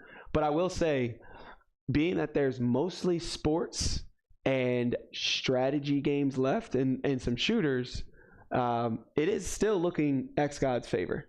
Oh, definitely, yeah. So we'll see. We'll see how that turns out. But I mean, that was a shooter. So xGODS were probably going into that pretty confident, and then to lose it makes you wonder. With all the shooting games left, are they going to win those, or are the shooters going to go to the Ravens today? You know what? That is a good thought process to look at it. I mean, with sports, we saw the Ravens lose in Rocket League. Lost NHL, but they're still 2K, FIFA, UFC. Now, that's what I'm looking for because that's where it can change the whole game. Yeah, and the racers too. I mean, you've seen from the racing side, you have pretty much Need for Speed, Forza, F1, that all went xGODS way so far, right? So you have the sports and the shooters today all going towards the xGODS. And if that continues, Ravens lose. But if the Ravens can start to steal some of these racing games and some of these sports games, they can win this game. The fighters are already done. There's only one fighter left, I think. Which is Tekken. Yeah, which is Tekken, and we know the Ravens take that. But it doesn't matter if you can't, if you can't get into this game and get enough points to be able to make Tekken matter. Right now, Tekken doesn't matter. If you win this one, great, but then you have so many others. But if you lose Wreckfest, Tekken definitely doesn't matter. Yeah. Now you're down 2. In my opinion, they have to take Wreckfest. If they don't take Wreckfest here, then it's like that hill that they were climbing, they were getting to the top of, now goes even further up, and it's like you've made the mistake of letting them get this win. Yeah. Wreckfest has got to be a win for them. Historically, hasn't been, but let's see what they decide to do. It looks like they're running a bunch of different cars here. I don't see. They might change it. Yeah, they're changing it. Okay. We got NBA 2K next, and we know QWERTY and Bosif can go in. But can Vape go in as well? I believe so. I mean, either way, there would be a reset. So chances are he's going to be able to go in into that game. So, it should be good. This will be a fun match to watch coming into this. They're running weird. So are we. They have 3 racers. Okay. They have 3 racers. I could change the color, but we're good. Yeah, we're good. So they switched to a bus. Who's racing? This is. And we're blue. All right. I'm just kind of like fighting a bus right now. Up. Snoop is back.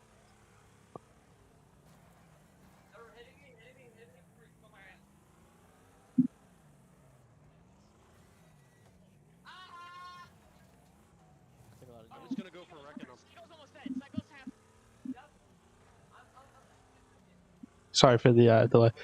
Watch out. Imperial actually flipped there. I don't know what actually caused him to flip, but I'm gonna keep catching him on the loop.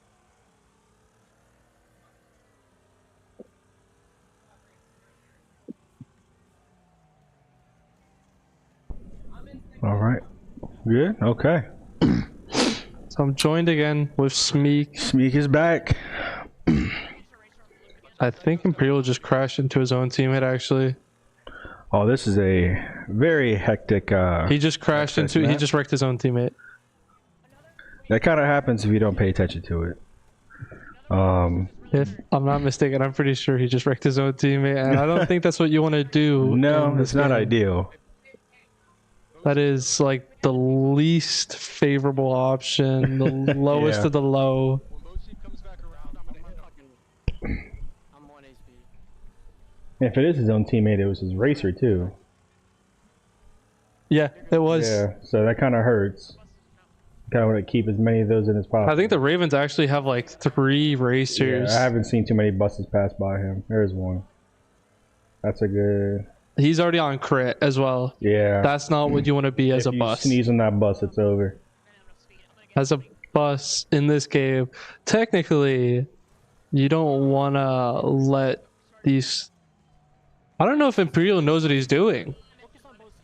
I could be wrong, but I'm gonna try to hit Boshi when he comes back. I'm not sure. he's racing the race, so fair play to him. He actually knows the track. But Yeah, it's there you go. and that's him wrecked. Good Yep. job from Wongu to take him out. I And think that that makes was. him an obstacle off that jump too, where he finished at. I don't think that was his plan, but whoever wrecked him, it makes him an obstacle. After coming off that jump hot, it'll definitely play a factor. I just seen a wall ride. That was actually sick. That was hey, Keep racing. I'm gonna try to hit. one in Rome, man. That was actually pretty cool. Yeah, so I mean, the one viable thing about buses when you do wreck them, they create obstacles, and even when you hit them, they do a lot. You do more damage to your car if you're a racer. Yeah. You do more damage to your car. Like that bus doesn't even have an engine anymore. Wreckfest is awesome. But yeah, no, they don't. They create obstacles. So the only way to move them is by hitting them, and you don't want to do that, especially when you're a racer. This map, yes, the way to keep your momentum and speed up is the wall ride. I do like this map a lot for that reason, especially if you're going to go heavy on the racers. You want to keep that momentum, keep that speed up, and it makes you a harder target to hit with the speed if you are a bus. I believe one of the Ravens racers actually got taken out. Good pit. That do any damage? That was a pretty good pit. Yeah, it looks like he did some front end damage to his wheel. Another good hit. Is that Need for Speed or is this Wreckfest? Because that was a good pit. That was textbook. I think Georgia State Patrol would approve of that.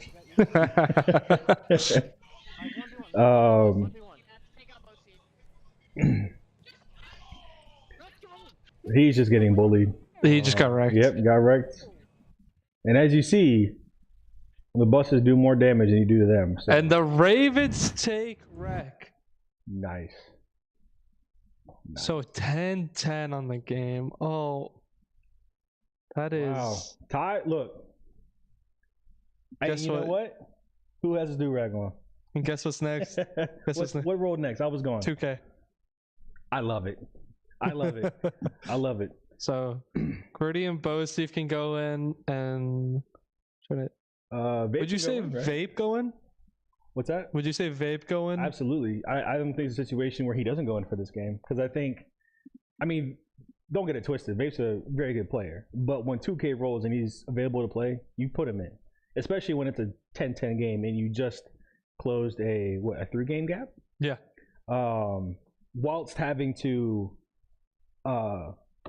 forfeit StarCraft, Which is even crazier. Yeah. It's like they forfeited StarCraft but gained a second win because they're like, look, we don't need to play that. Yeah, I think this is probably, I don't know. I'm sure tomorrow's game will be good, but I think this game's going to go down as one of the better playoff games this year. No, I definitely can agree with you on that. It is just, I mean, they both finished with the same record. Right. Like they're two of the top, if you consider them outside of Eclipse in the South, they're there. Like, they make their presence known. For sure. I mean, if you take two of the best teams in, you know, respective sport that you might watch, this is the kind of game you would see. It's tit for tat, lead changes, especially when they have similar overall records and meet each other in playoffs.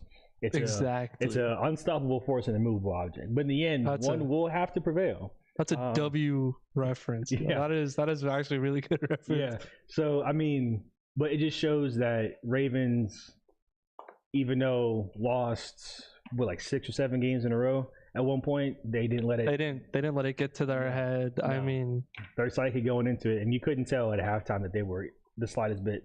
But I think the do-rag changed this game. I was in there while I was gone for a second, and I think you were in there earlier. The intensity in that room is just hot in there. You can't breathe. Yeah, and you know, I was trying to just hurry up and eat my burger real quick, but they were at it. It was during the Gears game, and you could just tell that both the teams was going at it. Stars had a do-rag on. It definitely changed. I mean, you see what happens. I don't make this stuff up. You know, you see gold. You see. Is that KIC and? All right. So, in my experience with 2K, I'm sure as everyone's seen, you don't try to do too much with your bigs, right? Meaning that Kareem, you have to know how to use him. But like Joel Embiid is a quality pick because in Call of Duty's next, we're starting to have a little fun here. With your bigs, you don't want to have somebody who can only just rebound. You want someone that can stretch the floor a little bit and get to it. So it looks like we're gonna have a Kobe and Kareem, and a Curry, and I think that was Embiid. Yeah, it was Curry, Embiid, Kobe, Kareem.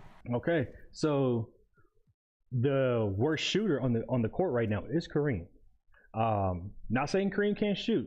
But when it's 2K, statistically, yes, yeah. But if you are confident in your ball movement, then you know Kareem's gonna clean the boards, he's gonna play good defense in the paint, and kick the ball out and do what he can. So if I'm Embiid, you are faster. Create the room to create your own opportunities to shoot, because Kareem does have the height advantage. He does have longer arms. And you just don't want it to get in the way. But also, Curry, I mean, you can't say enough about Curry shooting, especially with how we play 2K here. He can absolutely bury him, and he's fast. And Kobe has great defense, but you got to keep up with it. Don't overcommit on playing, like don't bite so much on the pump fakes. I'm sure we're going to see him. And it could be just a wild game. So looks like he's going backcourt to switch possession, and looks like we're gonna kick off here. Now with 2v2s, it's kind of hard to, and that's what we're gonna see. Don't overcommit. Great defense by Kobe, but Curry doesn't feel pressure at all in real life or 2K. But from 3, and Kobe answers right back. Kobe does have an advantage against Curry, and just his paint presence, able to slash, able to shoot, can hit the paint a lot harder. It just might be a 3-point contest between Kobe and Curry. Look at the bigs just trying to stretch the floor and create opportunity where they can. Do we know teams? Not yet, I believe. Okay. And that is one beautiful way to spread the floor and get that big man open. And create opportunity. So we see from Curry what he wants to do is fake this step back and go into the corner, possibly shoot a 3. If he can, he'll pass out. Good screen from Embiid there. That was a beautiful screen. And that's what you want to, if you're playing Kareem, you want to try to do the best you can to not get caught up in the screen. And missed opportunity there. But once you get the 2 back, and he does. Actually smart. Yeah, got the 2 back.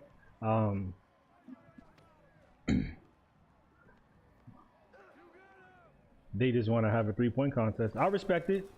I'm surprised that wasn't like a 2K pass where you're going up for a layup or like just a normal shot, and you go to pass and you just chuck it off the other side of the court. Yeah, That happens, but I mean, it's just see now First miss.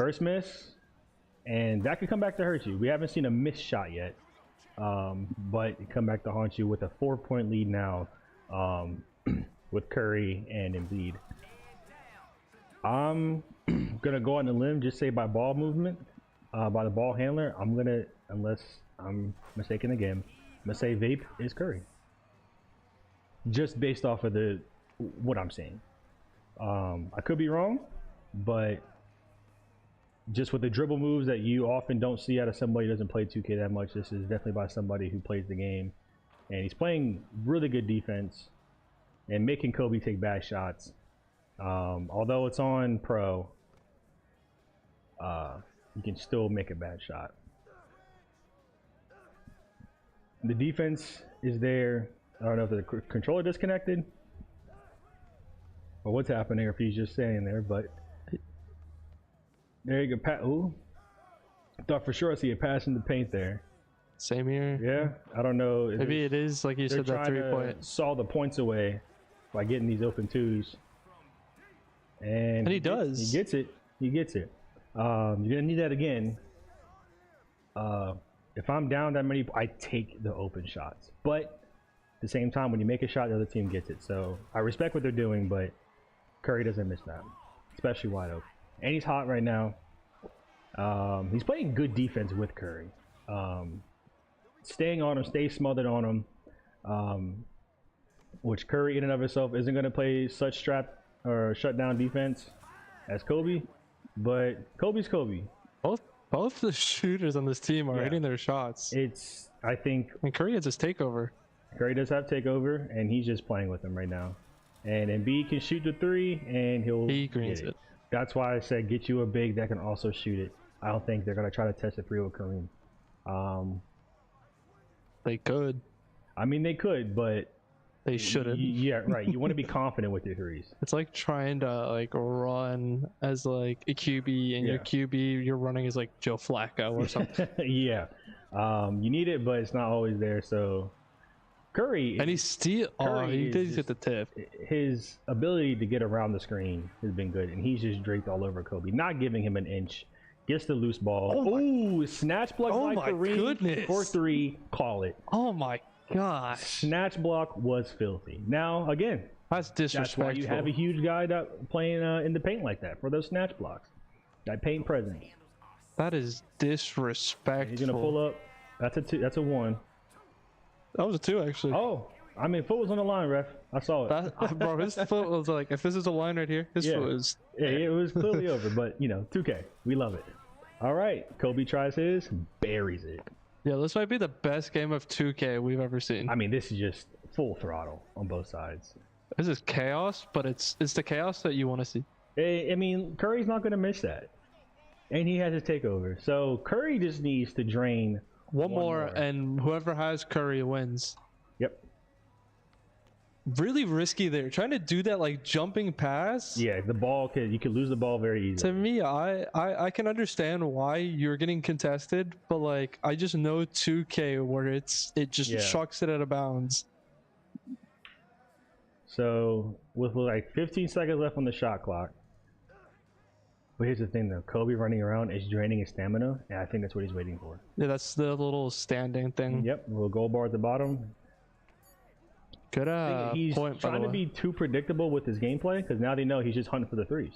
And Curry has takeover, needs final shot. That's up, that's down. That's our game. I mean, hey. Do we know who that was? I'm judging by this. It looks like some friendly daps. Couldn't really tell, but we'll see in the scorecard. Ravens. It was a Ravens. Okay. I had a feeling Curry was vape. I feel like I'm not wrong about that. That was insane. It was. I mean, shout out to the gods. It didn't play terrible. Curry is just way too fast. He gets open way too quick. And trying to catch up to that defensively is hard unless you're playing somebody smaller and faster like that. Kobe is good. I like the Kobe pick personally, just with like outside shooting, but also dunking and stuff. So it's like you want to drive the rim, you have that option. Yeah, his versatility is very good. I mean, personally, I like to use Kobe because he can shoot. But also, if you want to get the dirty points in the paint, he's very capable of doing that. And that game, if I'm on offense, now I know going into he's going to try to go too. So it's a 3-point competition. Yeah. But I also try Curry's defense in the paint and just utilizing the points you can get and just strapping up on your defense. But shout out to the Ravens for continuing to keep their foot in the gas. Whatever you call it, the heat. What's that? You said they hit the heat. Heat check, yeah. Yeah, heat check. yeah. The heat. So, it's looking like. So Call of Duty up next. By the way, that's what I like. Yeah. That could be. This could be the make or break between the game, and I know Stars wants to go in for this. Oh yeah, I know he's in there pacing around. He's shaping up the do-rag. He's ready to go. He's fired up in there. He's the loudest guy in the room, but it's good. They need that. Stars is good. He's one of the better shooters on the team and in the league. I don't know, and it looks like him and Genghis. Okay, that could be. I don't see why you wouldn't put him in. Did you guys play Call of Duty against the sophomores? No, we did not. I was about to say, because it's like, do you know about vape, if anything? No, I didn't. We didn't really get all too deep in the wheel against the sophomores, and okay, not nearly as deep as it is now. At least I don't think so. That's fine. But I'm just basing on what I've seen and what I've heard. Obviously, Gang has got the award, so I gotta put his name up there. And I've heard Star's name fly around the league, so that's valid. I think you're right on your pick of Genghis and Stars. I think that's like the most logical pick in this kind of stage of what we're at with this amount of time left. Yeah. Now, what do you think the xGODS strat is going into this? Because I don't know if both Thief or QWERTY is available. I think with Call of Duty, I know we talked about it earlier. It's not a strat heavy game. You kind of just got to get the frags where you can. It's just winning your gunfights. So obviously, you have to put your best foot forward and check the heat, as I'll keep saying, and make sure that you just don't give them a window of opportunity. Like do your damage. That's why I say hit your shots. Your damage adds up over time. You were right, by the way. You'll have somebody who what an awesome skin, by the way. You'll have somebody who only has a couple kills, but he has like so much damage, and those add up. It's just like playing your other strat games. Looks like Overwatch is next. Yes, sir. There we go. And now we're getting to the thick of it. These are the kind of games we really wanted to see. In a way, I'm happy that we got them at last. Or towards the Genghis and okay, so it's Genghis. I'm thinking it's Genghis, Stars, which we have Havoc and QWERTY. Could be QWERTY. I'm not fully sure if that makes sense. I don't know. Playing on the good old Rebirth Island. I don't know. Me personally, I just like seeing Genghis able to play because he was a rookie shooter. Yeah. It's nice to see someone who won an award for their skills in shooting up in live. Like you get to actually see how they play. Yeah, and also just being able to see that perform, like you said, live, but also in a very pivotal game. Yeah. So it seems. Obviously, this wheel has been able to cater everyone's needs. It feels like at this point. Like I don't think there's a category left out where somebody's like, oh, we didn't get to play, my strongest category, whatever. So everyone got to dip their toe in the proverbial pool of what they want to play. So I think this game's going to come down to. I think it's going to come down to damage. I think the damage. I think kills would be just about even. And the damage is what has to take it over. Thing is, with Rebirth, obviously we're playing with online with other players in the world. Rebirth is where the sweats come to play. Like this isn't the other maps we've gotten. This map is going to bring out the best challengers and they don't even know they're a part of it, which I think is awesome. That they don't know that this is a part of the UEL. But this map can get sweaty real quick. It's just a matter of doing your damage, staying alive as long as possible for Resurgence. Just getting what you can. And good movement there from Genghis. We're watching Genghis, and I haven't got to watch him play yet. So I'm about to. I actually like that movement from him. He did get hit and then immediately jumped down the stairs to get himself to a better angle. So this is definitely the kind of guy in Call of Duty where you shoot him and next thing you know, it's 4 floors above you. Good accuracy. Oh my god. Was that Snoop Dogg? Yeah.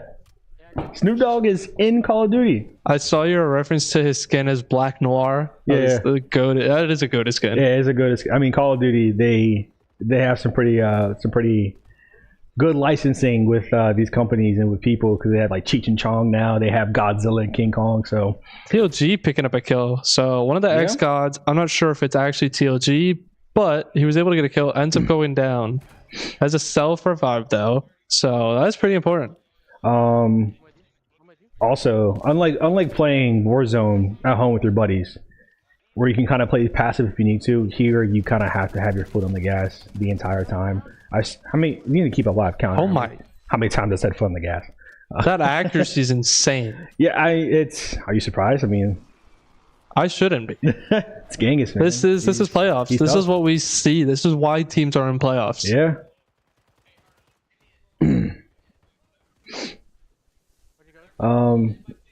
Genghis's ability to his movement speed, that's what I really like. It's his movement, his accuracy, his ability to stay alive, situational awareness, all of it. Like, oh my gosh, absolutely shreds. With ground loot, mind you. He doesn't even have his have his loadout. Now, Call of Duty now, like, it almost like you don't need your classes as much as you used to in previous Warzone days. The ground loot here is usually pretty good. But you do have some loadout boxes, like loot boxes, that drop, so you don't even have to half the time buy your loadout. So, but you can tell Genghis probably, he's just laid back chilling, man. This is his home, and it's important that he sticks with it. It looks like he will. I don't think that he'll let up anytime soon. I want to know one thing I want to point out. His teammate, whoever his teammate is, like the one of the Ravens, their movement is basically parallel to his. Yeah. Almost carbon copy. Able to. Ooh. He ends up going down. The reload there got him. But so being that they're all playing together on a squad, just two people sticking together for each team, you need everyone to survive during that countdown in order for people to come back in. So look at that stat check here. I mean, Genghis with 2. Genghis has 2. Look at the damage though, 1,300 and 1,200. So it's like you said, it's gonna come down to damage. I mean, kills work, yeah, but if the person was a one shot, you only get like 20 damage off of that. That's not really gonna help you at all. But Genghis lands into a player. That's not what you want to have happen. His teammate gets dropped.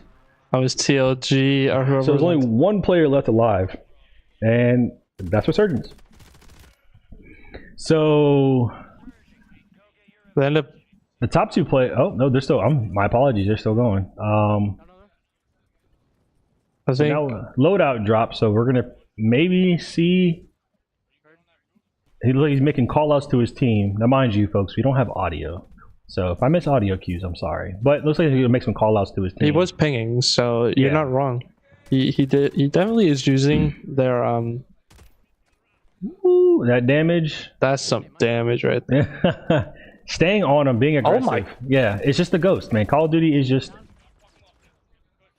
Oh man, that's a good reach out, but he got an assist. His actual teammate got the kill and is able to revive. Oh, and he went down. Unfortunate. Now, his other teammate probably won't help him. Sticks to revive, gets up, escapes. Can he stay alive long enough to get that health bar up and get the plates in? Looks like he will. Quick and the reload as well. Yeah, gets the ammo check. Oh, what is that? That is, I don't even know what kind of skin that is. Now, the rough part for Gang is right now with the gun he has. Oh my goodness. My gosh. Confirms the kill. Get it where you can, Gang. It's good for you, brother. He confirmed the kill, by the way. 7 kills, 6 kills. The damage is over 4,000 for the top 2 players. If game ends now, Ravens, I think, win. Oh, yeah. Because 6 plus 2 is 8, and 7 plus 3 is 10. So you have the very bottom, LG. He only has 500 damage and 2 kills. That's not going to help out his teammate. The top 3 players are really getting into it.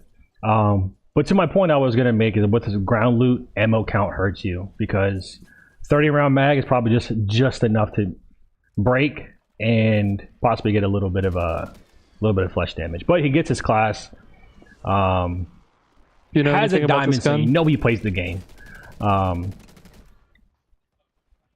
His ability to hit the shots, he's consistent. Again, Genghis. I mean, even if his teammate isn't carrying the load, which I think he is, I mean, he's making it hard for the gods to keep up. He's just, I mean, ooh, the reach Ends up out on going that down. is teammates there to pick him up. Gets the revive off.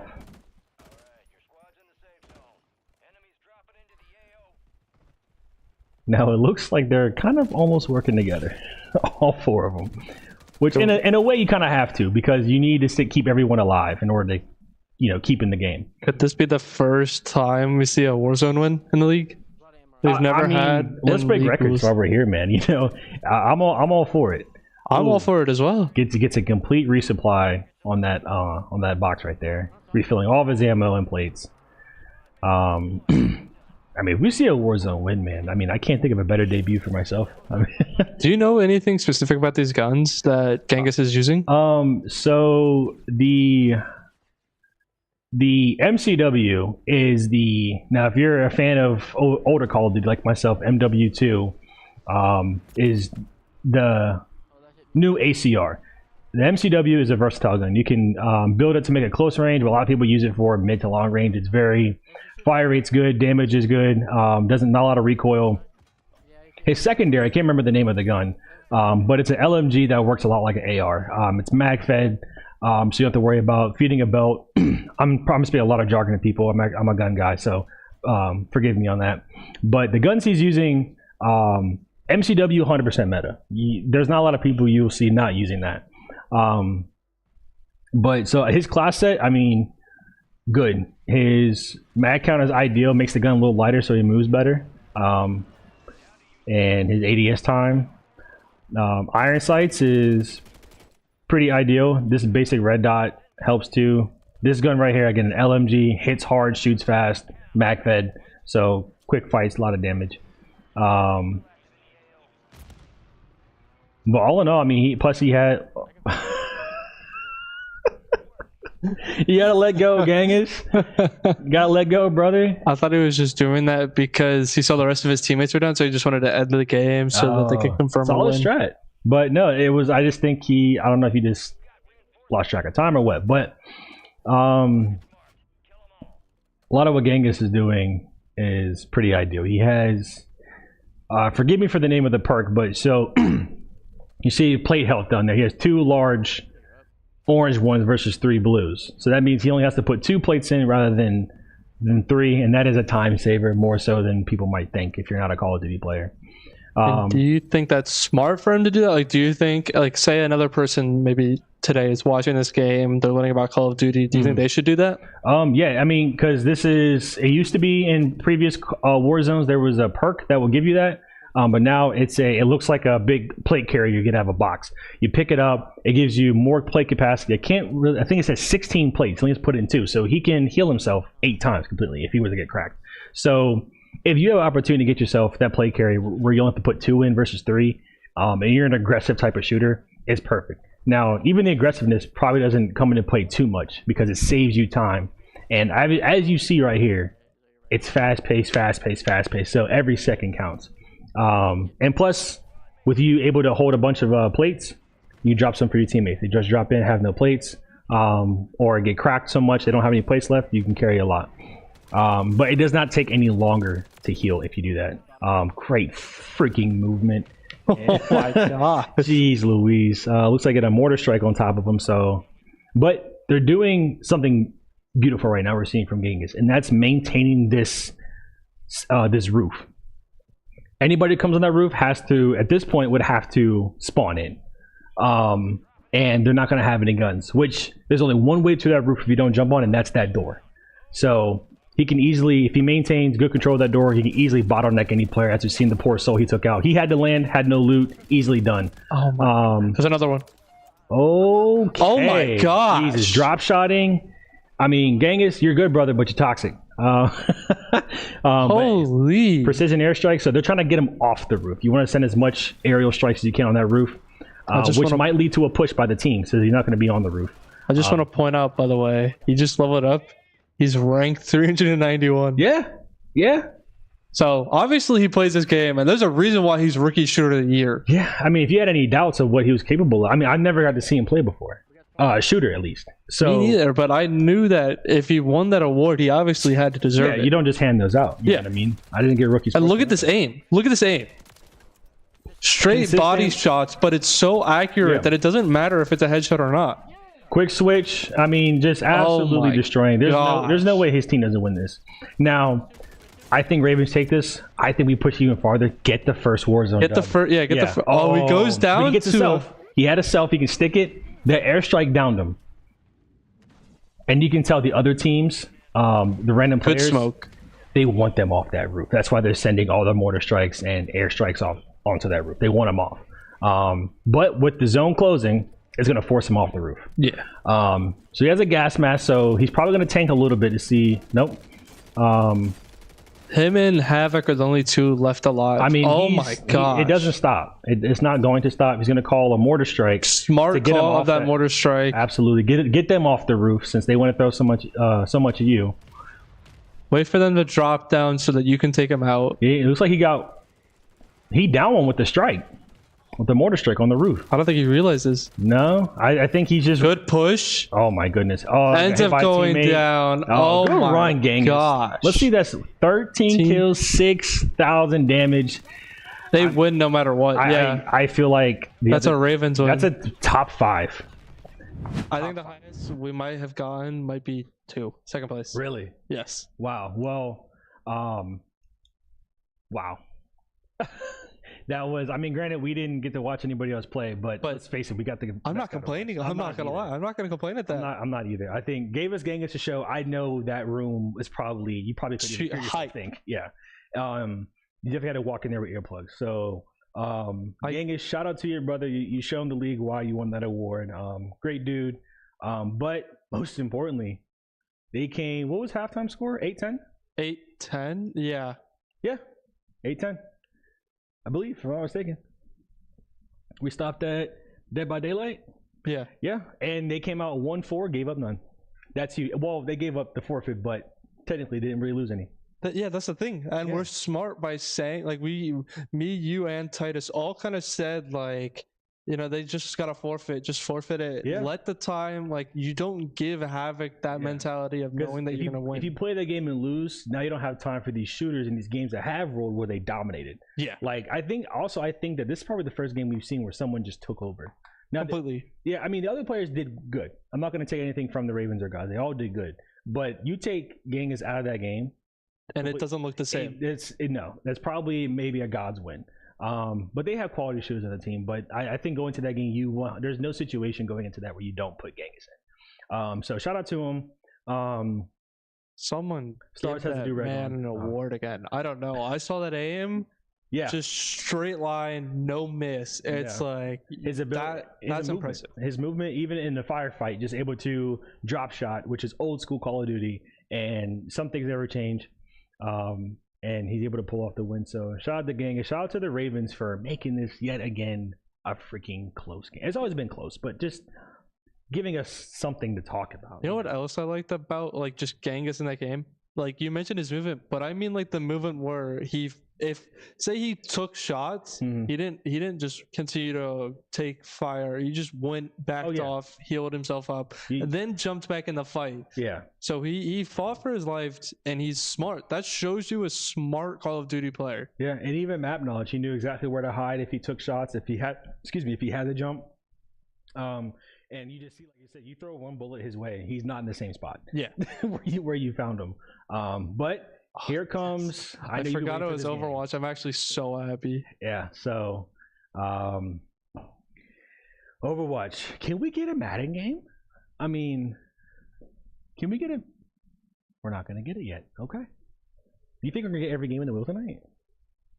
What are we? We're at 23 now. CTR's next. Possibly. Close to it. A few games left. I think maybe we'll get to maybe 27. Okay. I mean, league's still up there. Yeah, That's another league time is. consumer. I think. I don't know. We'll see what the score looks like if and when we get there. But Overwatch is up now. On Nepal. Okay. It's a control map. Moira, my personal favorite healer. Is that a Moira and an Ana? I rate that. That's a good team comp. And you have a Roadhog, a Mauga, and a Hanzo.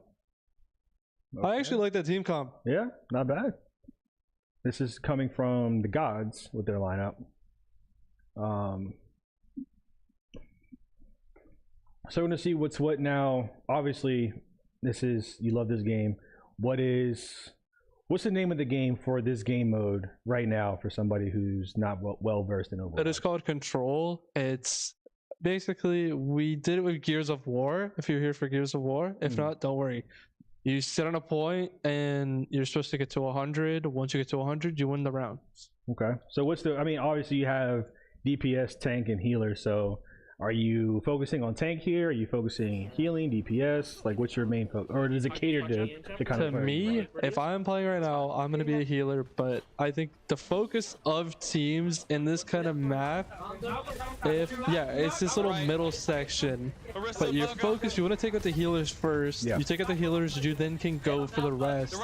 Now, having a Roadhog and a Mauga makes it kind of difficult because of just what they can do. Right.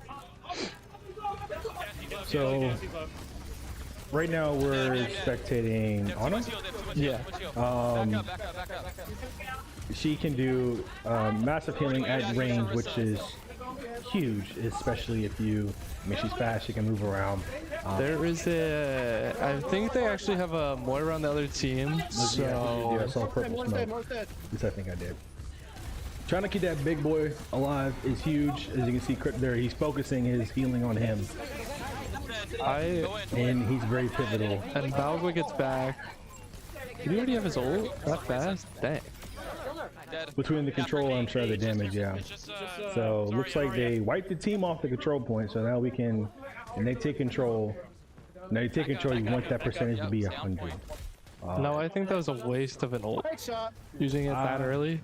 Yeah, I mean, especially when the score is as low as it is. With Zarya. Zarya's a good pick. Zarya tends to shred as a tank. Right. A lot of people don't realize it. Yeah, Havoc's insane as a Hanzo, by the way. I know this from personal experience. Ana is getting a lot of... She's helping out with assist and getting frags. But every bit of help is necessary a lot in Overwatch. Fun game to play, difficult, but it is fun. I love playing it. I don't. There's times where I don't like playing it, but like I enjoy playing it as a healer. Now, one thing too. Before I get to that, let's see. Now the good sleep. The Ravens are doing a good job at team pushing, and the gods are doing a good job at. Oh boy. That's more just about wiped out the entire team. She did. Wow. Wonku's Shout out to Moira. Wonku's insane. But to my point, I was saying that the Ravens were doing a good job of team pushing rather than just whoever spawns first go, spawn go. And the gods are doing a good job of sticking together. So I think if it keeps going the way it has, that's not smart. Losing one of your healers just like that. And I know it's Moira. You want to push up with Moira because she can do damage, but at this kind of time frame, when you know the rest of your team's behind you, you don't want to push up. Right, and she's just trying. Anna's doing the best she can to Ana. Good from the Ana here. So that's Imperial. Good to just kind of back off, let your team regroup. Don't just feed them. Do what you can to stay alive because I see a Zen. Now their tank is getting absolutely destroyed. Every time he goes into a fight, he's getting just blazed. I see. Okay, so a Zen and an Ana now. Not that bad of a team comp, but they need to really secure a push now, or they're gonna lose. Yeah, they're at 78%. The two healers pushing is call for desperate measures, you know. But and they're pushing a Mauga. I don't know if he locked in that sleep or not, but I think he did. he's doing a good job at staying alive. I'll say he hasn't died but once. So as a healer, that's huge. The Orisa goes down. Imperial's doing a great job at That's a good sleep. by Imperial. Oh, I'd really like this Imperial. Ah, okay, Imperial. Well, I mean, good run by Imperial. He stayed alive really long. It's in overtime now, and it's probably going to wrap up here. If you can stay on the point where it team's at 99%, you'll stay in overtime. And the Ravens take Overwatch. Ravens, do your thing, man. Do your thing. I mean, that's... Talk about a I heat knew check. that you played the game. Yeah. Don't leave. I want to see Let's this. watch the play of the game. It was just absolutely disgusting. With the Kiriko orders, oh my. Yeah. That's team chemistry right there. Kind of grouping it up. Yeah. To do it with Moira is something special. Like, her damage her ult heals and damages. So good job by the Ravens to. That was actually incredibly impressive. Yeah. So I mean, they checked the heat and they took the heat. Now, for the gods, do the same thing. Take the heat. Make this special.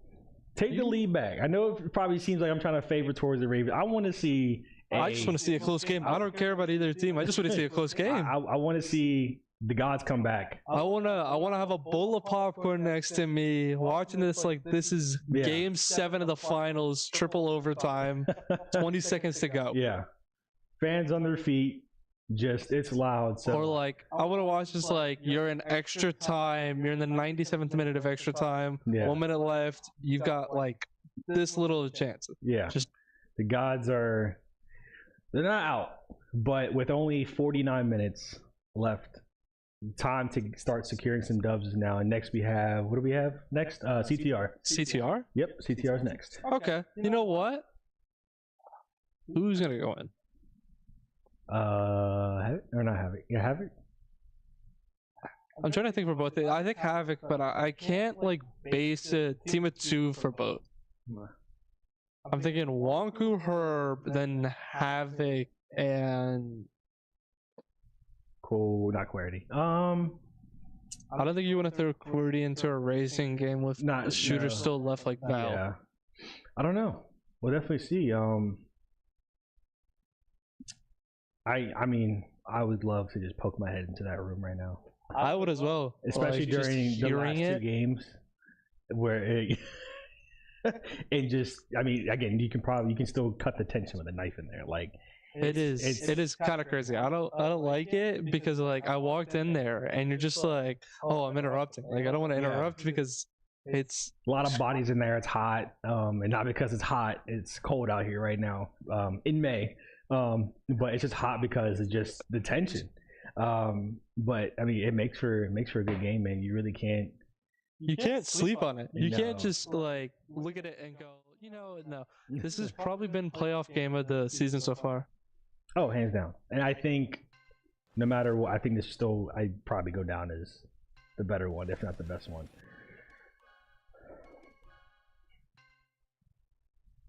All right, we get a wheel spin. Let's see what is what.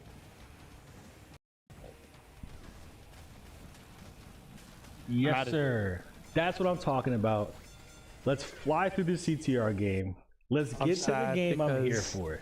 If I'm not mistaken, FIFA's right next to it. You know what? I need this. Does that mean Vape can go in? Yeah, I think it actually does mean Vape gets to go in. But so CTR, in case you're wondering, no, this is not Mario Kart. It's something very similar to it. I never even heard of this game coming into the league before. One of the many games I'll say I never heard of. But so much like Call of Duty, it's a 2v2. It's out of 3 races. That you'll have best score wins or match placement. So QWERTY is QWERTY's top left, TLG's bottom right, Herb's gonna be bottom left, and Vape's gonna be top right. All right, so Vape's in for this. oh man, that's tough. I'll be curious to see if they forfeit matter. Maybe, I don't know. I don't think so. They have him. Yeah, He's you know, actually I played against him in the sophomore. sophomore rookie game, and he's good. Yeah. I think he'll play. But so yeah, gods are top left, bottom right. Ravens are top right, bottom left. Actually, this is really unfavorable for the xGODS with the Madden. I don't think they have Quirdian for Madden. Oh, kind of have to play it, you know. But we'll get to that bridge. We'll cross that bridge when we get to it. So looks like a player from each team is finished. So okay. So they and they forfeit. Yeah, they forfeited. Okay. So win goes to the gods. Okay, Madden. That's what I'm here for. If this game rolled first, you'd be commentating by yourself afterward. So he's just gonna step up, take his leave, and say he's done for the night. Yeah. No, this we'll see. I'll get on my soapbox when we get to the game. But I think for the gods, I think with this forfeit, while it's being in the game, could be a good morale boost to show that they couldn't compete with you with that game. That's a good feeling to have someone forfeit mid-game. So they could definitely use it to their advantage. I mean, it's 11-13, man. Like, there's still 45 minutes. I know. And guess what? You're running out of space on the pad over there for games. Like, you're gonna have to use another page because we're hitting just about every game tonight. This Madden game could honestly take the whole length. Yeah, I mean, yeah. Imagine it just goes to overtime. Yeah, it's a good way to go out for me. I don't know about you, but I'm happy with it. I know you want FIFA. You know what? You've been a great co-host, so I just want FIFA. I mean, I already got Rocket League and Overwatch today, so FIFA as the final would complete the hat trick, and I'd be a happy man. I didn't have a hat trick. I have one. Just wanted. I mean, getting to watch. I mean, all of these games has been a treat, honestly. Actually, you got 2K and Madden. I got 2K and Madden. Yes, 2K was fun to watch. Call of Duty was fun to watch. I think it's my favorite game thus far. Apex up there. Fortnite was also. I think Call of Duty is my favorite of the night so far, just with what we got to see. The actual just getting to see somebody be a game be one-sided. You know what I mean? Just pure domination. Yeah. So, God's going in it. I'm not sure who they'll put in. I'm not sure of their sports players. Ravens seems like they have a few options. But altogether, man, I'm ready. I'm like Super Bowl Sunday ready right now, man. You know. Get the chips and dip. Yeah. Get your bet. Chips and dip, I'm excited. Case of beer, you know, and I'm ready to go. So, please, for the love of God, don't forfeit this. I don't care if you get blown out, whoever, just don't. I don't think either team will. I think with 40 minutes left and you're down by 2 as the gods, I don't think you forfeit. I think Ravens, you don't forfeit because you want to keep the. You don't want to throw that lead. Yeah. Even if they'll still be up, but you want to try to keep that gap. Preserve it for as long as you can, because then it starts to get to the wheel roll games that you know you can play and they can't. So then it's like they have to forfeit and it gives you extra points. Yeah. So I don't know. I mean, I can't speak enough about this game overall. It's been a treat. I'm happy this is my first game to commentate, man. Like, honestly, like, it's a good game to commentate. I'm not gonna lie. Choose your first. This is a really good one to pick. Okay, here we go. So Lions in San Francisco. Okay. No Ravens from the Ravens. That's crazy. As a Steelers fan, keep the freaking Ravens out of Madden. Thank you. All right, moving on. So next is, there you go, brother. There you go, brother. There's no. So, all right. Fair enough. So we both got what we wanted. So, Lions in San Francisco. Lions, now with the updated rosters in Madden, Lions actually have a good team now. Because Madden often takes time to update their rosters. They have a solid team. San Francisco, I mean, they all around, offense and defense, they thrive. Especially in Madden. So, the biggest things in Madden, ball control. One turnover can cost you the entire game in Madden, even if it's in the first quarter, especially if they capitalize on it. Unanswered points, huge. Now, also, if you think about it, there's only 12 minutes of football. It's 3 4-minute quarters. It's not a lot of football. It's not even a full quarter in regular football. So, do we have teams? So Imperial is going to be the quarterback. Boseef's going to be the other. Okay. Then Vape's the quarterback with Genghis. Okay. I don't know what team's what. Okay, but so we'll figure that out. So great stick movement. Straying away from doing too much, especially in UEL Madden, is huge. I've been a victim of it. Other players have when they're good of just trying to do too much. Because it's my favorite game, man. Like I live. You just want to show off. Yeah. You want to have your fun, like. Yeah, I mean, especially like, you know, playing this game since I was, long as I can remember. It's one of my all-time. I mean, it's my favorite sport. We're gonna see. So we're gonna see how they set the tone. They're gonna set the tone running, tone passing. Now, San Francisco has the best user in the game. Got a free play. Good stiff arm. So free play looks like a player was offsides on San Francisco. Yep. So too bad it wasn't a pass play. Otherwise, you could air it out, see if you can get lucky. But again, minimizing mistakes, just like in regular football or real football, penalties will hurt you. I'm fired up, man. I'm trying to keep. It's exciting to watch a game that you I'm fired up. I mean, especially with it being a close game. This is what you'll learn as a commentator. It's exciting to watch the games that you play, like your favorite games, because you know them. Oh my. Yep. Good cut stick. A lot of people try to just do hit stick. Cut stick really works a lot better than hit sticks, in my opinion. Running a dive out of the shotgun is one of the most. It's one of the better runs in Madden. If you're somebody who likes football, understands football, knows how to play the game, Madden doesn't translate too well because it's Madden. But understanding the kind of defenses you want to run, knowing your strengths and weaknesses. Now, running this particular 4-3 from San Francisco isn't really ideal, in my opinion. There's really only 3 role plays that work in Madden. But if you have a solid user, okay, they have good pressure. Solid user in Madden will save your life. Now, to San Francisco's benefit, they have a great front four. A lot of pressure in Jared Goff's face. Jared Goff has no ability, so he's kind of just raw dogging it out there and doing what he can, but he has great receivers. It's all about getting open. Biggest thing for UEL is setting distraction routes. And he gets sacked, and it's 3rd and 15. It just pays homage to the coverage that we see here.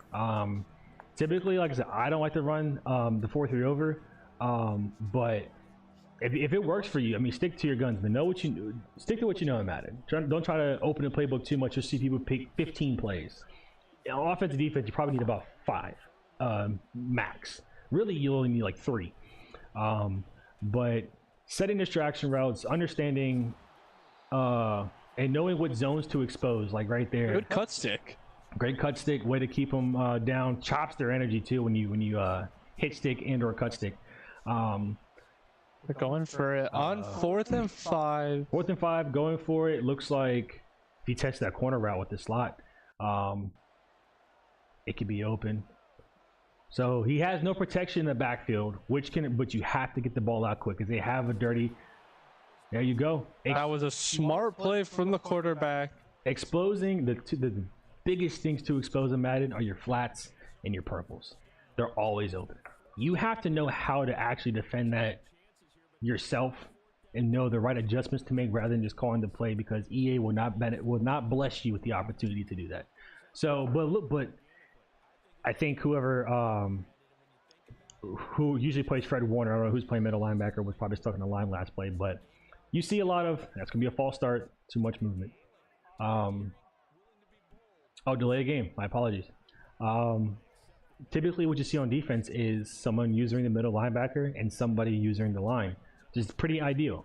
If you see 2 users on the defense, they know what they're doing. You'll see that with people who know how to play Madden. You'll see 2 users, usually one on linebacker, one on safety on a corner.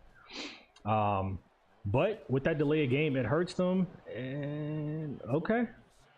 So I think now we're starting to figure out that I don't have much time, get the quick routes out. If you're San Francisco, whoever you are, play the zones yourself on the edges. Everything that's been exposed so far has been on your outside. And if I'm the Lions, I'm abusing it. If it ain't broke, don't fix it. Your flats, and your purples, they're gonna be open until they're not. So, but that's something you'll have to go in. I'm not gonna give out all the secrets on how to do that right now. But you just have to do it, and chopping up the run game here and there, that's good.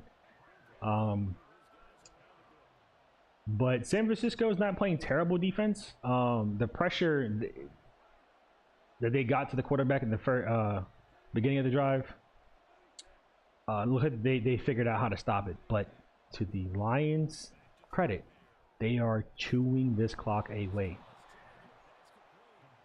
That's good defense there. Just a better catch by the tight end, or by your slot rather. But yeah, no, they're chopping away at this. That's a hole right there. Gets to it, does nothing too fancy. Beautiful stiff arm. Oh my gosh! Tried to hit stick, doing too much. Ladies and gentlemen, don't try to do too much with your hit stick. Okay.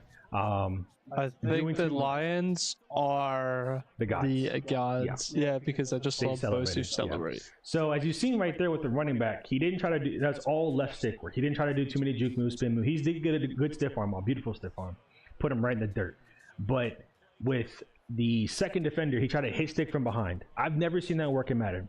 Playing Madden for over 10 years. It doesn't work. So just be conservative. Trying to do too much. Okay, so a run. Okay. I mean, a solid return to the 22. Now we get to see San Francisco's offense. For all the Brock Purdy haters out there, stop. I'm a Brock Purdy fan. I know Big Bad MJ's probably watching. He hates him. I love him. Call him assistant quarterback. Do what you want. I don't care. He's a great quarterback. He got the Super Bowl, and your team didn't. Neither did mine. But altogether, I mean, you see the abilities. You see the stars on the field. Their entire offense is stacked. Christian McCaffrey, best running back in the game. Oh, that's a definite away. Yeah. It's just insane how good he is.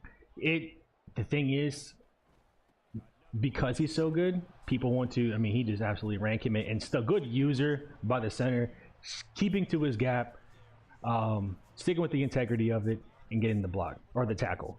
But with Christian McCaffrey, he's not always going to be your best in an inside zone because he's not a power back.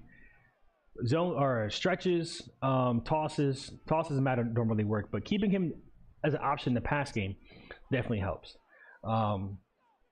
But I mean, he's in real life, he's a Swiss Army knife. He can do it all. But in Madden, not ideal to run halfback dives under center with Christian McCaffrey. That's just me. Do with that what you will. And it looks like it's going to be a false start. Too many adjustments. Yep. So in Madden, you call way too many audibles, shifts, your line jumps. So especially if you're doing block adjustments and line shifts, like you kind of want to keep it simple. If you try to recreate your entire play art, you're bound to get a false start. So, but all in all, I mean, I think Detroit has played really good defense though so far. Obviously, with that penalty, puts them at third and long situation. Coming out under center, if they run, I'd be very surprised. Passes under center when they're sending heat at you, not ideal. I come out in shotgun here, 100%. Everything's locked up, and 4th and 19, huge sack by Aiden Hutchinson. What a quality outside or edge rusher he is, man. One of the best in the game. But it looks like we're gonna go for it on 4th and 19. That is a big risk because field position. If you don't get it, if it's an incomplete or a sack, Lions had beautiful field position, and the 49ers do get ball at half, which is to their favor. But you put them in field goal range, which is easily going to be because they're at their own 13. So I wouldn't even risk it. But you know what? You just punt it and then keep them in play for the next 40-something seconds here. Going forward on 4th and 19, you have to get it. Because even if you come up short, okay, we see a timeout. I mean, Vape is right on the camera. Really putting him in the background there. And he does. I think he realizes unless he was just trying to kill some clock there. If so, I mean quality play calling there, but so he does get it away and good cut back outside. Okay, so still got some time left. Got all 3 timeouts. You have just under 30 seconds to score. I say work for the field goal range and take your freaking points. 2 possession lead in Madden and UEL is huge. It's hard to get those points back unless they hand you an opportunity. But looks like they're gonna, I know this play. Either there's gonna be 3 tight ends on the right going for a pass, so it's around the middle, and it is. Looks like they're gonna try to take it to half. No huddle. Switches to, yep, looks like it'll be a couple post routes from the tight ends there. Maybe a comeback. He's probably gonna try to expose the seam up the middle. Obvious pass situation now. Not a bad decision, just a little too early, but the pressure was there. And yeah. But we're taking it to half. So I mean, first half it's kind of hard to gauge anything. I mean, I just think the Lions seized an opportunity to get a touchdown. Their defense is holding true, not trying to do too much. San Francisco, Fate, lock down your flats, brother. He's gonna expose it. I would, because nothing is covered. You had a couple good covers there, but you can't count on it. Stay away from I formations or coming under center or single back formations in Madden. But we'll see a return from San Francisco. All right. So Vape now has a chance to finish what he started. But the Lions cooked the entire first quarter. The GODS. They cooked the entire first quarter. The defense did not see the field at all. So that's good for them. And they got the 7. Great use of Christian McCaffrey. Running the ball at a shotgun from Christian McCaffrey is more ideal than coming out under center.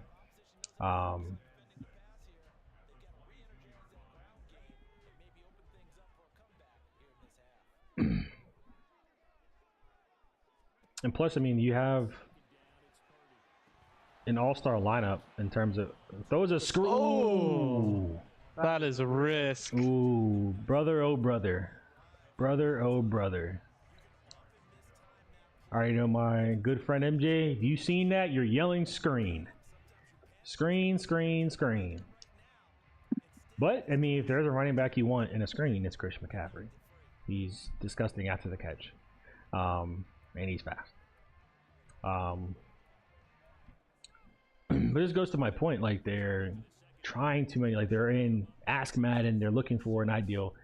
Find a formation you like and stick to it. If your zone's working, stick in zone in that formation. If man's working for you, stick in man. Make him change his game. Good block by Debo. Oh, that's Brandon Ayuk. Beautiful pancake block on the edge. That's what you want from your second man out there, getting pivotal block. It's hard to block in Madden, but not impossible. All right. 49ers. Let's make something happen, man. Okay. Getting a little dirty with... Ooh, see, you risk a fumble there. You risk a fumble. I thought he was about to. I mean, I thought he would slide when he got the first and just play it safe, but just a conservative tackle against a non-running QB like Brock Purdy, you risk a fumble. And they fumble there. That's game. Yeah, they're in great field position. They don't even really, they can take their easy points, but so they got away with murder there, to say the least. Tossed by Christian McCaffrey, great block, but that trip is crazy. I mean, Trent Richardson absolutely destroyed your outside there. I mean, just sent him right 6 feet under, and to get tripped up right there is crazy. But if you are going to run to his side. Best offensive lineman in the league. Now, beautiful blocks on the outside. Debo gets a huge block. Oh my God. Christian McCaffrey, stay on it. Don't be too cute. There we go. Huge, Look, huge. that's what they need. That's what they need. Great run. I say, if you want to use Christian McCaffrey in the run game, hit the outsides. Up the middle, not really ideal unless you see something you like. If I'm them, I keep them in that defense. You know they can't stop the run out of that, whatever formation that is. Right here, you stay on it. Let's see what we do next. Another, a dive. good tackle. Someone has an ear on me in there. They said, I want to run right up the freaking middle with Christian McCaffrey. I don't care what Smeek says. This is my game. You guys aren't playing anymore. Let me play. That's fair. That's fair. But I mean, good run disrespect needs to stop. What's that? The Smeek disrespect needs to stop. Let him cook. Yeah. If this is the Ravens as the 49ers, they could go for 2 points and win the game like that. Just waste time, go for 2 points. I mean, the thing that's high risk, high reward. Yeah. Because then the bots, I'm sorry, not the bots, excuse me, spoke out of turn. The gods don't have to score. They had to play small ball. But I think you take your points. It's a playoff game. And walks in for the touchdown. Now, San Francisco, take your freaking field goal. Tie it up. Just tie it up. Just play defense, and make them be great. Okay. Their defense can be that he got away up the middle on the Lion 7. He got away up the middle. Stick with it. Stick with your gap integrity. Make him come to you. Don't try to be too fancy with the hit sticks. Don't worry about him fumbling. Don't worry about it. Almost breaks one loose, but stopped at the 17. Ideally, in hindsight, probably should have took the fair catch. But Lions exposes flats. Guess what's on the flats? The sideline. What happens when you hit the sideline? Stops the clock. Work it. Run to the middle himself. Great defense right there to stop the run up the middle. You know it works. Don't try to do too much. I think he just called a blitz. Nope, okay. Ooh. Really risky there. Yeah. Good ball placement, placing it behind him. Sneaks in for the first down. A great user by Fred Warner to take the post right over the top. Great job, Fred Warner. I mean, he's the best linebacker in the league, definitely in the game. And good job by not trying to do too much like hit stick him or cut stick him, just to get that secure tackle. Only gave up 2 yards. Clock is ticking, 2 minutes. Defense. You want to prepare for the pass, but you also want to be careful for the sneaky run at the middle that's going to chunk yard you. So it looks like the gods will try to pass it.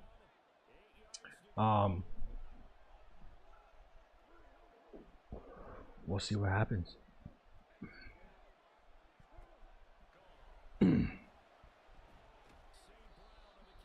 Oh my gosh, that's a risk. I heard hearts drop.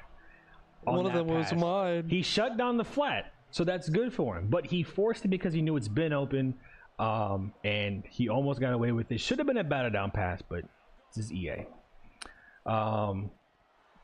Ooh, that's wow. Oh my great gosh. Vape. He's calling the defense. He's doing a good job at realizing the zones that were exposed and sticking with it.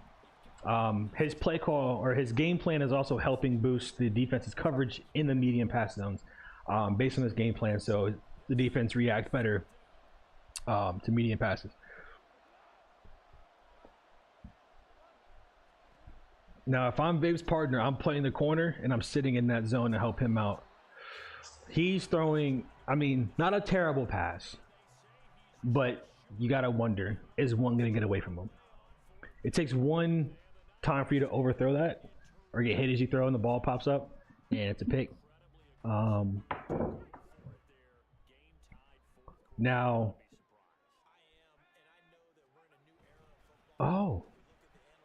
change of possession. He intercepted. Oh wait, No, yeah. it was 4th down. I totally missed that. Oh, L commentating. All right, awesome. Light him up, chat. Light him up. L commentating. Oh my So- god! Because I saw 1st and 10. And Yeah, I was like, I'm okay, like, you know wait. what? Oh. That's I was just talking about the Ravens defense there. Okay, so here you don't have to do anything special. You know. No way. Ooh. that's a good position to be. Yeah. Let the time draw down. I mean, if I'm the or if I'm the Ravens, get a touchdown. Yeah, if you can. I mean, if you can get it through the by running. Yeah, don't throw it. You throw it here. That ball should not it's- leave anyone's hands. And then prepare for the ice kick to come up, which can be tricky. But huge 4th down stop that I didn't see.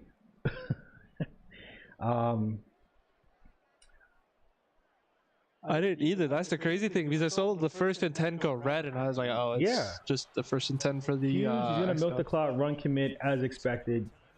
They're gonna burn the timeout. Now here's the killer. They burned that last timeout. They cannot ice the kick. But they need to burn the timeout because there's only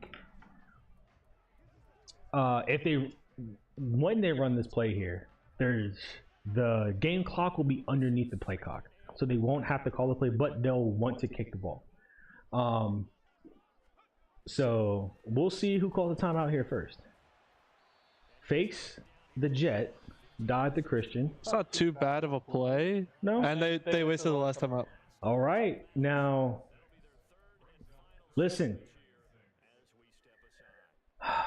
You have 3 timeouts.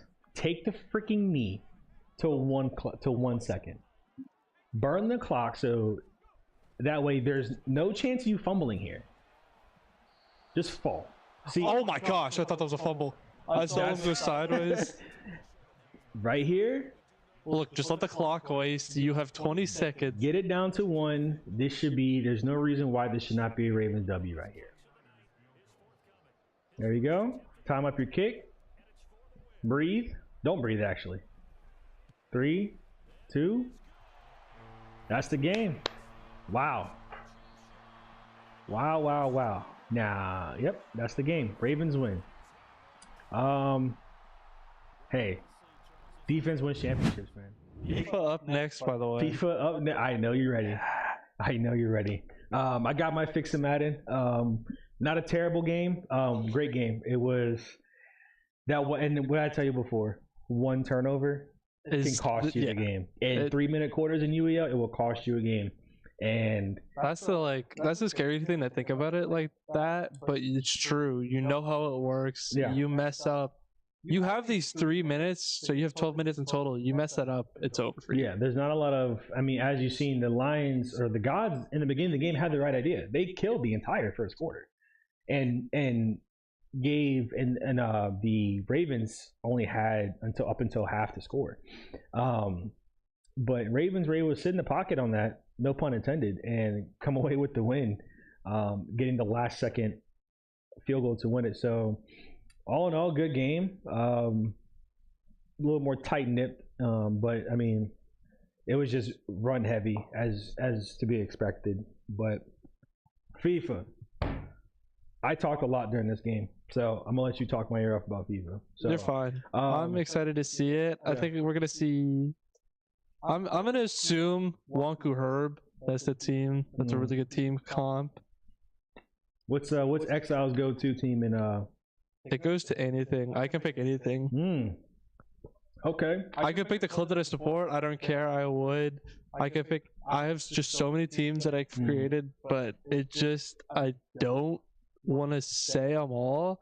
Just a lot of the time, people run PSG or like Paris Saint-Germain because it has Mbappe, Dembele, and then like Marquinhos or Hakimi, which is kind of the meta. Or you have France, which is the same thing, but another defender that you can run that's pacey. Right. Okay. Well, I mean, Exile's confident, and we like confidence out here. There's some fellow teammates of mine. I would love to challenge you on that. It's a little friendly banter, but I still haven't gotten to play your team. I played you guys, but I haven't even gotten to play it in FIFA. yeah, no, it's I'm sure we'll get a chance in the future. One I way or hope another. so. So who are we looking at PSG here? versus France. So So the two teams you were xGODS. just talking about. Yeah, The two metas. that's basically what everyone picks. Yeah. So and up next we have UFC. UFC. Yes. Yes. Okay, that's like the next game that I wanted up. Okay. So PSG in France. So it's okay. So it's Jules Koundé is the defender for France, Ousmane Dembele for France, and Mbappe for France. Then Neymar, Mbappe, and Hakimi for PSG. PSG is gonna be Wonku Herb, or at least the Ravens, and I see a Wonku, and we already see a goal. Nice little. We call that a bicycle kick, right? Basically, kind of a scissor Okay. kick. I'm more of the other football. We got both our footballs back to back. I'm more of American football. Your traditional Yeah. football, but no animosity there. So I do like FIFA though. It's fun to play. really big risk there. Doesn't matter. It goes in from the xGODS Yeah. by an own goal. Having to just defend with your feet is tough. Playing Volta as the goalie. I mean. Close from Mbappe. Oh, They almost just dribbled yeah, in, he almost on goaled himself. Okay. and that's a goal. Wow. That's acrobatic. That's some Okay. acrobatics. Is this gonna be like a repeat of 2K where it's just back and forth, just goal, goal, goal, goal? You know what's the funny thing? Starting next FIFA in the league, Mbappe's not going to be on PSG. Oh, where? Yeah, he's leaving PSG. Oh, so didn't he go to like Saudi Arabia or something? No, he's going to Madrid, Oh. probably for free. Oh, for all you FIFA fans, don't roast me, please. I don't keep up with soccer. I like Messi though. He's pretty cool. Pretty fun to watch. Okay.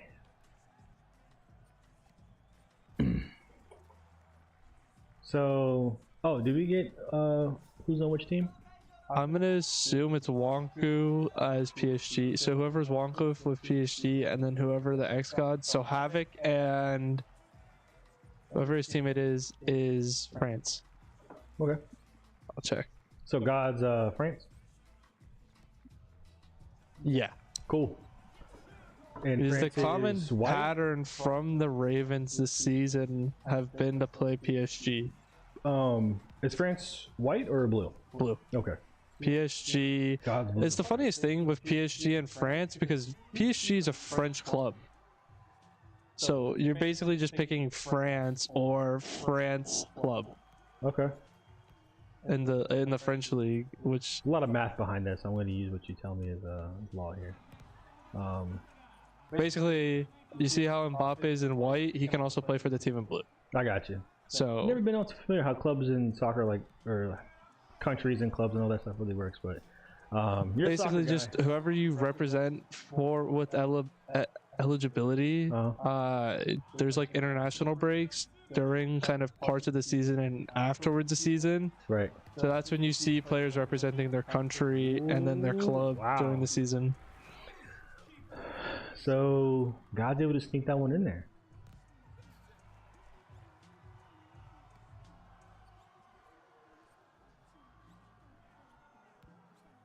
And the reason why we see a lot of the people in the league run PSG or France is because of Mbappe. Mm-hmm. His playstyle plus gives him insane speed. So you can see that little yellow thing pop up above his head. Right. That's the playstyle plus. Then he's 5-star, insanely good at shooting. See, All right. So God's looks like they're running away with this one. Well needed for him.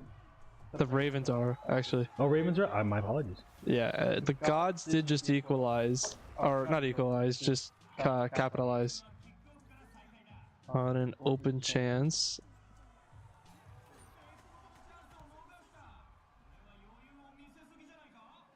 God. Whoever just took that shot, just sent it off the tower that they're on. No, like you missed it. They I did. kicked it I was so writing far. something down. I'm actually impressed. Yeah. They sign it first before they kicked it out of the stadium. Oh boy. And so whoever picked the map picked the walls map. So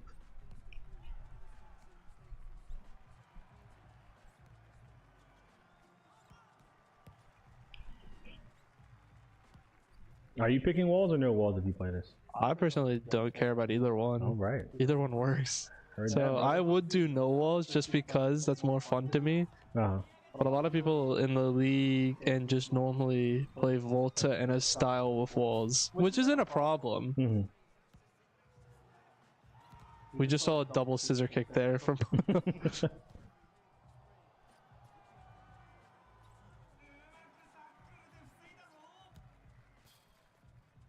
about 2 minutes left in this game. The Ravens have a three goal lead. Might be good tackle coming from the Ravens. That's a goal.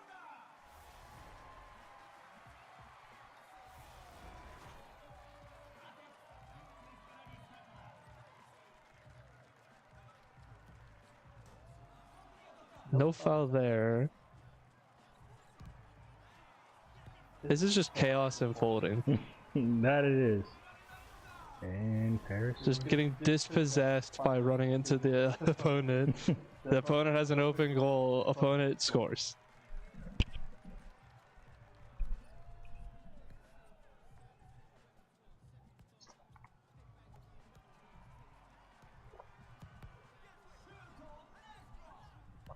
Good pass there, actually, from whoever was purple there.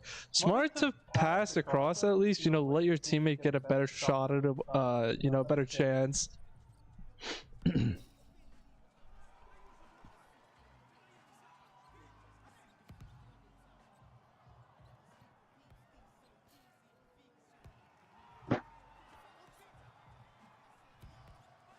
This game has literally just been acrobatics.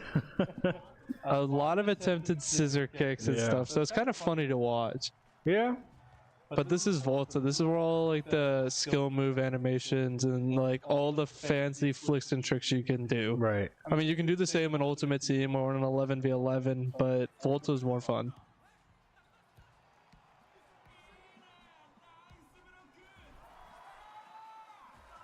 Wow.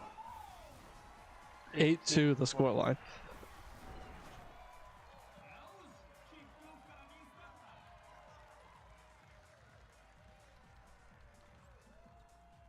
Ravens really running away with this one. And that's Good what I mean. pass. At this point, each time they score, it stops the clock in Yeah. FIFA, so it's like time's dragging on here. But I think if you're the Ravens, you want that. Yeah, definitely. Well, we're only 10 seconds left. Well, yep, 10 seconds.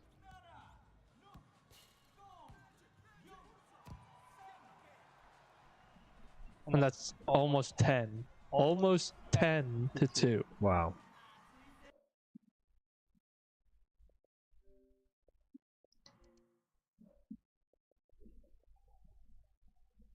UFC 5 up next. Alrighty. So, FIFA guy, what'd you see in FIFA? Besides the score they ran up on. It was expected coming from who they had in, and I'm assuming if it was Wonku and Herb, I've experienced that firsthand. The first game I've ever played FIFA this entire season was against them. And I made the mistake of getting all hyped up and excited, and then I lost it. But that's nothing against them. That just shows how good of a team they are. Yeah. I mean, for a team to have 14 points, and you would think that's kind of a runaway almost victory, but you look to your right, it's only 3 points away. Yeah, that's like you see 14 and you're like, okay, that's a high number. Then you're only 3 points ahead. Yeah. So time is dwindling. So I think if you're the gods, you have to win out. Every single game. You have to win out. You have to win UFC with an instant takedown. Yeah, you're going to need that to be a one-hitter quitter as soon as you can. and then whatever game rolls next. Now, League is still up. Now, I don't think you play League this late in the game. I don't want people to play League this late in the game. Because if you're the gods, you kind of have to play it, especially if you're still down 3 or however much at that point, because you don't want to hand them another free win. Now, if you're the Ravens, you want it to play because it's a time killer. But so we'll see. I mean, that's a big what if. I'm trying to think of. I know we still have, is Dragon Ball still on the board? Yes. Okay. So we still have Dragon Ball. Dragon Ball and Tekken. Dragon Ball, Tekken, yes. Still have Val. We still have. I don't know. Nothing I think off the top of my head. I'm sure there's like 5 games left. Well, I wish to see the wheel after this game gets set up. Oh yeah, that would be our nice little key point to see. Because I think you're right. What is this? We're at 25 games now. Yeah, so there's only 8 games left. That's so many games. Yeah. And you still have Need for Speed? No, we played Need for Speed. That was first half. Yeah, I can't think of what else is on the board top of my head, but there's still some good games left. Game is definitely not over whatsoever. But as I said before, the gods, if you want a chance to win it, you're gonna have to win out. There's just not enough time left on the board. You did a heck of a job thus far, keeping this game tight. I mean, they came back and I actually took a lead by like 4, which is they were not even a crazy thing to say. I mean, we expected this. Yeah, they were down by like 3 or 4 to start off. They came up, set their own lead of 3 or 4. Now they're down 3. So lead changes I knew was going to happen. Can we see one more? Can we create the ultimate content and see one more? Could you imagine a 3-point comeback instantly? I think that would be the best way to end this night. Just send them straight to Michigan at that point. If you're going to make another 3-point comeback. So UFC, we have Edwards and Burns. Him versus TLG. Okay, so Leon Edwards versus Gilbert Burns. Next wheel is Tekken. All right. Okay, so looks like as far as UFC goes as of right now, they're just clean overhand to counter the kick. Not a lot of grappling. We might see it, but looks like they just want to just duke it out. Good old street fight. I love it. You know what the funniest thing is this is claimed as a sports game, and I don't blame them. Yeah, I mean, it is sports, but it's also fighting at the same time. Yeah, I understand why they did it. But I don't blame them. I love being able to play UFC. So UFC is, as long as UFC's on the wheel, I'm happy. Yeah, UFC's a great time. It's a difficult sport game. If you're not used to, if you never played one before, but because the striking and the dodging and the blocking has ever so evolved a lot over the years. But it is kind of ironic that it took till 5 minutes left in the entire game itself for Tekken 8 to roll. Oh my God, there is only 5 minutes left. That's the funniest thing that could have happened. You're telling me of every fighter game we started this game with, none of it was Tekken? Do I have to wear a freaking do-rag? You know what else we missed for a shooter, by the way? Halo. They skipped at the beginning. Yeah. So that's one of the games that's still on the wheel. Val's still on the wheel. Yeah. I mean, it looks like Speaks has to wear a do-rag. Possibly. I mean, it's 4.5 minutes left, and they're down by 3. And this right here, there's 4-minute rounds. And this, I mean, even if this first round ends without a winner, there's still only 2 minutes left on the clock. Yeah. So weird things have happened. I will not call this game a W or L for either team until the clock hits 0. So the clock hits 0. So we will continue to see how it plays out. Either way, good takedown. Good takedown. Good counter. Oh, going for the arm bar. Getting into the arm bar. Fighting for it, trying to break the grip, and still has it. Rolls out of it again. Gets the side mount.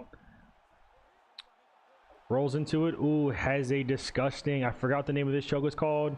Has a disgusting choke on it. Gets out of it. The over-under. Rolls into It's the going choke back again. into a choke. Can he get it? He They're just actually Gator got it. rolling around. He got it. Oh, that's locked in tight. Yep. He gets out of Good it. defense. Back in the over-under. Goes back into the same choke again. He's trying to work this choke. And he's probably going to get it. He's gotten close a couple times. But good defense by whoever gold shorts. Now, stamina's cooked. Now, you're probably going for another takedown. You've shown that you can wrestle. But he has good defense on the ground. So we'll see how it plays out. But I'll never say no to striking.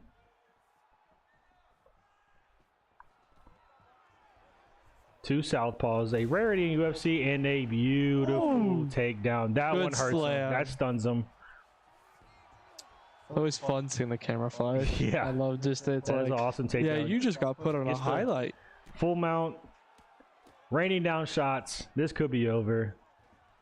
No, goes into a Has he got it? no. Looks like he's going for an ankle lock here. And he's got it. Nope. He gets out of it. Weird camera. W cameraman. Just 10 teleported. seconds left in the first round. Could we see a Max Holloway-esque knockout? Good front kick to the face.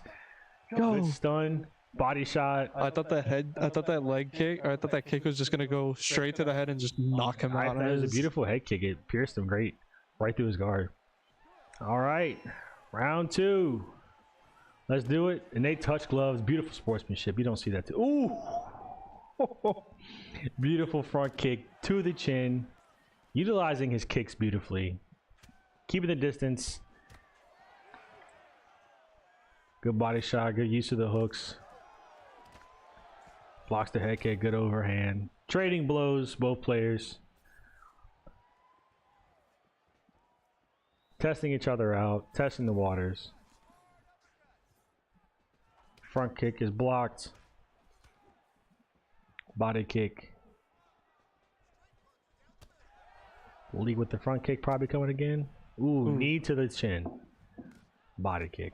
Yeah, there is not enough time actually left in this game. No. 50 seconds with That's still it. 4 minutes left in this game. Yeah. So I mean, all in all, man, I mean, we'll see how this game right here pans out.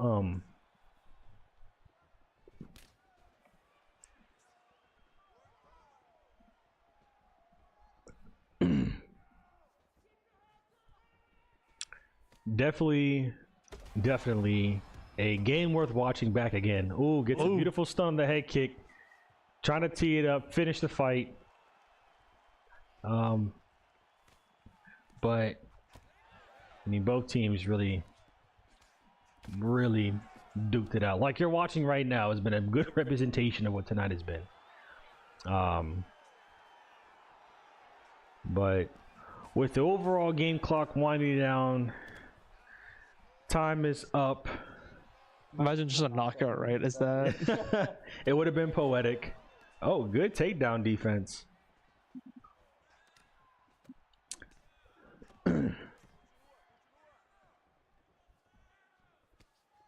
I mean, just let it have it. Score 0-0 in my head at this point.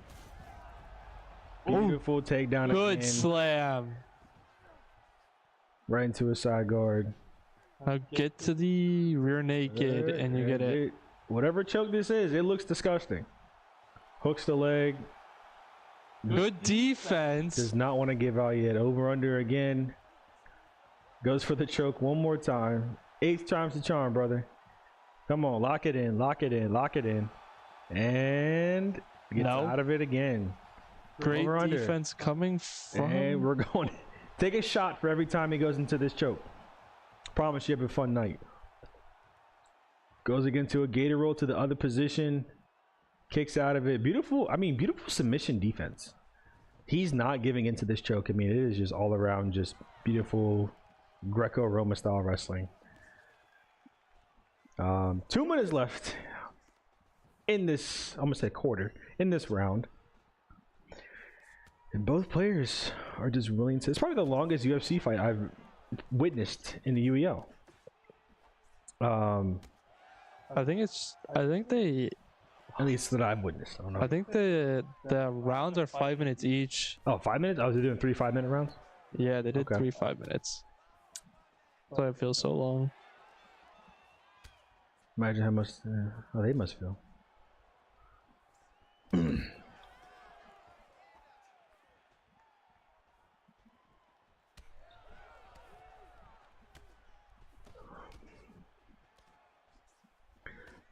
Those body shots are to come back. I mean, you're gonna see a crippling stun come from a body shot. I feel like it's coming. He's tagged up those ribs a lot with those kicks. Not to mention being slammed like 3 times already. That Heavy definitely slams. hurts. Yeah. I mean, falling right on your shoulder blades, man. Good head kick. All right.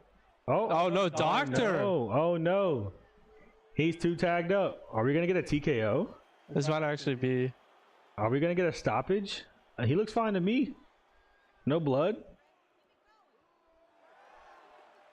Talk it out. Slide the 5 in his pocket. Oh, he's still good to fight. Okay. Now you But know. I think he's taking hits. Yeah. If the doctor comes in again, he's out. Yeah. Those head kicks probably swelling that eye up pretty good. Goes right for it. I mean, he's Ooh. There you go. Answer back. He's not hurt. He just a little leaky. That's it. Herb Dean, don't stop this fight. Oh. Oh yeah. Oh yeah. If you come back and get a knockout after having a slight stoppage for a doctor visit. And up and down. Oh my Jeez, man. gosh. That shoulder looks like it's just driving right into your throat whenever he slams him. All right. Oh, goes for the Kimura. Goes for the Kimura. No way. Oh, gets out of it. That'd have been really interesting to see.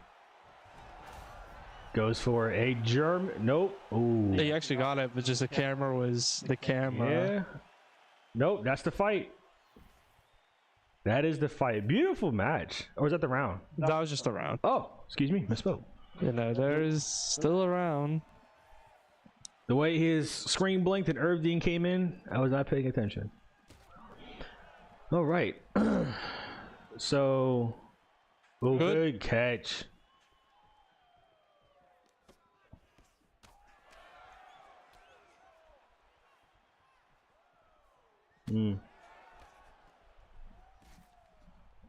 Body shot again. Burns his tape. Ooh, good stun. Good counter with the jab. He's getting caught with those jabs. Yeah, those he's counters. not reacting. He's letting them lead. Ooh, good counter. Couldn't beat the takedown. Uh-oh. Just stub into a full mount, which is not a position you want to be in. Raining down shots. He's already messed up in the... Ooh, good slip. Way to pull to your chest. Trying to slip the punches. It's working. Gets it reversed into an ankle lock. Can he lock it in? Good defense. Good defense. Gets out of it again. We're going to see another takedown up and at him. Nope.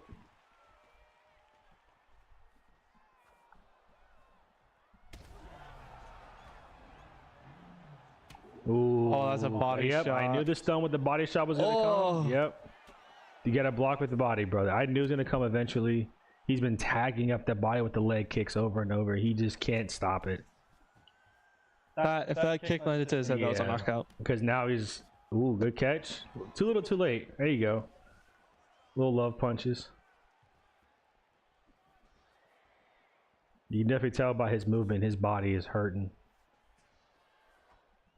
Yep. Huh? Oh no. A profile change sent to the main menu. Oh. Okay, never mind. We're good. I thought it was gonna, it says it's gonna send him back to the main menu. Okay. That's weird. All right. Still teeing off. I mean, this fight is... This is a representation of what we saw all day today. Just back and forth. Going for a takedown of his own. Gets the German. Woo! Suplex City. That's probably the most competent matchup. Yeah, it's both fighters definitely know what they're doing. They're even keel on this. It's full throttle between striking, wrestling, submissions, defense.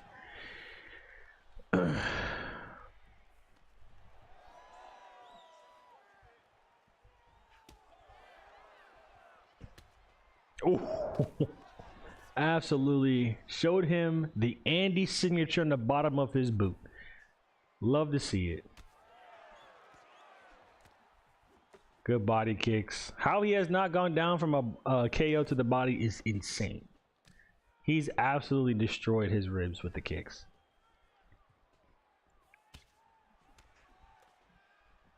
I think he's gonna come to a phantom knockout. It's gonna. Oh boy. Oh boy.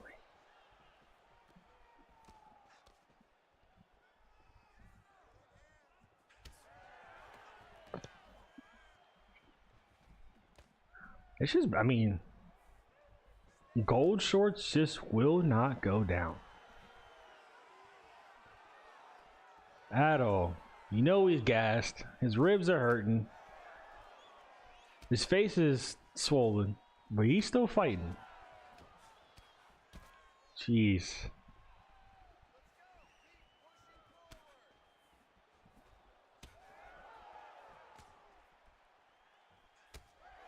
What a way to go out, am I right?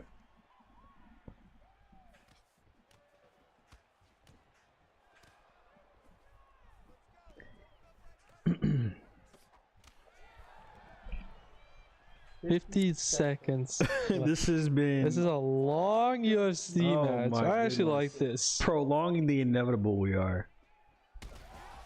It's just dirty he head ducked kick straight to the into body. that. That's it. He recovered. That is insane. There's no way he can take another stun. If it goes to decisions, it's a win by Edward. Oh my gosh! He gets up again. Who is this guy? Who is this guy? Oh, that's it. That might be He it. went through his face on that. He's still in it. Oh my god! He gets a takeout. He gets a submission. There's no way. This might be the greatest comeback of all time in UFC. There's no way. No way. Everyone at Buffalo Wild Wings is going crazy watching this fight right now. This is insane. All right, and that's the match. Oh my god! You know what? Even though the finals up, let's see who wins. So it's going to decision. It's got to be. Yeah. It's Leon. Leon Edwards win. All right. Well, with that animation, it's a Leon Edwards win. With that being said, I mean, that is the end of today. Does it have to be over? I mean, it's just been. Wait, that was him. That was the Ravens that won. Wow. Salt in the room. Good job, him. Just solidified your win altogether. I mean, I know that.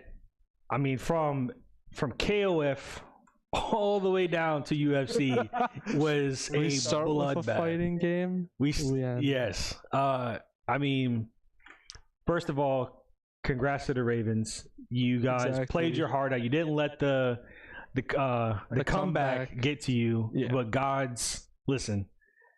You set the tone. You show the league what you're capable of. I mean, you made the Ravens fight. Neither one of you were bad teams. You're both two very good teams. I